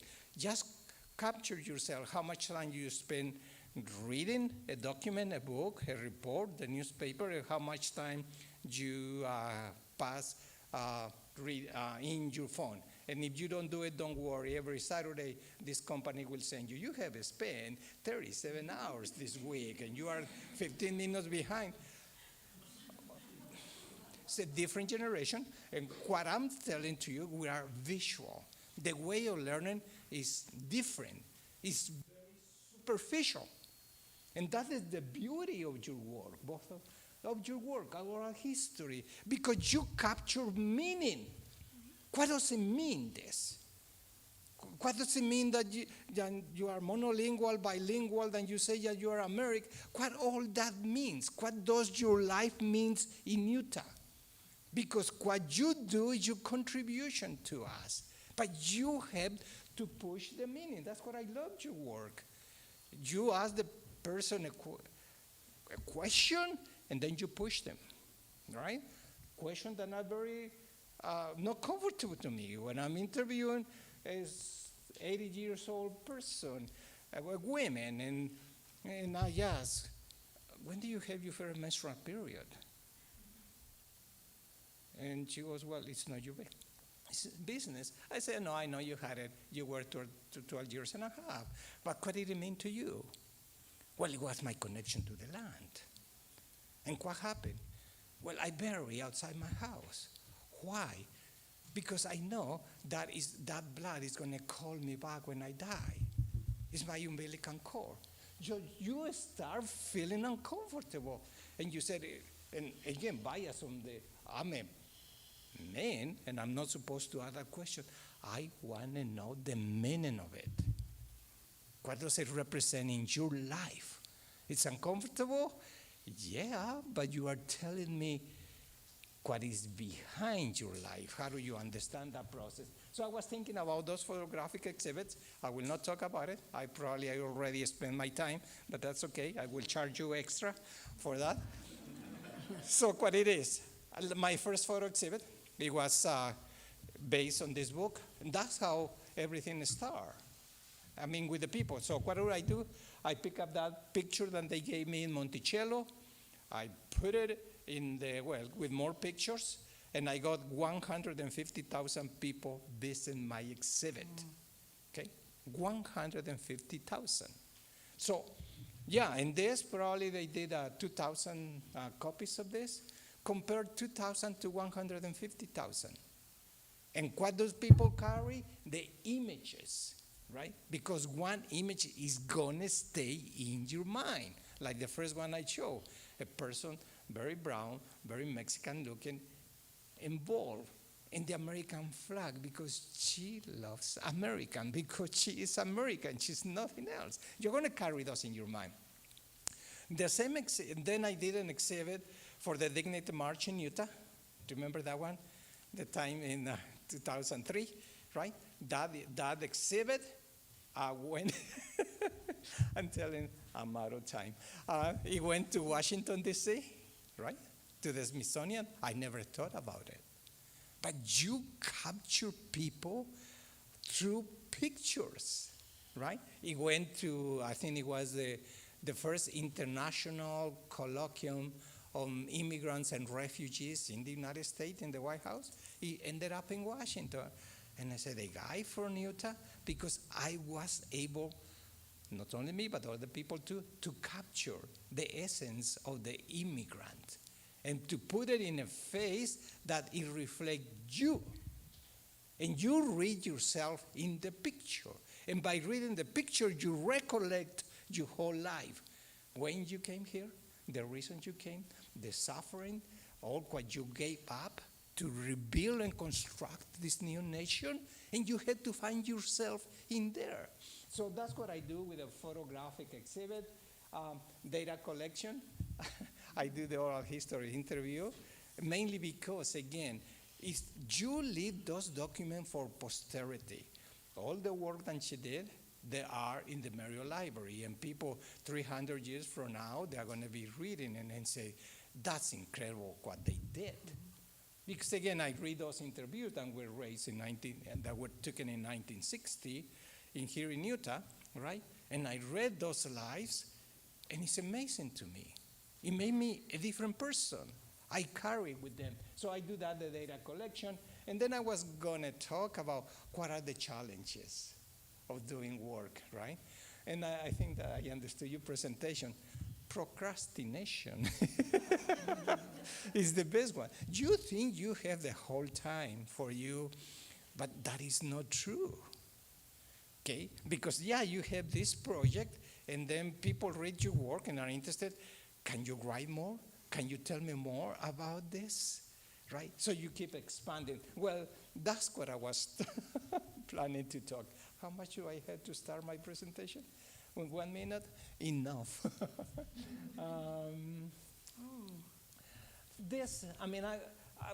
I'm telling you that when you publish something, and I invite you to do that, once you publish, it doesn't belong to you. It belongs to the people. Look at what they did with this book. Okay, this is a book on the celebration of the Day of the Dead in Mexico. Because exactly happened what you said. People tell you something, but they don't know what it means. Or when you ask your ancestor, right? Oh, Grandpa, remember when you came from Italy, what did you do? They make it up. but it's normal. Don't don't think they do it maliciously. It's part of the recollection. It's part of how your brain, your memory works. It tries to accommodate everything to the best place. And you said, Dad, are you sure? And how can you say no? Well, that's what I did with this. I asked the people in Utah, the Mexicans, Mexican-American, Latin, and what is about the Day of the Dead? Oh, this. And I live in there. And I said, oh, my bro, you're making it up. But you don't challenge. You don't challenge. You follow them. Because remember, history is continuously recreated. It's not the same. Everybody will tell different histories. So I did that, right? So guess what happened? I go and do I go and do the presentation of the book in Mexico. I was all say up. I even used a suit I never used, but I said, to show them that I am the one. I'm the intellectual, the intelligentsia, or whatever, the United States. And when I got to do the presentation, they did it. I don't know, you can see the picture at the bottom. The indigenous people do it in the park.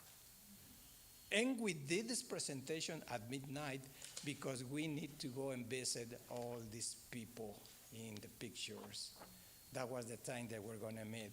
They made me feel like a different person. So at that time, again, this book, I sold it like in 2 weeks, right? And they don't let me to reproduce it. Why?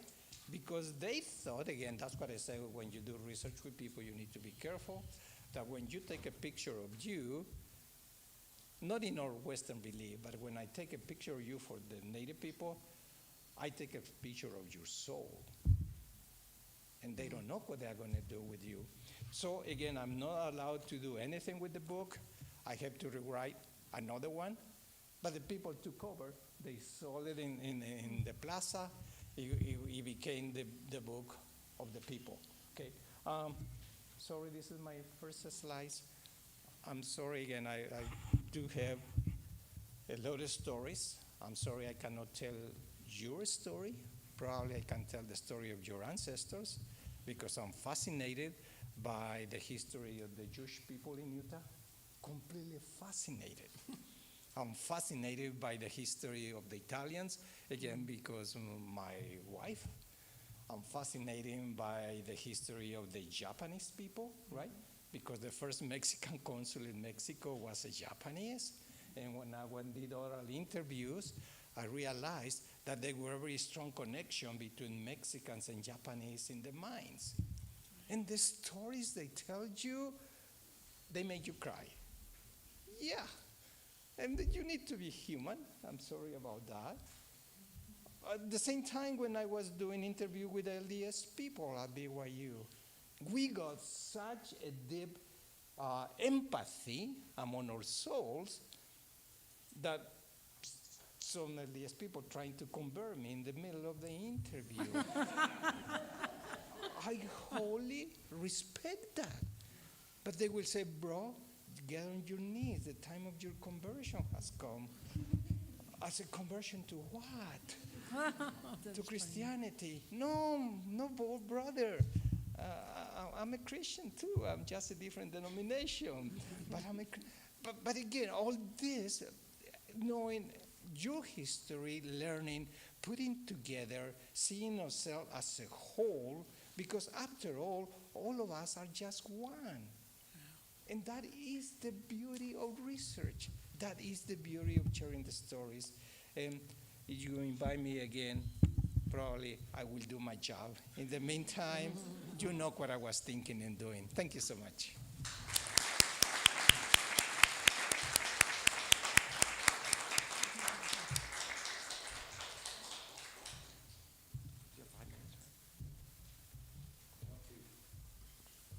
I have 1:30 or 2:30. That was fabulous. Oh, it does? Yes. Okay, quick questions. Any questions? No questions? Let me remind you there are handouts up here. Let me also say that those will be available online. I believe we can make the presentations available as well. One other note, I don't know if Angie has it in her handout, because this is pretty recent, but for those of you who live in Salt Lake City, the building permits for Salt Lake City have been digitized, which is, yeah, it's way cool. Of course, it's kind of a geeky thing to say. But you can, and I wish I had the specific website for them. What I will do is I will get that website to Kelsey and we'll post it at the online as well. But it's really neat. You can grab your cup of coffee and do that research from home now, which is kind of fun. Thank you so much for attending this session. Enjoy the rest of the day.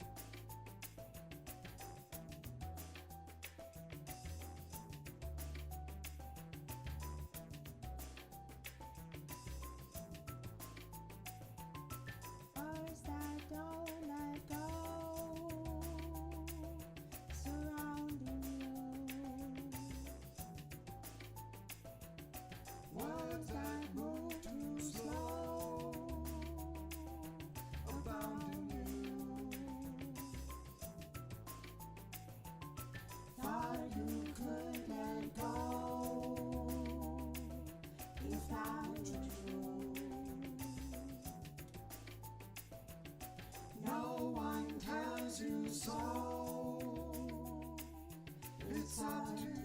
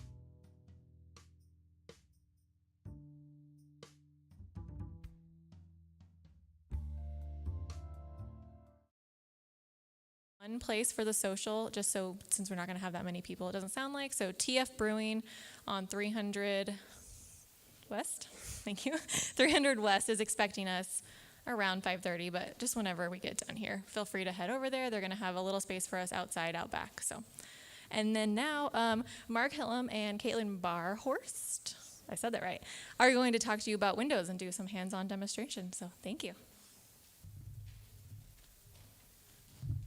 Okay, wow, we've got 2 hours to go through, talk about wood windows. My name is Mark Hillam. I'll stand here, and I'll do a quick introduction.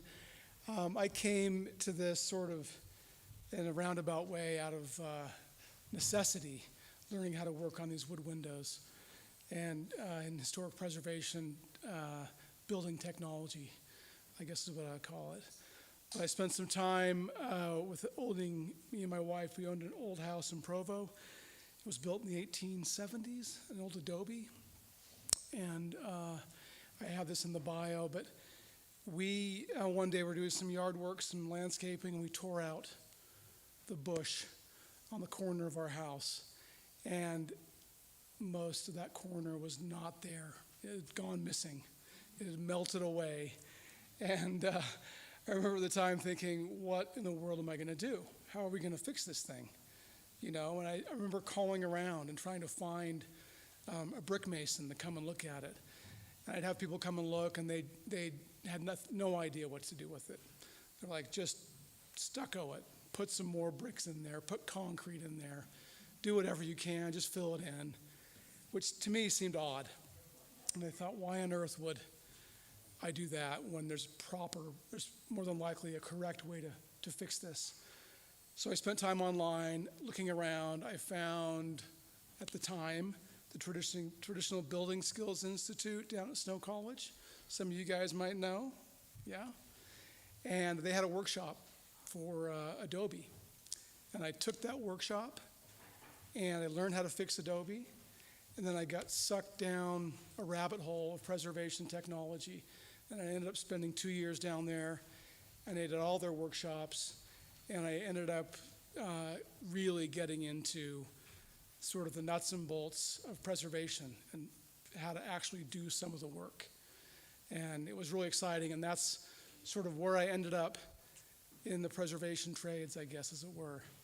So that's a little bit about my background. So that was back in 2003 or 2, I believe. And of course, TBSI is gone. But since then, it's put me down this path of, working on old houses. I've owned a few more since then, and I love it. So that's a little bit about my background. And Caitlin's turn. Yeah, so I'm Caitlin Barhorst. I tell people that I'm a big nerd about windows.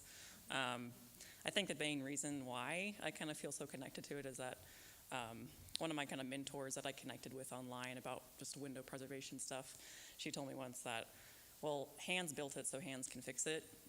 And I was like, yes, like this is so cool. And, anything old really is the same concept. I just bought my first home, historic, trying to renovate it, all that, restored a gas stove from the 50s. That's very, there's no computers in it. Hands built it so hands can fix it, that type of thing. So I just kind of fell into it as well, I guess, through education. I went to grad school in Indiana and have a dual master's in architecture and historic preservation, so took some workshops there.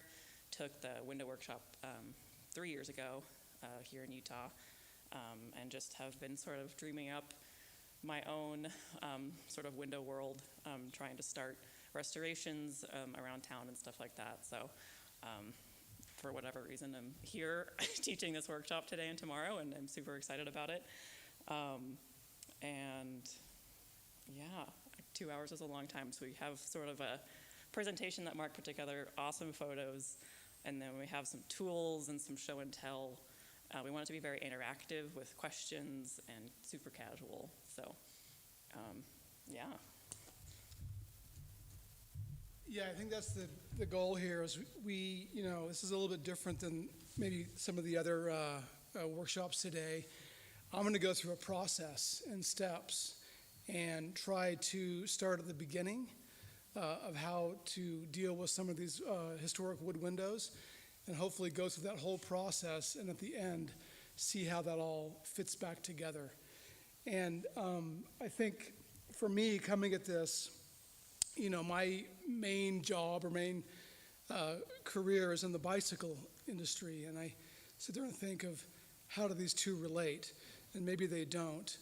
But if, a bicycle is a design that's been around for 100 years, and it's incredibly simple, and it's incredibly efficient, and it really hasn't changed much over time, right? It's something that just works. And I think what we're going to talk about today was some of these wood windows, and I think today I'm going to focus on just double hung windows. It's a design that's been around who knows how long, I think maybe the 1500s somewhere, or even older. And it's a design that's incredibly simple and very efficient and just works very well. And it's easy to make, it's easy to maintain. And I think as we go through this process, it'll be apparent that it's something that if you're a homeowner and you want to tackle this job yourself, you can do it. And that's sort of how I wrote this presentation. I'm a homeowner. That's how I came into this, was out of necessity. And I'm the kind of person that's, okay, I want to know how things work. From a young age, I take things apart and I put them back together again just for the heck of it, because I want to figure out how it all goes together. And so that's the way I've approached this presentation. This is a house that me and my family own, and this is down in Escalante, Utah. You guys know where Escalante is, down on the Grand Staircase. And this is the, I think this is the window right here that we're gonna talk about today. And this is the Spencer family that built this home. I believe it was probably 1890s sometime. And these windows are all still in place. They're the original windows. They've been there for a long time, but they've never been maintained. And I think this is something that you're going to see, or maybe you already see it in your own home or on jobs, that a lot of the reason that these wood windows get a bad rap or get replaced is because of deferred maintenance. People don't take care of them. They get painted shut. They get taped over. They get, in the case of this house, there was a mattress in front of one of them because there was air coming through. And so people think, well, they're not efficient. I got to replace them. And you've got maybe salespeople coming through trying to sell you vinyl windows, and they sell you sort of the story that you're going to gain tons of energy efficiency by replacing these old windows. And we know that there's been a lot of work to show that that's not true, that you can take these wood windows and put them back into service with relatively little expertise, a lot of work, and very few tools. So I guess to start, if I can get this to go. Oh no. Oh. So this is what the Secretary of Interior Standards, this is their reasons. If you come to this from a historic preservation perspective, these are all great reasons to restore these windows. It's the original intent. They've been there from the beginning. The house looks a certain way, and if you pull them out and put something in like vinyl or some kind of replacement, it completely changes the look of that house and the original intent. So these are all great reasons to want to do it. Another one, financial. I think if you were to replace all your windows in your house, you're talking about a significant amount of money. This is something you can do as a homeowner, or you can hire somebody to do one window at a time. You can work as needed, and you don't have a huge financial outlay. Materials are relatively inexpensive. You don't have to invest a lot in tools, although you can. You can always spend a ton of money on tools, but you don't need to. And this process I'm going to show today will help you understand that better. And then this is probably, I don't know, this could maybe be the beginning. This is a really good reason not to replace your windows and to rehab what you have. This is what I call the world's most beautiful landfill. It's down in Escalante. You go down there and dump your stuff, and it's incredible. And you feel guilty the whole time you're doing it.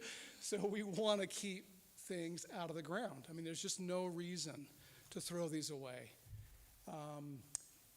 These wood windows, at the last point there, infinitely repairable. They are never or rarely a lost cause.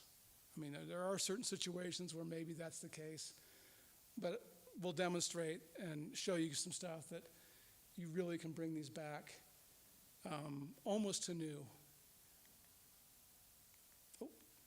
So I'm going to start out here just talking about some of the things you need. And, anytime you're working on an old house, I just assume there's lead paint somewhere. That's just a given. So you've always got to have the right protection, mask, depending on what you're doing. Maybe you have a Tyvek suit. Just the basics there that I think everybody is aware of when you're working on an old home. These are some of the basic tools, and I just threw this up there because I think just to demonstrate that you probably already own most of these tools or have access to them. And really, you don't need special tools unless you want to do it. But here are some of the specialty tools that make the job easier. So for example, if you're going to do 10 windows or a whole house or whatever, it's worth the investment on some of this stuff because it's just going to make the job better and easier, faster, end up with a better result. But you don't need these unless you really want them. Materials. As I said before, not a huge outlay in money. The most expensive up here is that wood epox and liquid wood. But you're talking about a glazing putty that's relatively inexpensive, glazing points that are super inexpensive, sash ropes if you're going to replace those on your double hung window. So there's not a lot of money to be spent on materials, and which makes it easier for you. So the double hung window, and this is where we're going to start and maybe talk about some of these details. This is probably the most, from my experience, the most common window type in Utah or in historic architecture, especially anything built up into the 1920s and even beyond. But of course, there's other kinds of wood windows, casement, awning types. But this double hung design is the one that's been around forever. It functions very well, and it's very simple. And we're going to talk about how to deal with these different sash. You got an upper and a lower sash. You've got some pulley weights maybe. You've got some channels that these sashes run in. Okay? And what's so cool about a double hung window or a wood window, just about any kind of wood window, is they were made to be repaired. So none of the joints in these sashes have glue. If they do have glue, someone's maybe repaired it the wrong way. They're pinned together with a wooden dowel or even just a square piece of wood. And those corners are pinned together. And to disassemble this, you're just removing 4 pins when you get it to the right point, and that whole thing comes apart. And you can make any kind of needed repair. So they're really a smart, simple design that you'll see. I got to get the right button here.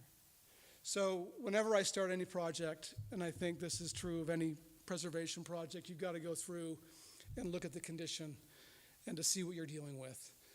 And in the case of windows, if you're doing a whole house, take the time and go through and document every window and really understand what you're dealing with.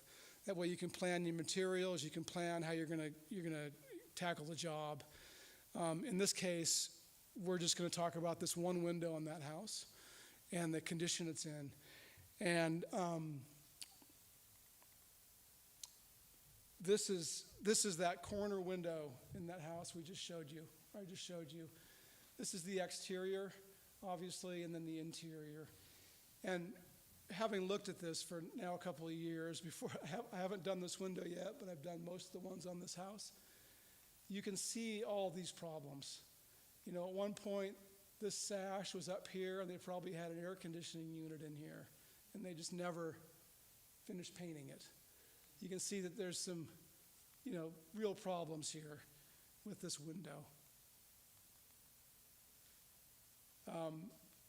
Missing trim, brick molding here on the edge is gone.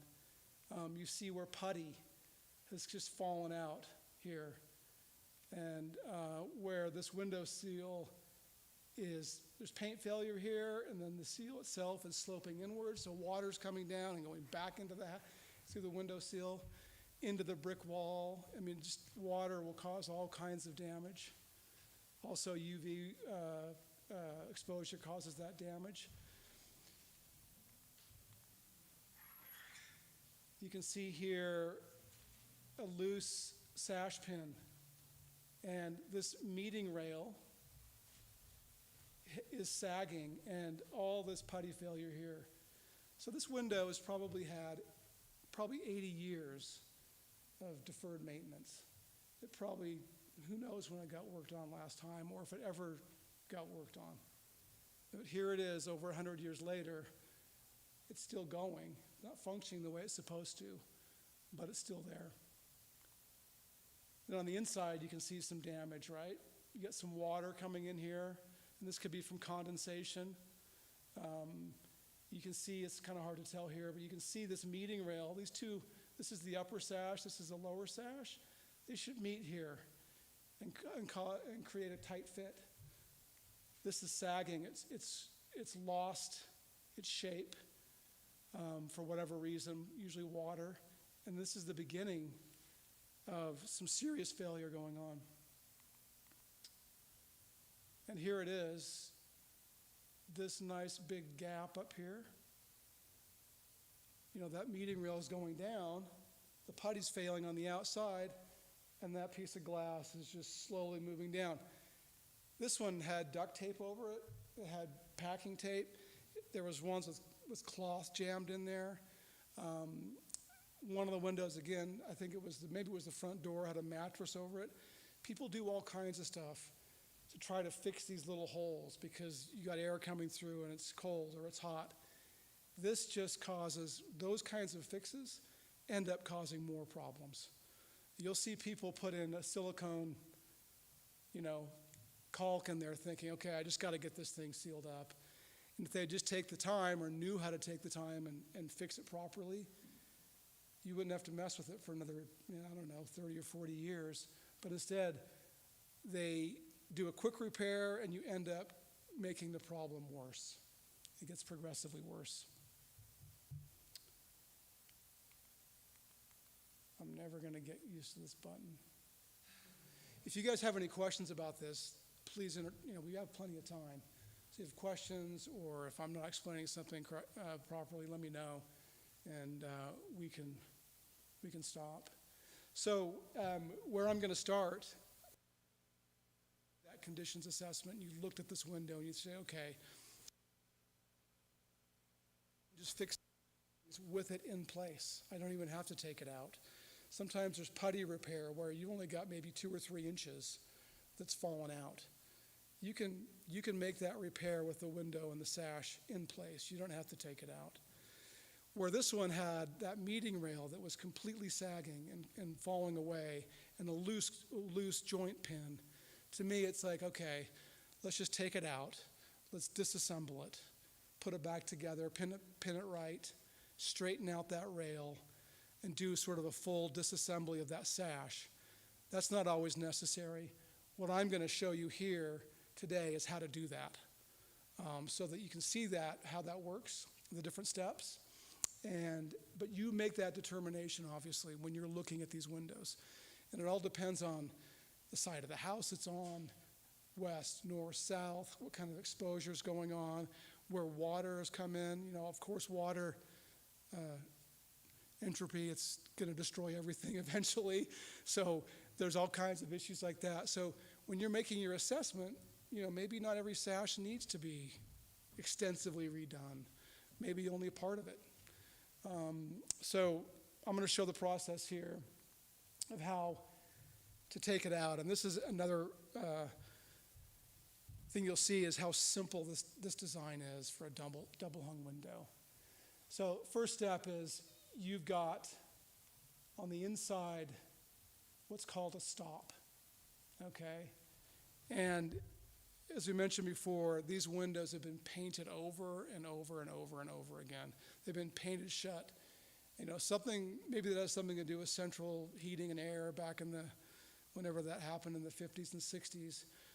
They shut it, they painted it. Well, we've got AC now. We don't ever need to open this window. Who cares? And it just keeps getting painted, and it keeps getting painted. So what you're dealing with is just a lot of paint buildup. And so what I do, this first step is you get your utility knife and you go through and you clean out every joint you can that you know has got that paint buildup, and you're going to need to get that broken free. And this can take time. It can be kind of frustrating, but you just slowly work through it. And you use a utility knife. You use a small pry bar, and typically these stops are nailed in with 2 or 3 nails only. They're very easy to pull off once you break that paint seam. You just gently pull that off. And as you do this, you're only taking one side off to get the sash out. You don't have to take all the stops off unless you want to. You're just taking off the one. And then just here's more of an example of just slowly working your way up, and you can see there's a finished nail here that came through. You've got a miter joint up here you got to be careful of with a knife to make sure that doesn't break away.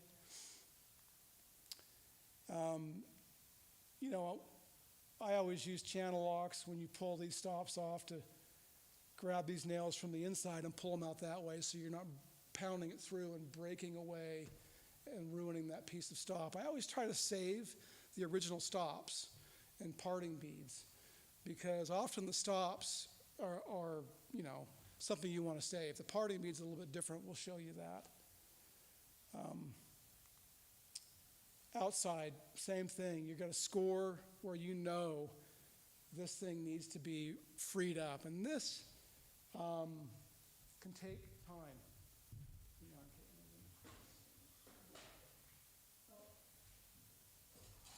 Usually you can do it with just a putty knife or with a sash saw, which is I left downstairs, which is a specialty tool. But you're just trying to break this free, okay? This thing is just been painted shut, so that's what you want to break free. And the same goes for the inside. It's all been painted shut, and you can see here's the parting bead between, this is the lower sash channel where we took off the stop, and you just cut all that stuff with your utility knife. Once you have it loose, and you'll tell when you get it finally break loose. It'll move around in there. You'll feel it rattle a little bit, and it might go back and forth a little bit. So you're like, okay, I've made progress. I can get this thing out.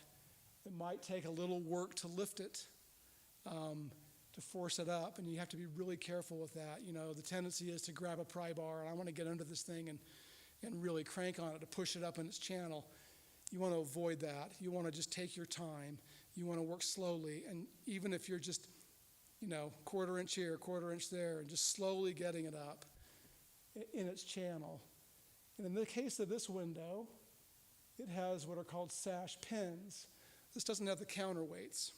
This just has either 1 or 2 pins in the sash and a hole, corresponding couple of holes in the channel. So when you raise and lower that, those are spring-loaded pins, and they go into the hole. So you've got a couple of preset locations to open and close that window. So in this case, you're pulling this pin out, and you're lift the sash up above seal down here, and then you just swing it out. And so you're keeping one channel, this left side, in place. The stop's there. There's no need to take that out. You swing it out, and then the sash is out.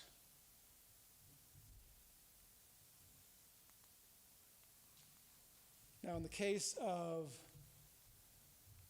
the counterweights here, you'll have the sash rope pinned in to a mortise on the side of the sash.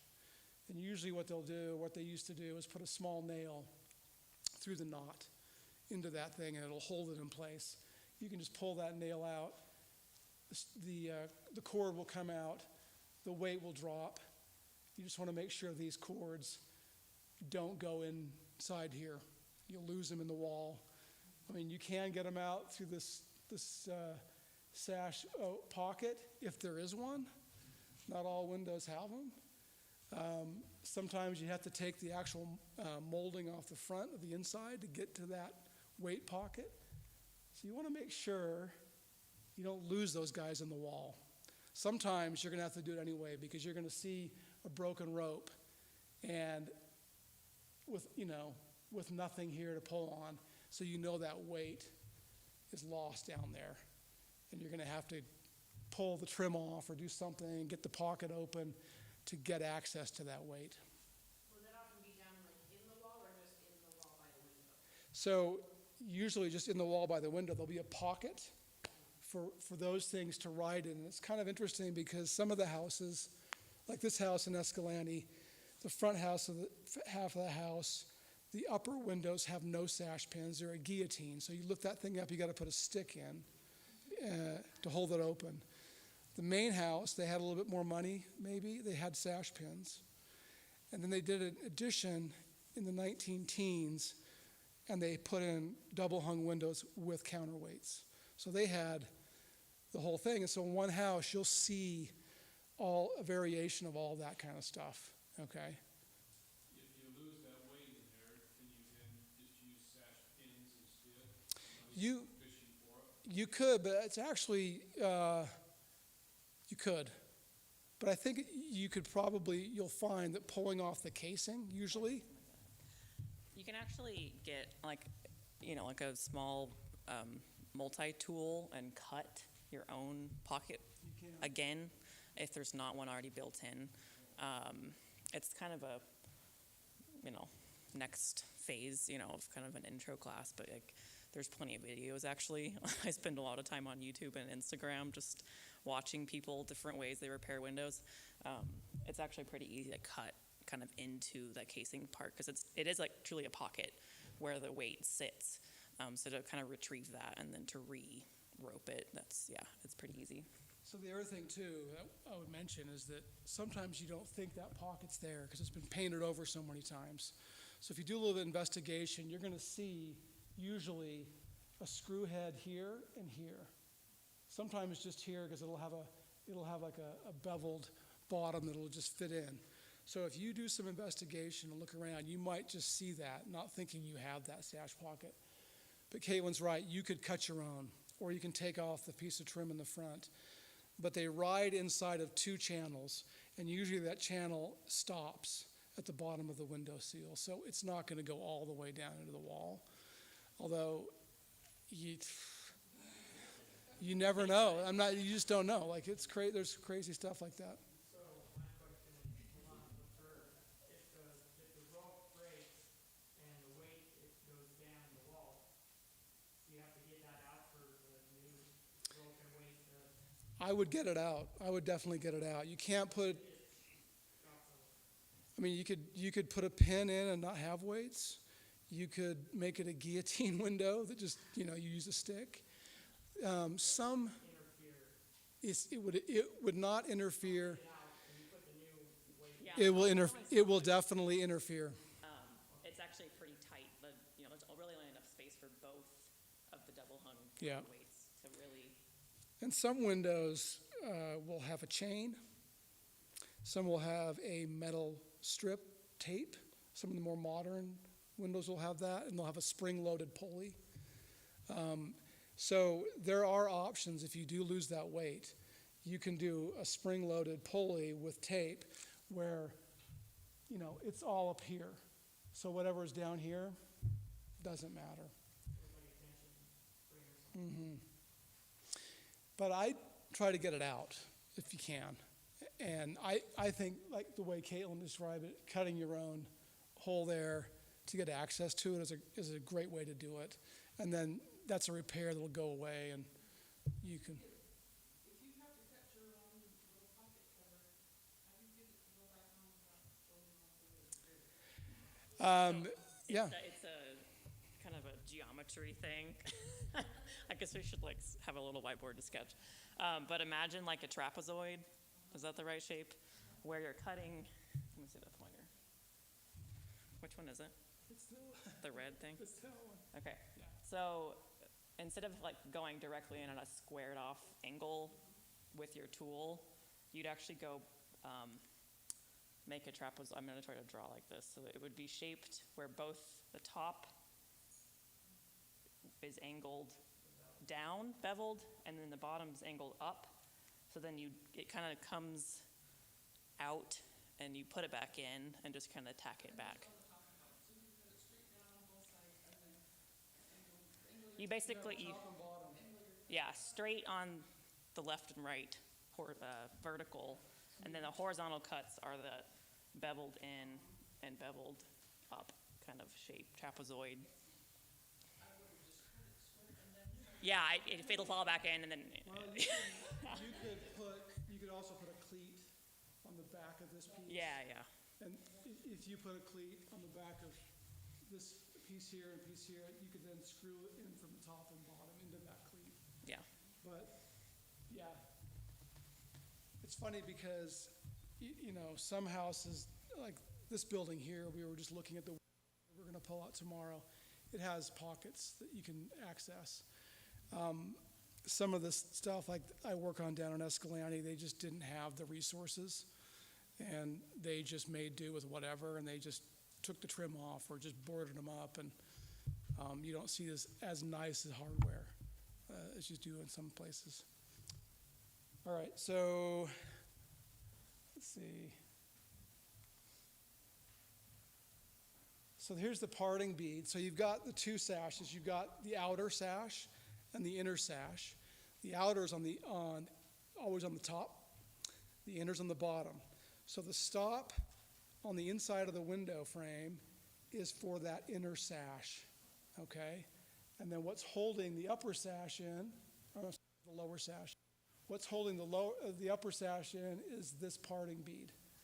And these guys get destroyed, taken out.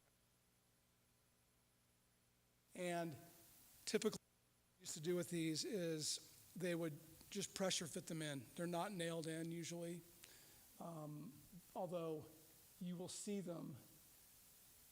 Yeah, so there you can see that you can use, I use channel locks, or you can use duck build vice grips, but you clamp on this guy with a sash all the way down, and you slowly just wiggle it back and forth, and you work it out of its rabbit, out of its channel. And this can take time, and I've broken a ton of these. So it's nice if you have a table saw, or even Home Depot and even Ace Hardware sell parting beads. So typically, if you do break it, it's not the end of the world. I try to save them. Where it really gets tricky is when you run into this meeting rail between the top and the bottom sash. It's kind of hard to see here, but it's got a bevel, okay? And most of them do. And when you have a bevel, so when those two sashes are closed, they meet. What's difficult is getting this parting bead past this bevel without breaking it. So what I do is I take this upper sash and I push it all the way down on its channel, all the way down to the seal. And then I slowly work from the top on the parting bead, pulling it out. And then when I get down to the bottom, I just have this little section that I've got to pull out, sort of up and out, to get it out of there. So, I don't know, I did this window and I got this one all the way down and I broke off a piece, I think 2 inches at the bottom. Oh, sorry, yeah. Well, So that's the parting bead. And then once you have that parting bead, same as the lower sash, you pull the pin out, you swing it out, and you can just lift the sash right out of there. And if it does have a pulley, you can, have an assistant, or you can just pull the rope out of there and gently let it go up to the pulley, and then you can take the whole sash out. So that's how you get them out. It's really simple. You've got 2 pieces of wood, but you've got a ton of paint that you're dealing with. And that just makes things harder and makes it take longer. So just be prepared to deal with that. The next thing is deglazing. And you're going to see that when you get this thing out of there, a lot of times the putty is so dry and broken up, it's just going to fall right out. And so what I do is I'll go through and with a brush or just something just to knock that stuff loose, just so you can get as much of it out of there as you possibly can. What you want to avoid, you're going to have this seam right here, or you're going to have it here on the glass. You're thinking, I'm just going to get my razor knife under there. I'm just going to poke a little chisel in there or whatever, thinking you're going to knock it off. And sometimes it'll knock off, but a lot of times you end up breaking the glass. It doesn't take much to just, especially if you put something in there and you think, I'm not going to twist it, but you twist it and boom, you're done. The glass will go. So the goal with this deglazing, especially on an old window, because you want to save it if it's got, old glass in it, you just don't be in a hurry on this part. Take your time, and if that putty sticks, don't try to pry it out. Don't be tempted by doing that, because it'll cause tons of problems. It'll break the glass. So what I do is I use a heat gun, or I use an infrared paint stripper. It's a great way to do it. You don't have to heat this up very much to get that putty to loosen up enough to come out. So, it's not like it's going to take a lot of heat. And with heat guns, you always want to use them on a low setting, and you're not going to want to keep them on there for very long. I use an old dry knife, like a 10-inch knife at an angle like that, just to keep heat away from the glass, because if you overheat it, you can easily crack the glass too. So I just work in these 10-inch increments with the putty knife, the heat gun, or an infrared stripper, which we can show you here in a minute, to soften the putty up. And you'll see as you get it to the right temperature, it'll just push right out. It'll come right out of there. You can also use steam. There's a lot of guys or people that do this professionally that'll have a steam box, and they'll put that sash in a steam box for 30, 40 minutes or whatever. I'm not even sure what the temperature gets up to. They come out and you can just push all that putty right out of there. If you go online and watch some of those videos, it's pretty impressive, but a steam box takes time to make. It's also expensive if you buy one. So you can do it with a heat gun. And then you can see here, you just, once it's warmed up, you're just pushing that out. And this is where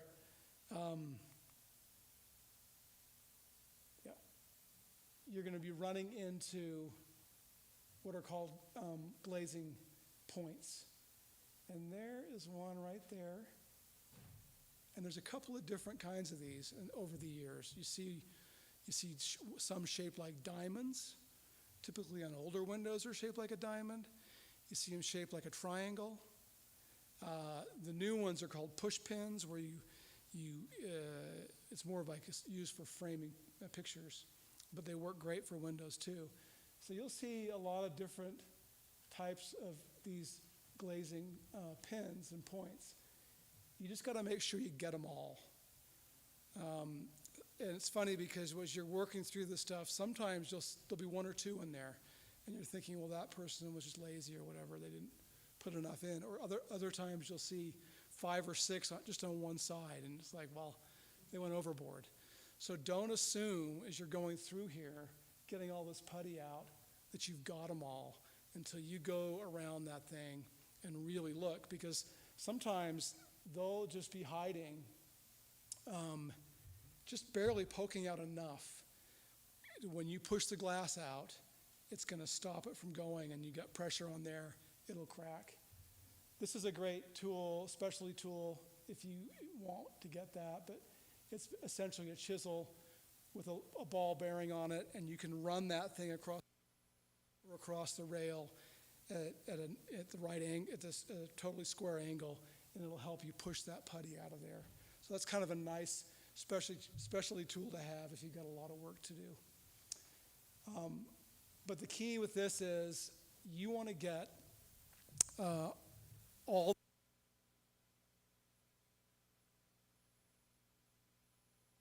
rabbit is where the glass sits, right?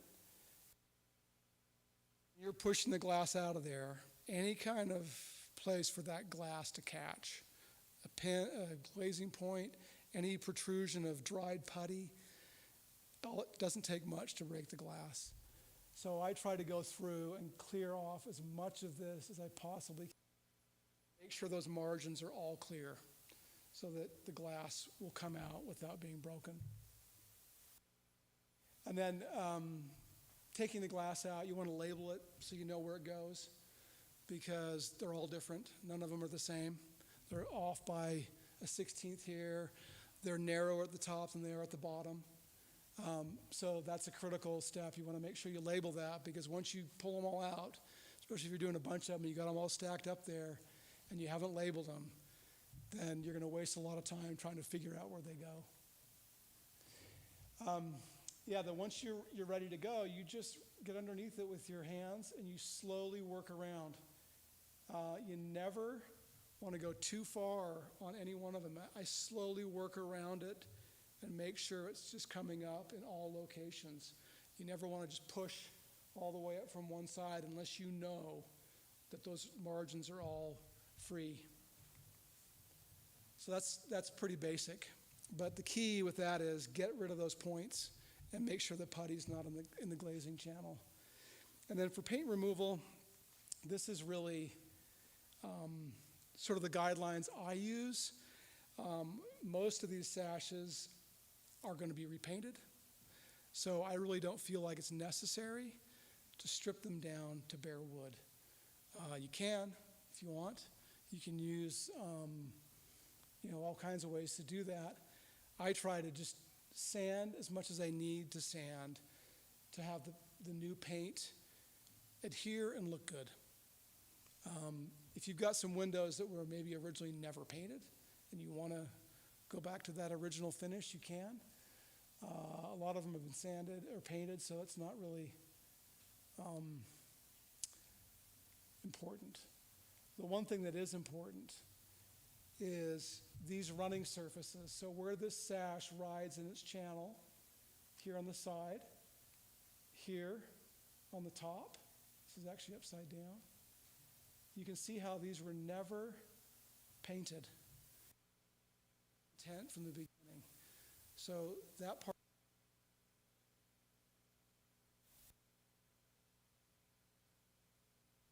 painted it.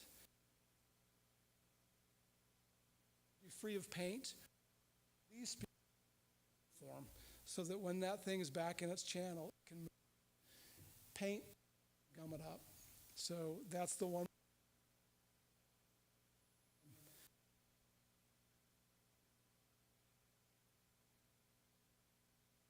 This one at Harbor Freight, with a couple of cutting heads on there. You can buy specialty ones from some of the resources we've listed.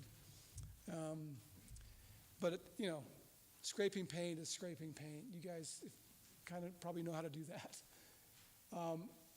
This is a picture of that infrared stripper, and that's a great way to get paint off. And the reason that's a great way is it never gets up hot enough to have that paint release any of its lead fumes. So it's a super safe way to do it. I think it only gets up like 400 degrees or something like that. And I think lead paint, if you get it above 900 degrees, is when it can be dangerous. So these things are great. They heat a different way. They dissolve at $130. There's some out there that you can spend $500 or $600 on if you really want to. And I always like to do chemical stripping if I don't. It's an easy thing to deal with. There's some good there. Heat gun can work too. You just have to be careful on the temperature. One with low is the best.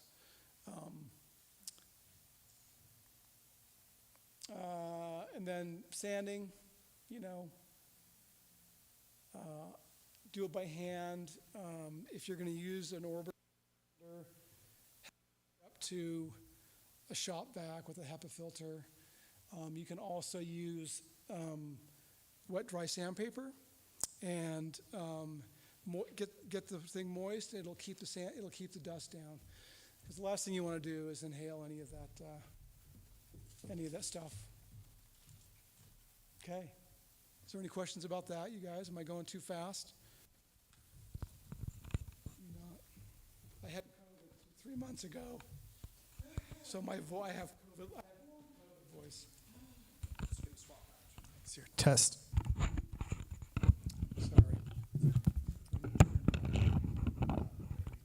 I'll try not to.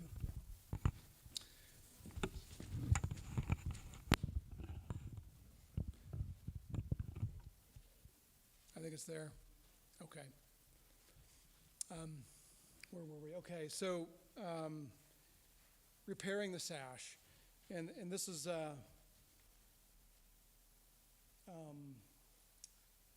you can do it without disassembling it, obviously. I like in this case because this pin right here, which is used to hold that joint together, was loose and basically coming out. You've also got this big check right here. And you've got some issues here you want to deal with. This meeting rail is lowered down because of this problem. So what I like to do, if I'm disassembling it, you locate these pins. And older windows will have a wooden pin like that. And there'll be a single pin usually per joint. Newer windows, they'll use a metal nail, like a finished nail cut in half. They'll use one or sometimes two per joint. So if you run into that kind of window where you found one nail, don't assume there's just one nail. There might be another one. And oftentimes they're under the surface. You kind of have to dig for them. You do a little bit of, cutting with a knife or a chisel to get to that nail in order to pull that pin out. But if you don't pull it out and you try to separate it, you're going to destroy that lap joint. The wooden pins can be drilled out. Just make sure you mark your drill bit so that it's not going all the way through the sash. It only needs to go through 3/4 of it to get all the lap joints free. And so drill those out, and then you just tap it apart. Pretty easy. And then you can break it down into its component pieces. Couple of different kinds of repair, and Caitlin will show you this one. This stuff is called, it's made by a company called Avatron, And I don't know if everybody's familiar with that, but you can see this piece. It goes from completely rotted out to this process of adding an epoxy consolidant, adding an epoxy putty, and then you can end up sanding it and milling it just like regular wood. So when you see, this is the lower rail of a bottom sash, and these rot out for obvious reasons. They're down there with lots of water on them, riding in water all the time. The capillary action is going up there, and it's just rotting it out. So when you see something like that, it's not a lost cause. That window doesn't need to be thrown out. You can fix it. And this Abitron wood epox and liquid wood is a great option if you're going to paint the sash again. Obviously, if you're not going to paint it, maybe you'd want to replace that with what's called a Dutchman repair, where you cut out the rot, you glue in wood to fix that, and this is an example of that here. So any of these pieces can be either through epoxy, through a Dutchman repair, or just replacing them. You're replacing maybe one of the pieces, not all four. And then you have a sash that works again. And then putting it back in, it's pretty straightforward. These pins, I just cut a square pin and square peg in a round hole is what you end up doing. And that goes in, and it will bind that joint together incredibly. You'll be amazed at how tight it is. And then you just trim that off with a handsaw to get back to a complete frame or a sash. So that's the sort of the basics of repair. You can, when you have the thing completely disassembled, you could also strip it and sand it. Maybe it's easier to do that with it disassembled. You don't have to do that, but you can. Reglazing, and this is what we're going to show you here with this window at the end of this presentation, is pretty straightforward as well. Now, this is the glazing rabbit. This is where the glass is going to go back in. And the key important thing to do, some people at this point will prime the whole sash, which you can do. It's fine. I tend not to do that. I use linseed oil on this surface. A lot of the real traditionalists will use shellac. And the whole point of it is you want to create a barrier so that when you put the bedding putty back into this channel, that the wood's not going to suck all of the oil and moisture out of that putty. So linseed oil works great. Sometimes if the sash is really dry, you might have to put a bunch of linseed oil on there to really get it saturated in. Shellac would seal it off really quick. Primer, same thing, would seal it off. So any of those are acceptable solutions. I think you've done it the way with primer, right? And that's a great way to go too. But in this demonstration, I'm just showing you how I do it with linseed oil. And I think it's raw or boiled. I think boiled just dries faster than raw, but you can use any kind of linseed oil there. And then the next step would be taking glazing compound or putty, and you create a bed for the glass to sit on, right? So that putty is in there, you push that glass in, it's going to create a seal on the inside of the sash, which is the inside part of the window.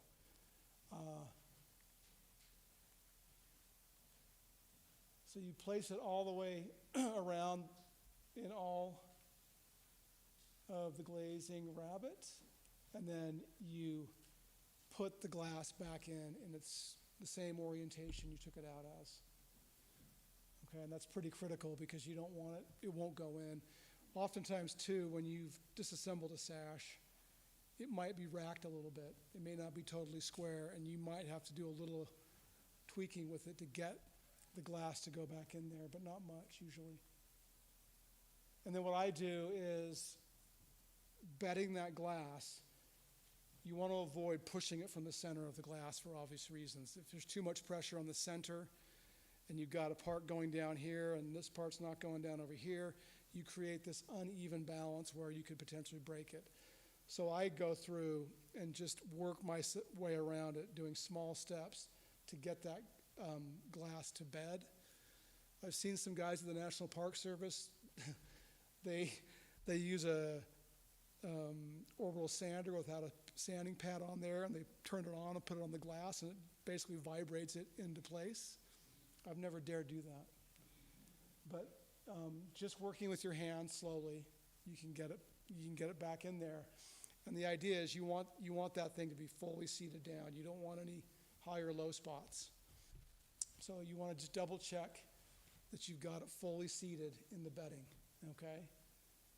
The next thing is, and this is not the greatest photo, but you can see this is the glazing pin right here. This is what's called a push pin, and we have some examples up here, but it has these little tabs right here that you can use a putty knife, and you have the point here, and you're pushing it into the muntin or into the wood, okay? And that's important that when you're doing this, that you're keeping that putty knife as horizontal to the glass surface as possible. You don't want to come in at an angle. There's a question online about whether or not you need to do anything differently if you're dealing with stained glass. Yes. Yeah. Stained glass. So stained glass, well, where to start on that? Yeah, because like stained glass itself, if you're using, there's a certain type of cement for glass inside of its came, which is the lead came divided. If it's a true stained glass window like that, there's a certain type of cement that you need to use or putty to fill any gaps there. Where it sits into the glazing rabbet in a wooden frame, I think the steps could be the same. I think oftentimes what you see with stained glass is instead of putty, you'll see a piece of wood trim holding it in place. But what the cement you use in a stained glass window is different than this putty that you use on a regular glass. Yeah, that's a whole different class, I think. It's a fun one, though. So I say at least 2 pins per glass edge. I really, if it's a big piece of glass, maybe you're doing it every 6 inches. But you really want to support that glass all the way around its 4 sides. It's really key. So you don't want to just have a single one. Usually it's at least 2, maybe more. And we'll talk about this in a minute, but these push pins, they're easy to use. They're not always the best option. And we'll talk about that when we're putting in here in the next step where you're tooling the putty on the opposite side of we'll talk about the sight line is what we're going to talk about. Once the pins are all in, you can turn it over, and you're going to see all this squeeze out from the bedding putty, okay? And you just want to go and clean that up with a knife. And sometimes you'll see voids where maybe it didn't come all the way through. Just fill all those voids. So you want this uniform seal on that side of the glass. So you can really clean it up pretty quickly. Now, the next step is getting this putty into the glazing rabbet on top of the glass, and everybody has sort of a different method. You see people online, they roll them out, and they'll lay them in there and then push it in. Or some guys that are really fast will have a clump of putty in their hand, and they'll just use the heel of their palm and push it into there. The goal, whatever way you do it, it doesn't really matter. The goal is you want to get this all in there without any voids. You want it to be packed in there. You don't have to push it really hard, but you want to be firm getting it in there, okay? Sometimes it won't stick very well. It might pull out on your hand. Some people don't use gloves. If you don't use a glove, maybe some of the oils out of the putty will, get pulled out of the putty into your hand. If you use a glove, sometimes the putty will stick to it. So it takes a little bit of practice to get it in there, but it's kind of fun and easy to do. This is the final tooling you do. This is kind of a crazy big putty knife because it's all I had that day. It does not need to be this big. In fact, you just find something. You find something that you like to use, right? And you don't need to spend, you probably already have something. If you have this, great, it'll work. If you don't, just go spend $2 at Harbor Freight or wherever and get one of these. It's good to have a stiff knife and also a flexible one. But this is the goal here, is to get this nice tooled surface on that glazing putty. Now, the key to this, and it's kind of hard to explain here, you want to find the edge of the glazing rabbet on the other side of the glass. So the piece of wood is where you want to find that edge. And you're putting the point of this putty knife at that edge, okay?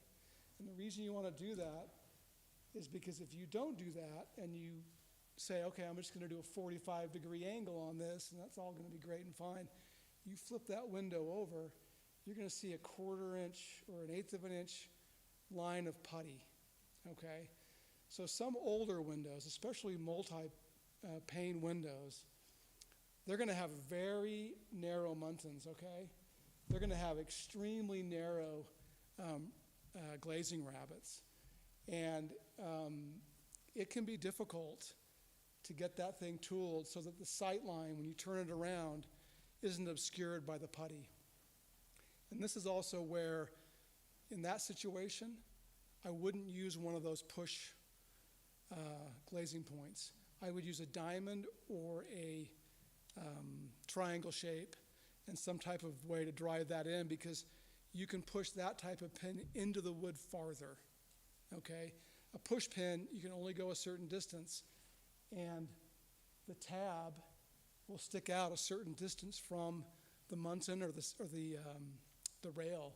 And then when you go to tool this, you'll hit that. You won't be able to tool it as steep as it needs to be, because that glazing point is sticking out too far. And you don't want that, because that's where a lot of putty will fail.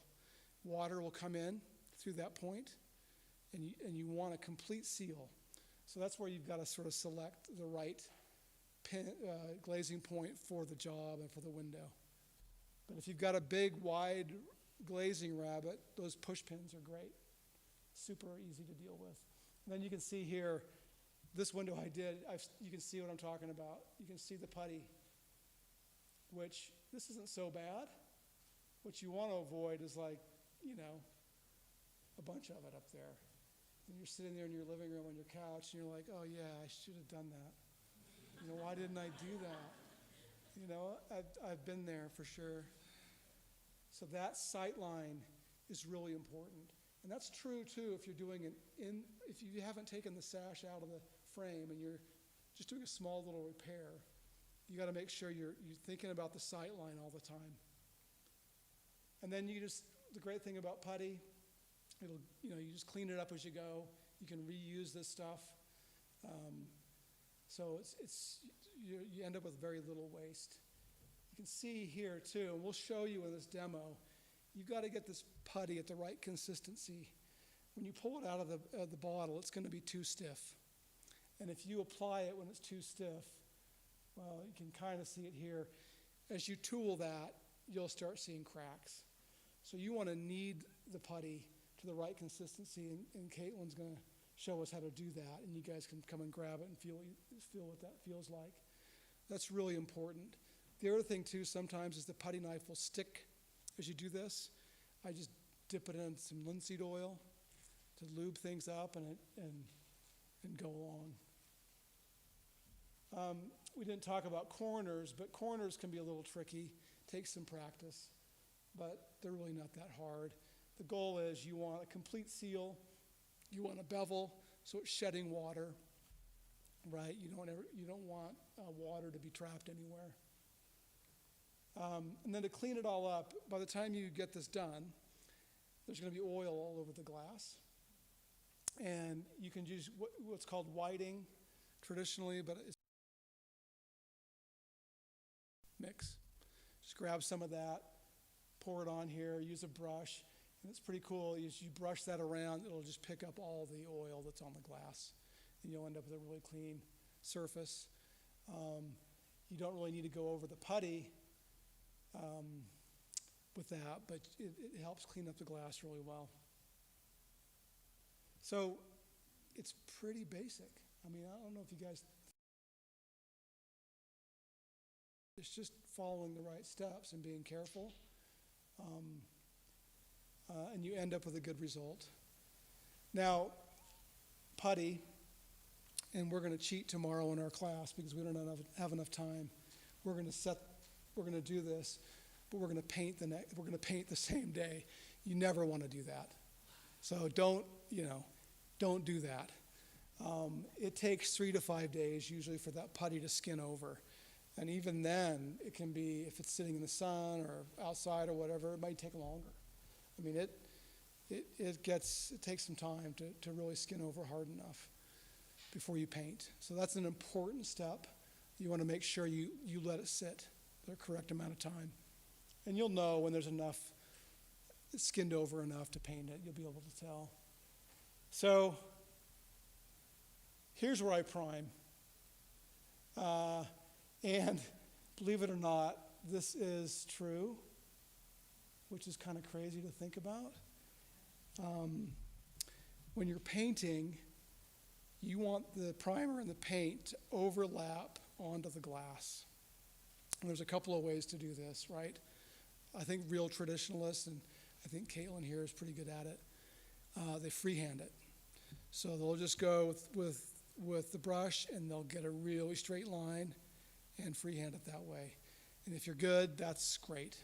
And if you can live with a little bit of imperfection, that's good too. The other way is people just completely don't even care about it. They just overlap it, and they come back and with a straight edge and score it and razor blade it off. And that works too.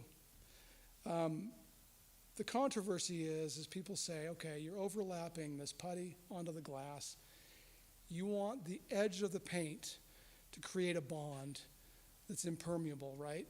If you cut that with a razor knife, or you tape it and tear the tape up when it's dry, then you have an edge on the paint that's going to allow water to get in. If you freehand it, that doesn't happen, okay?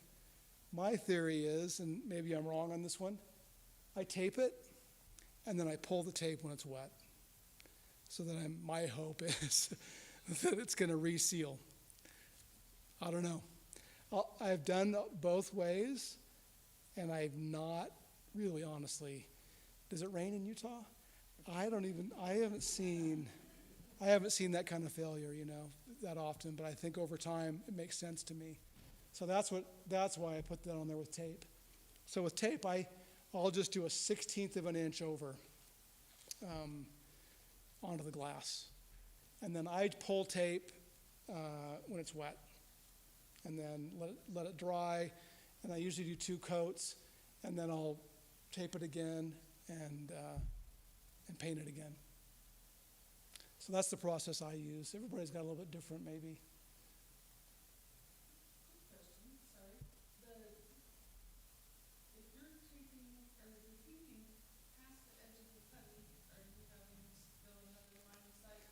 That's a good question, right? I'm glad you brought that up. So the question is, if you do a 1/16 inch onto the glass, what's that going to do to the sight line?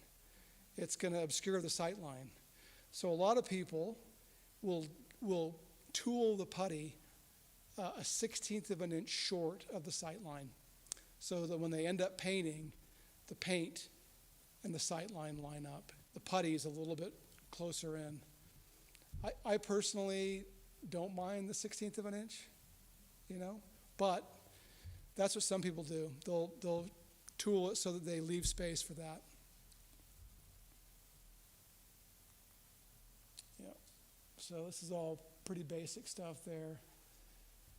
then you end up, with a pretty good job. You got these surfaces that are not painted, the top, the sides, the side here, the inside of this meeting rail where it's going to meet up with the other sash. You don't want to paint that.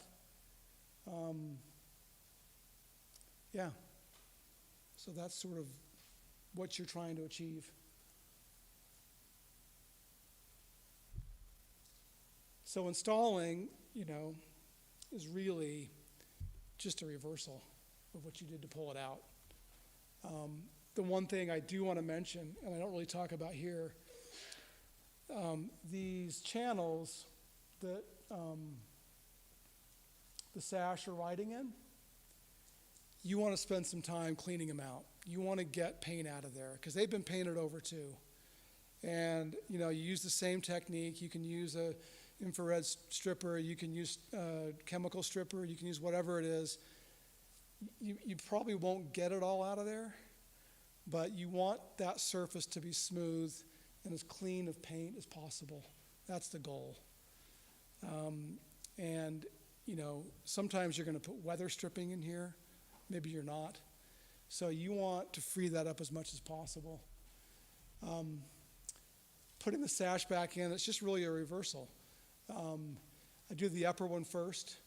So that goes in, I push it all the way down, then I can put the parting bead in place. And then the last one, you just swing it in and install the stop. I typically just do the width, the thickness of a putty knife when I'm figuring out this gap right here.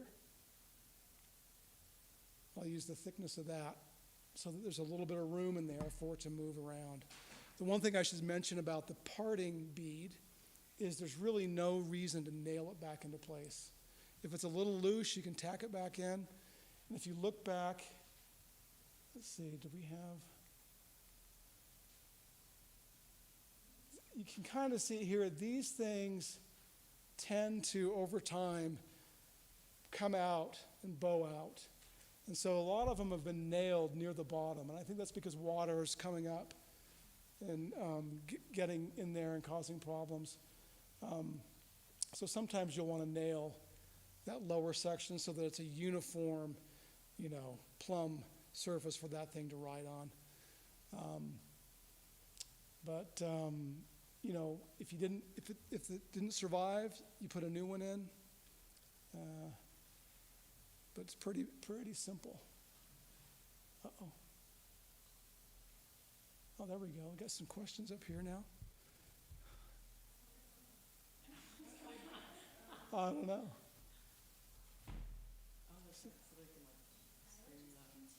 Oh, they're going to come over. Okay, so these are just the same pictures. Weather stripping. Darn, I want that to move.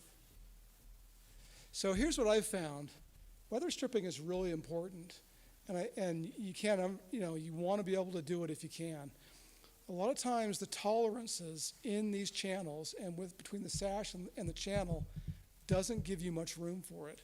And I know there's companies out there that will you can take your windows, I think even over to here to Phil Kearns at American Heritage, and they can install weather stripping for you.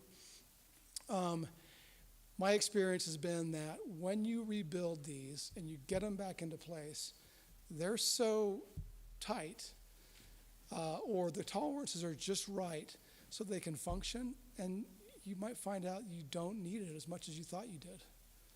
It's really easy to use spring bronze, and this is a good example of how to do it.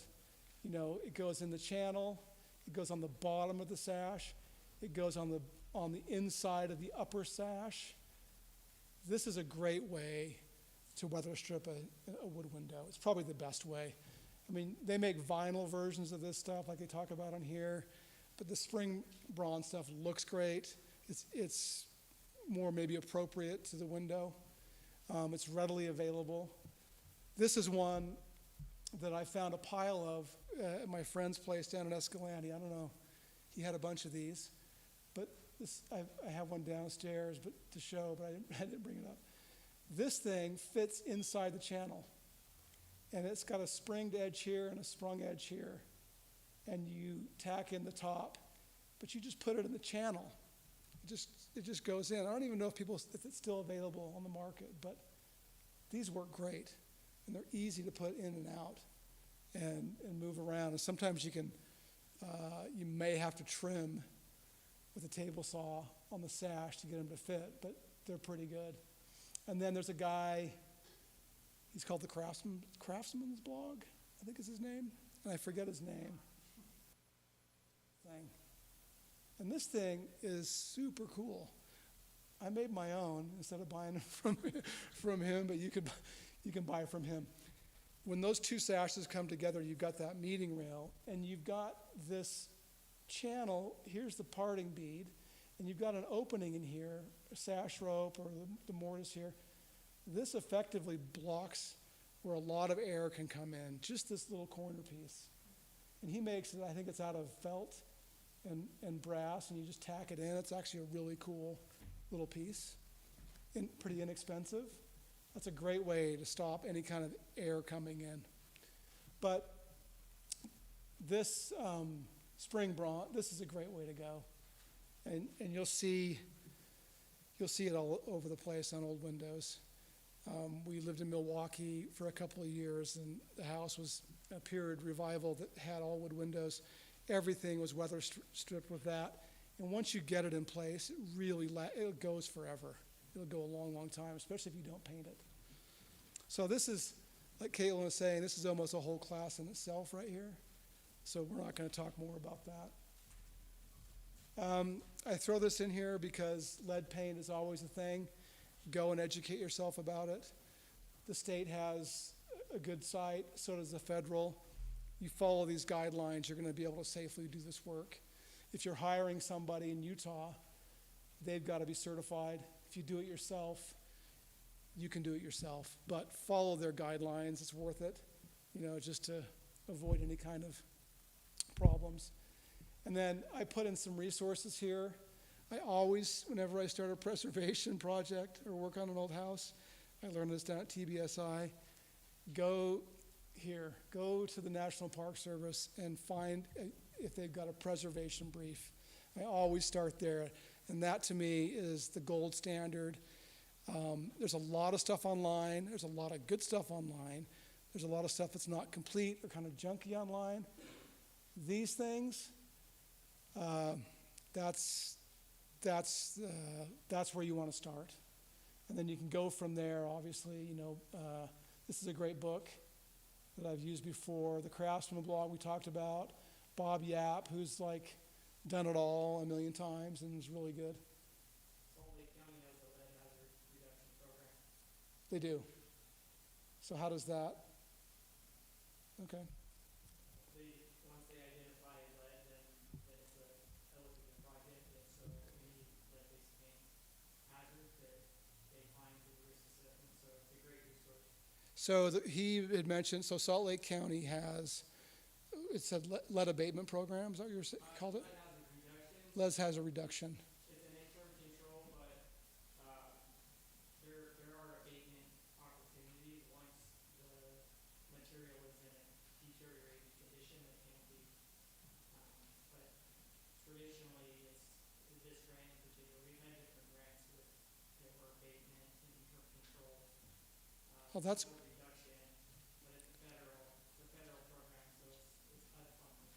So there's resources there. That's really great. I didn't know that.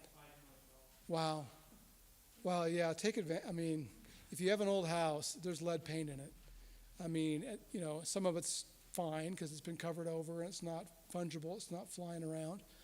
But that's great. That's a good thing to know.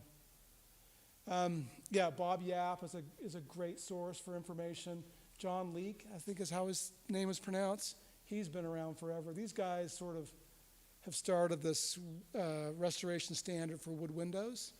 And if you want to go and do a deep dive like on energy efficiency and all that stuff, those guys have done all that work. And there's a ton of information there. So I highly recommend them. Earth and Flax is sort of super fancy. Everything's linseed oil based. European sort of way of doing it, but they sell great materials there too.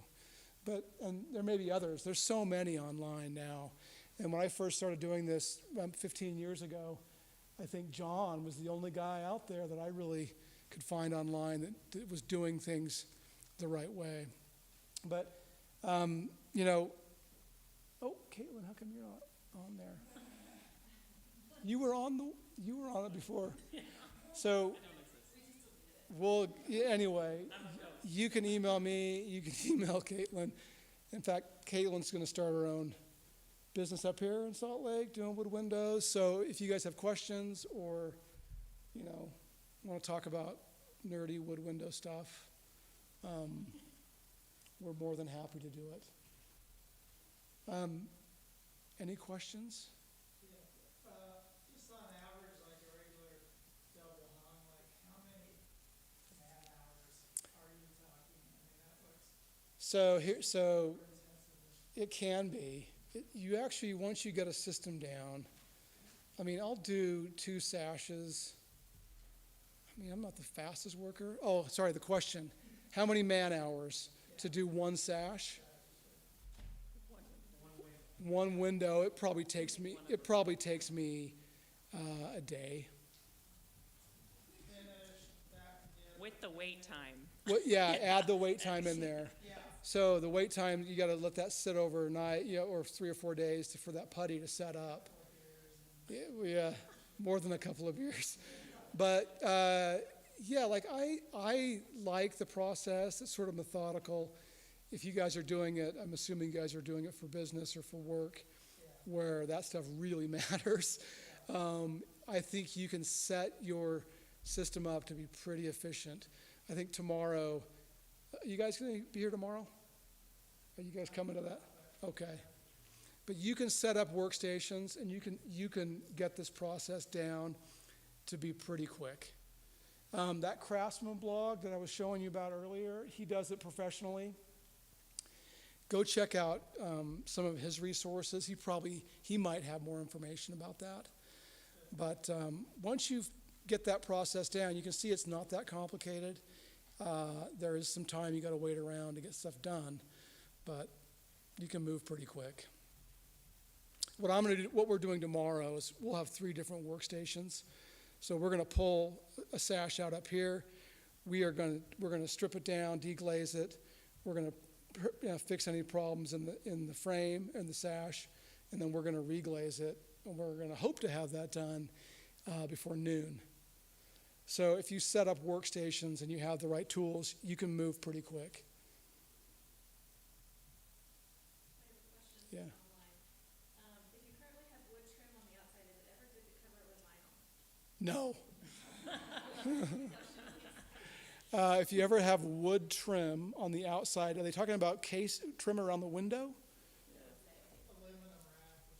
Yeah, maybe. Well, it's funny because I think covering it up, it's funny because earlier in the previous presentation, they showed those storefronts that had aluminum on them.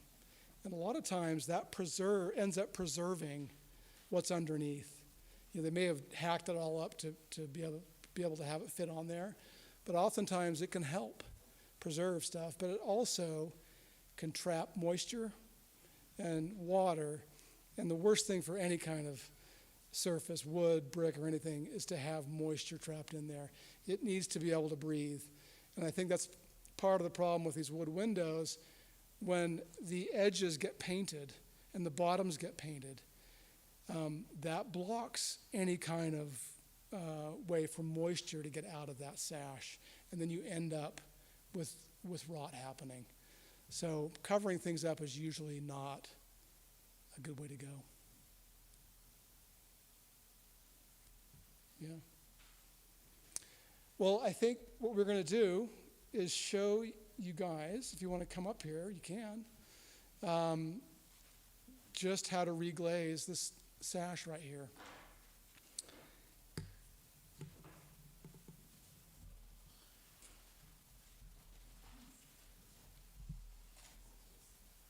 You're welcome to come up and look, and I don't know if you got the camera right there. Okay, great. I think use those, yeah. That's fine, that's okay. We can talk about that. I can grab that. I'm gonna pass that around, yeah. She is. Yeah.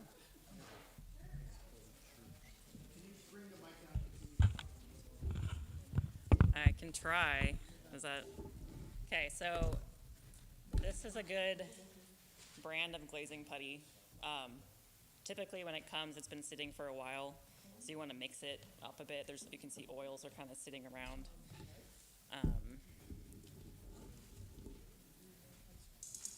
So I'm just gonna dump it out, and you want to take the whole thing out because it just kind of helps the, I don't know. But yeah, get all the parts that are all needing to be mixed around again. We won't use all of this, obviously, for one window, but. And if you ever open a thing of putty and there's a lot of oil at the top, it's probably not able to be used anymore, but. You can try, but I don't know. It's kind of depends on how see. So under the bottom, there's quite a lot of liquid there that we're trying to capture back into the top as well.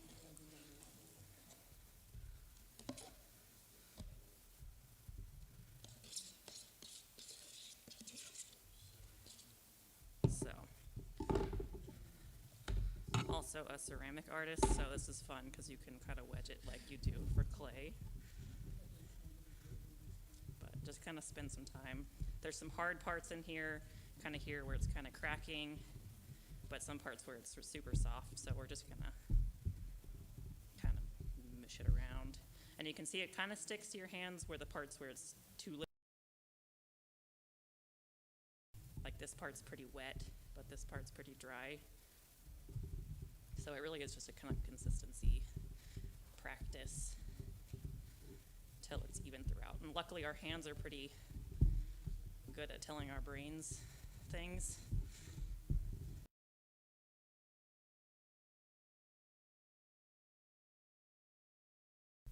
So I don't know if anyone cares to touch this stuff, but I will take a kind of section out. So is that ready to roll now? It's pretty good. Yeah, my hands are all really sticky now, but basically, as long as it's consistent throughout, that's kind of the theory. Okay. I still have some hard parts in here, so I might mix it up a bit more.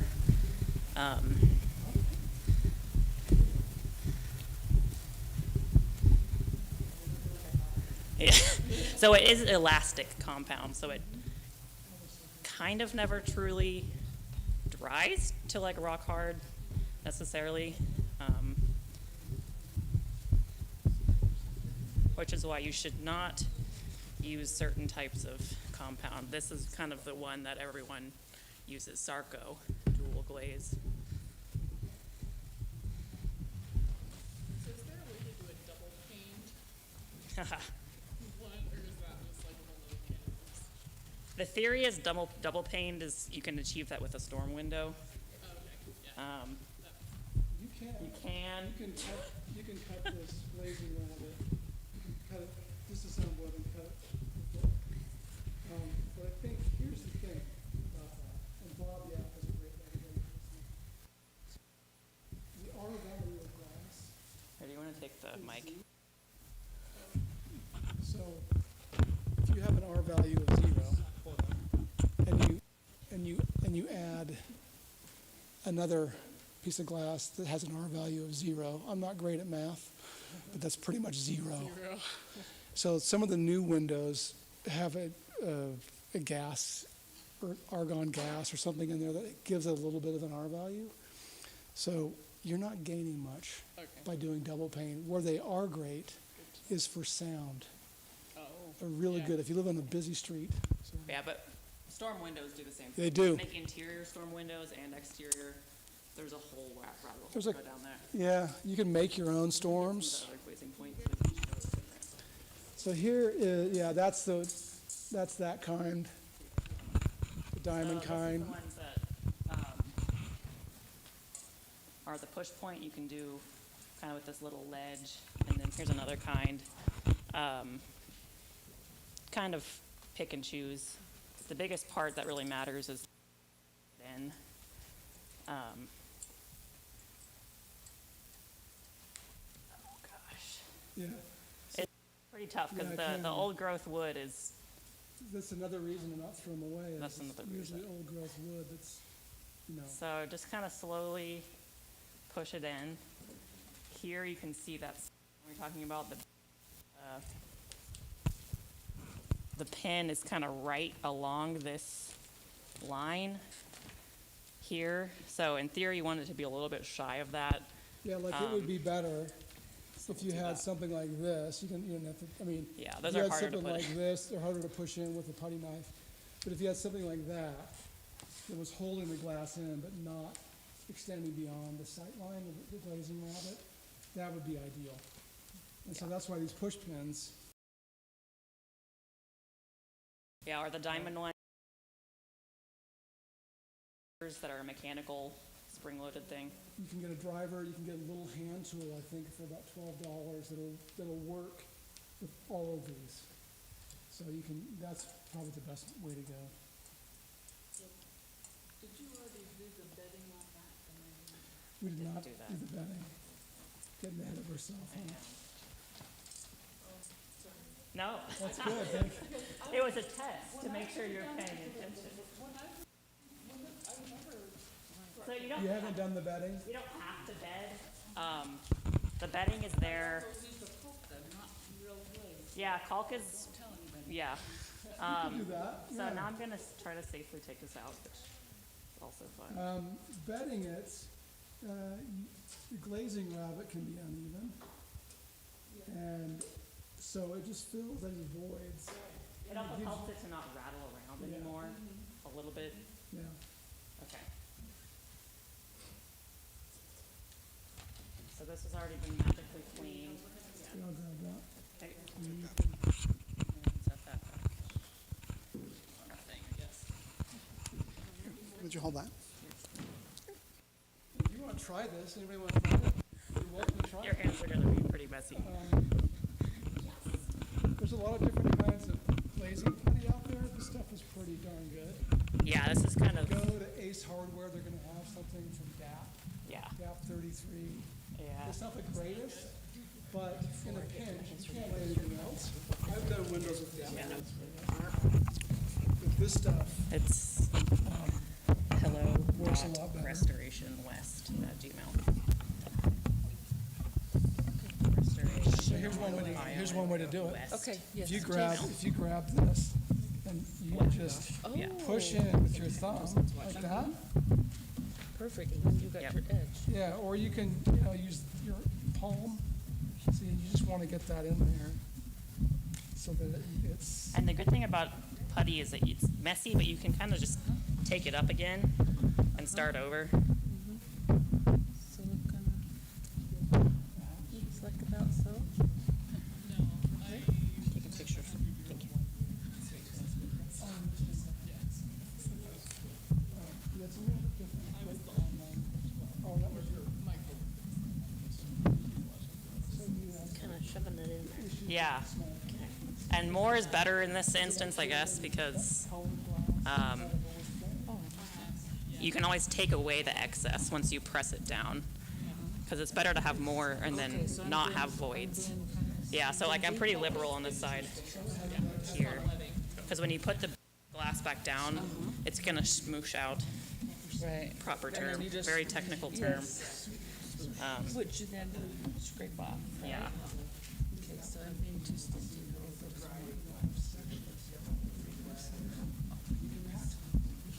So that rabbit is kind of also a stop to press against that kind of Right. cuts off with your theme.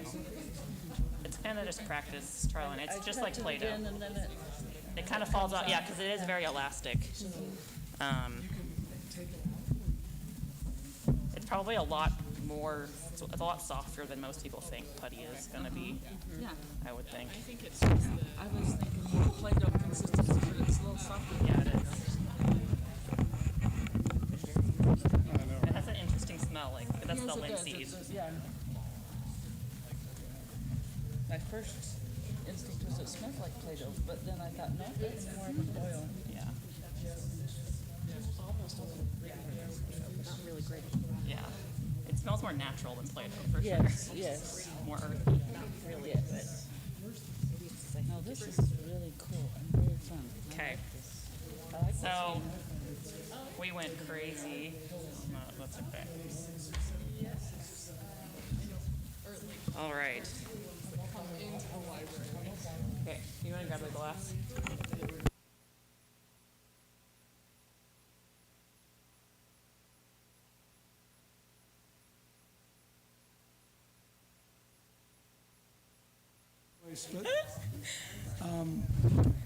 We kind of. No, it's good. It's you can't really overdo it. That's what I was saying. You can't overdo it. Right that corner a little bit, but. But you see how you just got to be really careful when this is going back in. So see how it's kind of smooshing, and you can really see it press down, and it's creating that kind of. And right here, there's a little bit of a void, so I'm going to try to press that out. There's a little bit of one here too. So that's why it's not a bad thing to overfill it. Just get a bunch so in when there. you find that, do you pop this? Well, when you Pull it up and do a when little we more? pin this, you'll be able to turn it over and clean all this off, and you'll be able to use a putty knife to push A little push bit it more in a yeah. point. Yeah, that's one way to do it. Just a trash window, right? Did you pull up with the garbage? Or I what's did. this I one? got all these. I took most of these out of the landfill. So now I'm going to clear out this a bit so I can have space for the points to go in. So my only caution here, Yes. when you hold this like this, See, everyone's is learning. if it goes in there, and you do this or do anything like that, Oh, I great. keep. There we I always try to keep it like that. You know, sorry, Caitlin. I'm just No, keeping you're it. way I always more. try to keep that as horizontal as you can against that glass. Anytime you're in a prying situation, you're going to break it. It's just going to happen. At some point, it'll happen. Okay, and then I guess if you want to do the glazing things as well, the points. The ones without the little, because these are the ones I always use. I've never Yeah. tried the little These are, triangles. they're just kind of harder. Yeah. You go in the flat. Is there a right way? They're all the same. They're all the same Yeah, they're all the So same. it's a lot more. It's tricky, right? But It's a see lot. how Caitlin's doing it back and forth like that? And the putty And knife you is just like sort of flat work against. Right. And she's, yeah. And sometimes too, you can put your finger right on top where and hold them together. And it's tough because that wood. It's Yeah, hard. see. I So went under. if you have the special tool, which is only like $12, it'll fit that point, and you can just push it in and not worry about it. These are a little. I'm not gonna take it out because So this one, they take a lot more. most of these pressure. came from the Midwest. These big made windows and doors and all kinds of stuff, and they ship them here, especially after Yeah. the railroad, right? So when you see And that these are notice on the side great. for the road, It's just sometimes when the profile. You can usually get it all the way in. Yep, that sharp and some point. people will put pins in So it. you put the. Like I think I've Yeah. got one over here with a pin in it. I'll show you over here. My mistake was using this flat screwdriver, and so you can't get quite low enough. Oh, yeah. For the window. And it's like, fortunately, it was a small This one pane. has, Yeah, this one's a little bit more of a flexible knife. but it also has this pin. And the pin, you know, so So we're gonna go 2 on each side. Actually, I'm gonna do 1 just to save time. could be. But I know they have the track. kind of wiggle it back and forth. Go as flat against the glass. I can. Because I remember seeing little ropes out the top. Well, That's what I will have.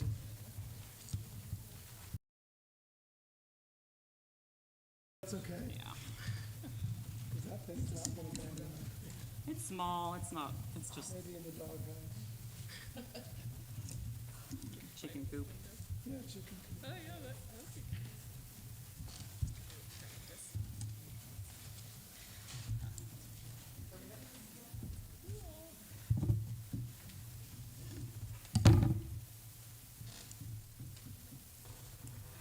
I'm gonna move because I'm not ambidextrous.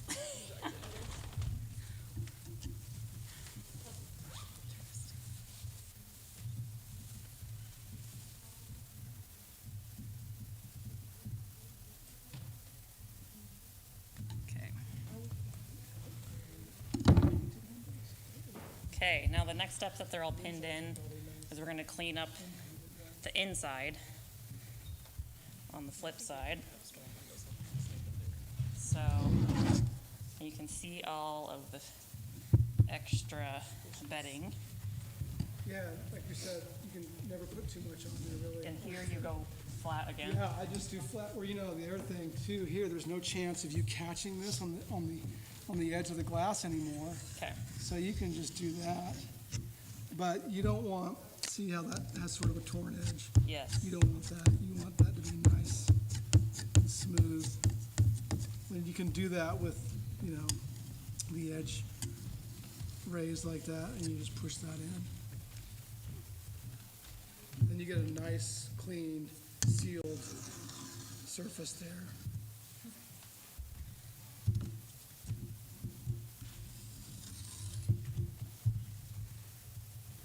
The other thing you can do too with putty is just go grab it with your finger too if you want. It'll stick to itself and kind of clean it up that way too.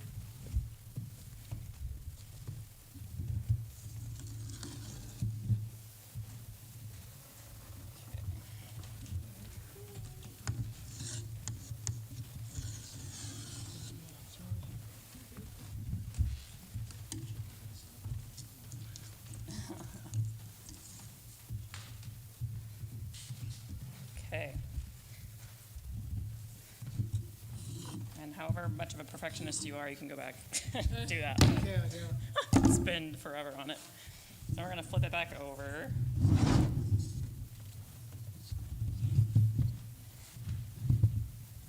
And the next step is to go back with even more putty, and that's where you can kind of do a couple things, roll it into a little snake and push it in that way. You just gotta, again, make sure there's no voids between that rabbit and the glass.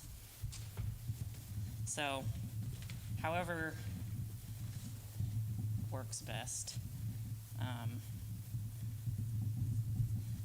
I've seen people where they could do it really fast. Yeah, some people are really fast at it. I don't know how, but one guy I noticed does it this way. He'll go like he'll just use the palm of his hand and just and just cruise along. But it's all about speed, I guess, for some. Yeah, for production. But if you're not worried about that, you just want to make sure you get it packed in there, and you're not going to waste any. Yeah.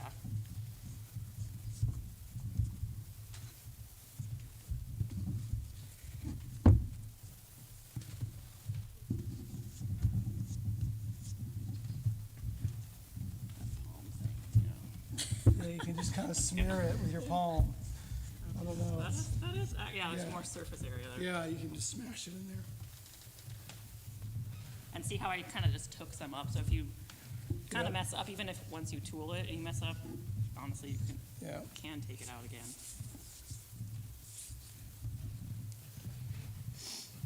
Okay.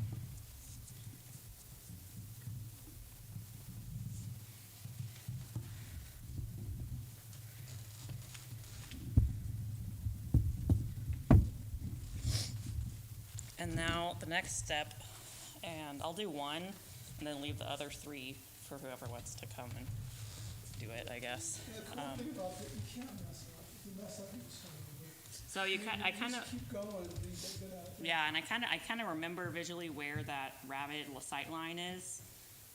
It's not a 45 degree, it's kind of more like a 30-ish possibly. So you kind of cut in and just pull. I'm not putting a lot of pressure.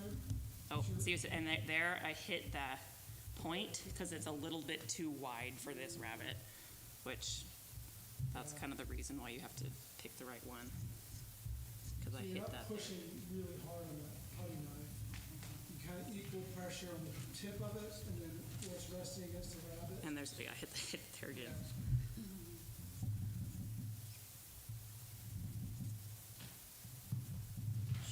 In theory, you want to do this all in one sweep, just to kind of keep, when you're cutting a piece of paper with scissors, you always make a straighter line when you go all at once. So you It's can the also same see, concept. and this is pretty common, what happens right here, The where thread pull. you get these voids when you're pulling it. Yeah. And if you're getting that, you can put a little bit of linseed oil on the putty knife, and that'll help smooth it out. You can go over it I'm going to again. go over it again Yeah. because I hit the points. I'm going to go But out of you, that. you want a smooth, uniform surface. You don't want any cracks in there or any kind of voids. So would it help the linseed oil on that whole rabbit before, would maybe help this? It would, It's pretty dry. yeah.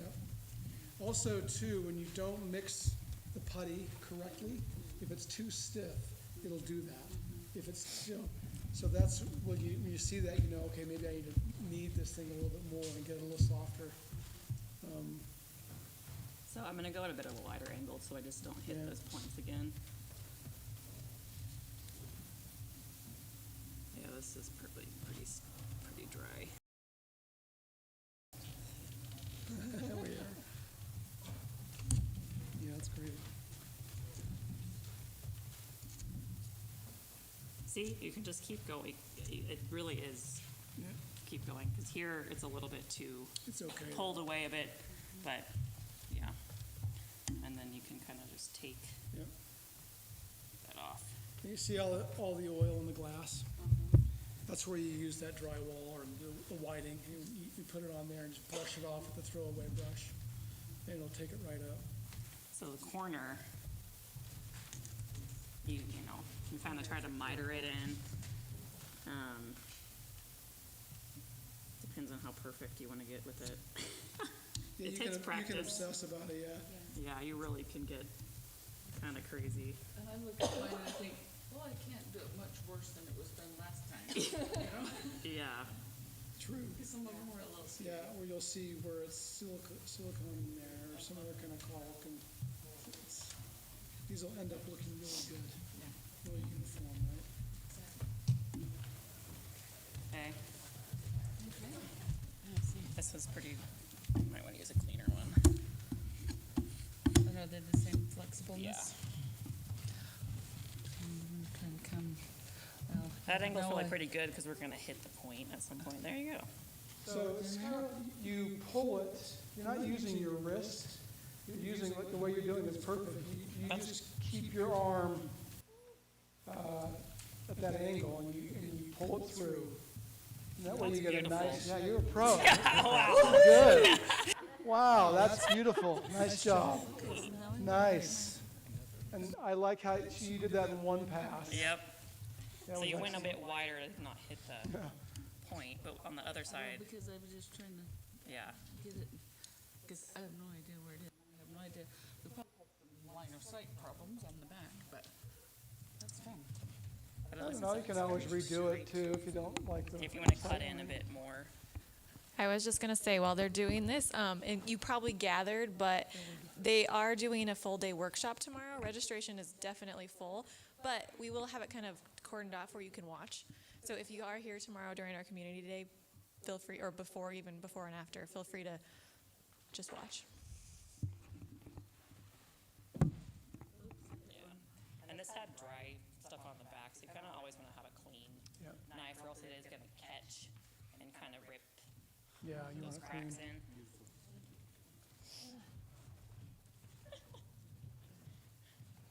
Anyone else? Yeah, I'm being a hose.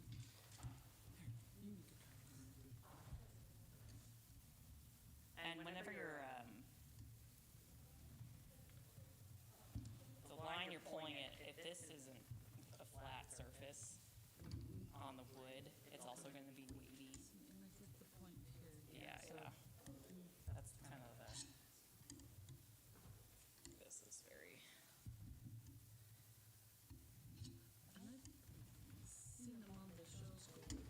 That, yeah. With the wider one, and I'm like, oh, maybe that's what you do, but I like this if you can. I think you just use it, you use one that you like, whatever you prefer. Because, yeah, because you get your Uh-huh. your edges, your knife marks, and you do it like that. You do. Any other questions?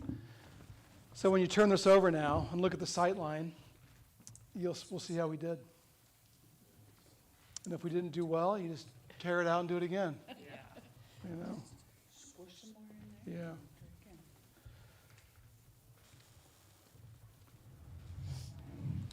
But if you look at that, we did pretty good. Like right there, it looks great, yeah. So you got, it's a little bit of putty there, but not much. And when you clean it up with the whiting and you brush all this out of there, it'll be nice. Yeah. There we go.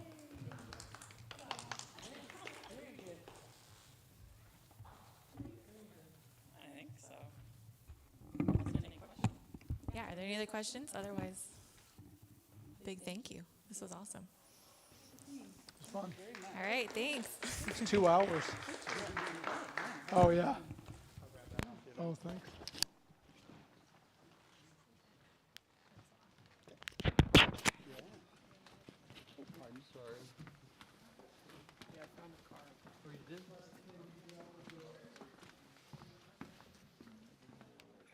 With like a thank you for.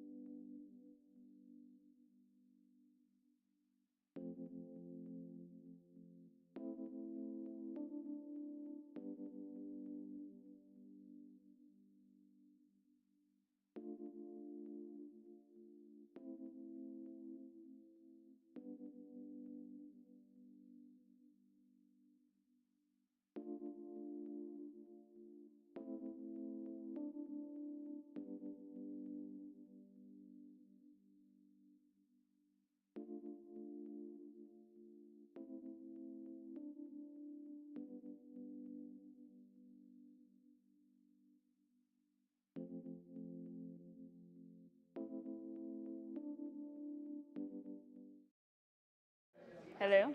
Hello? Thanks for joining us for the 2022 Preservation Conference. We are so excited to have you online. We can't wait to see you next year. Go out there, save some old buildings, and we'll see you in 2023.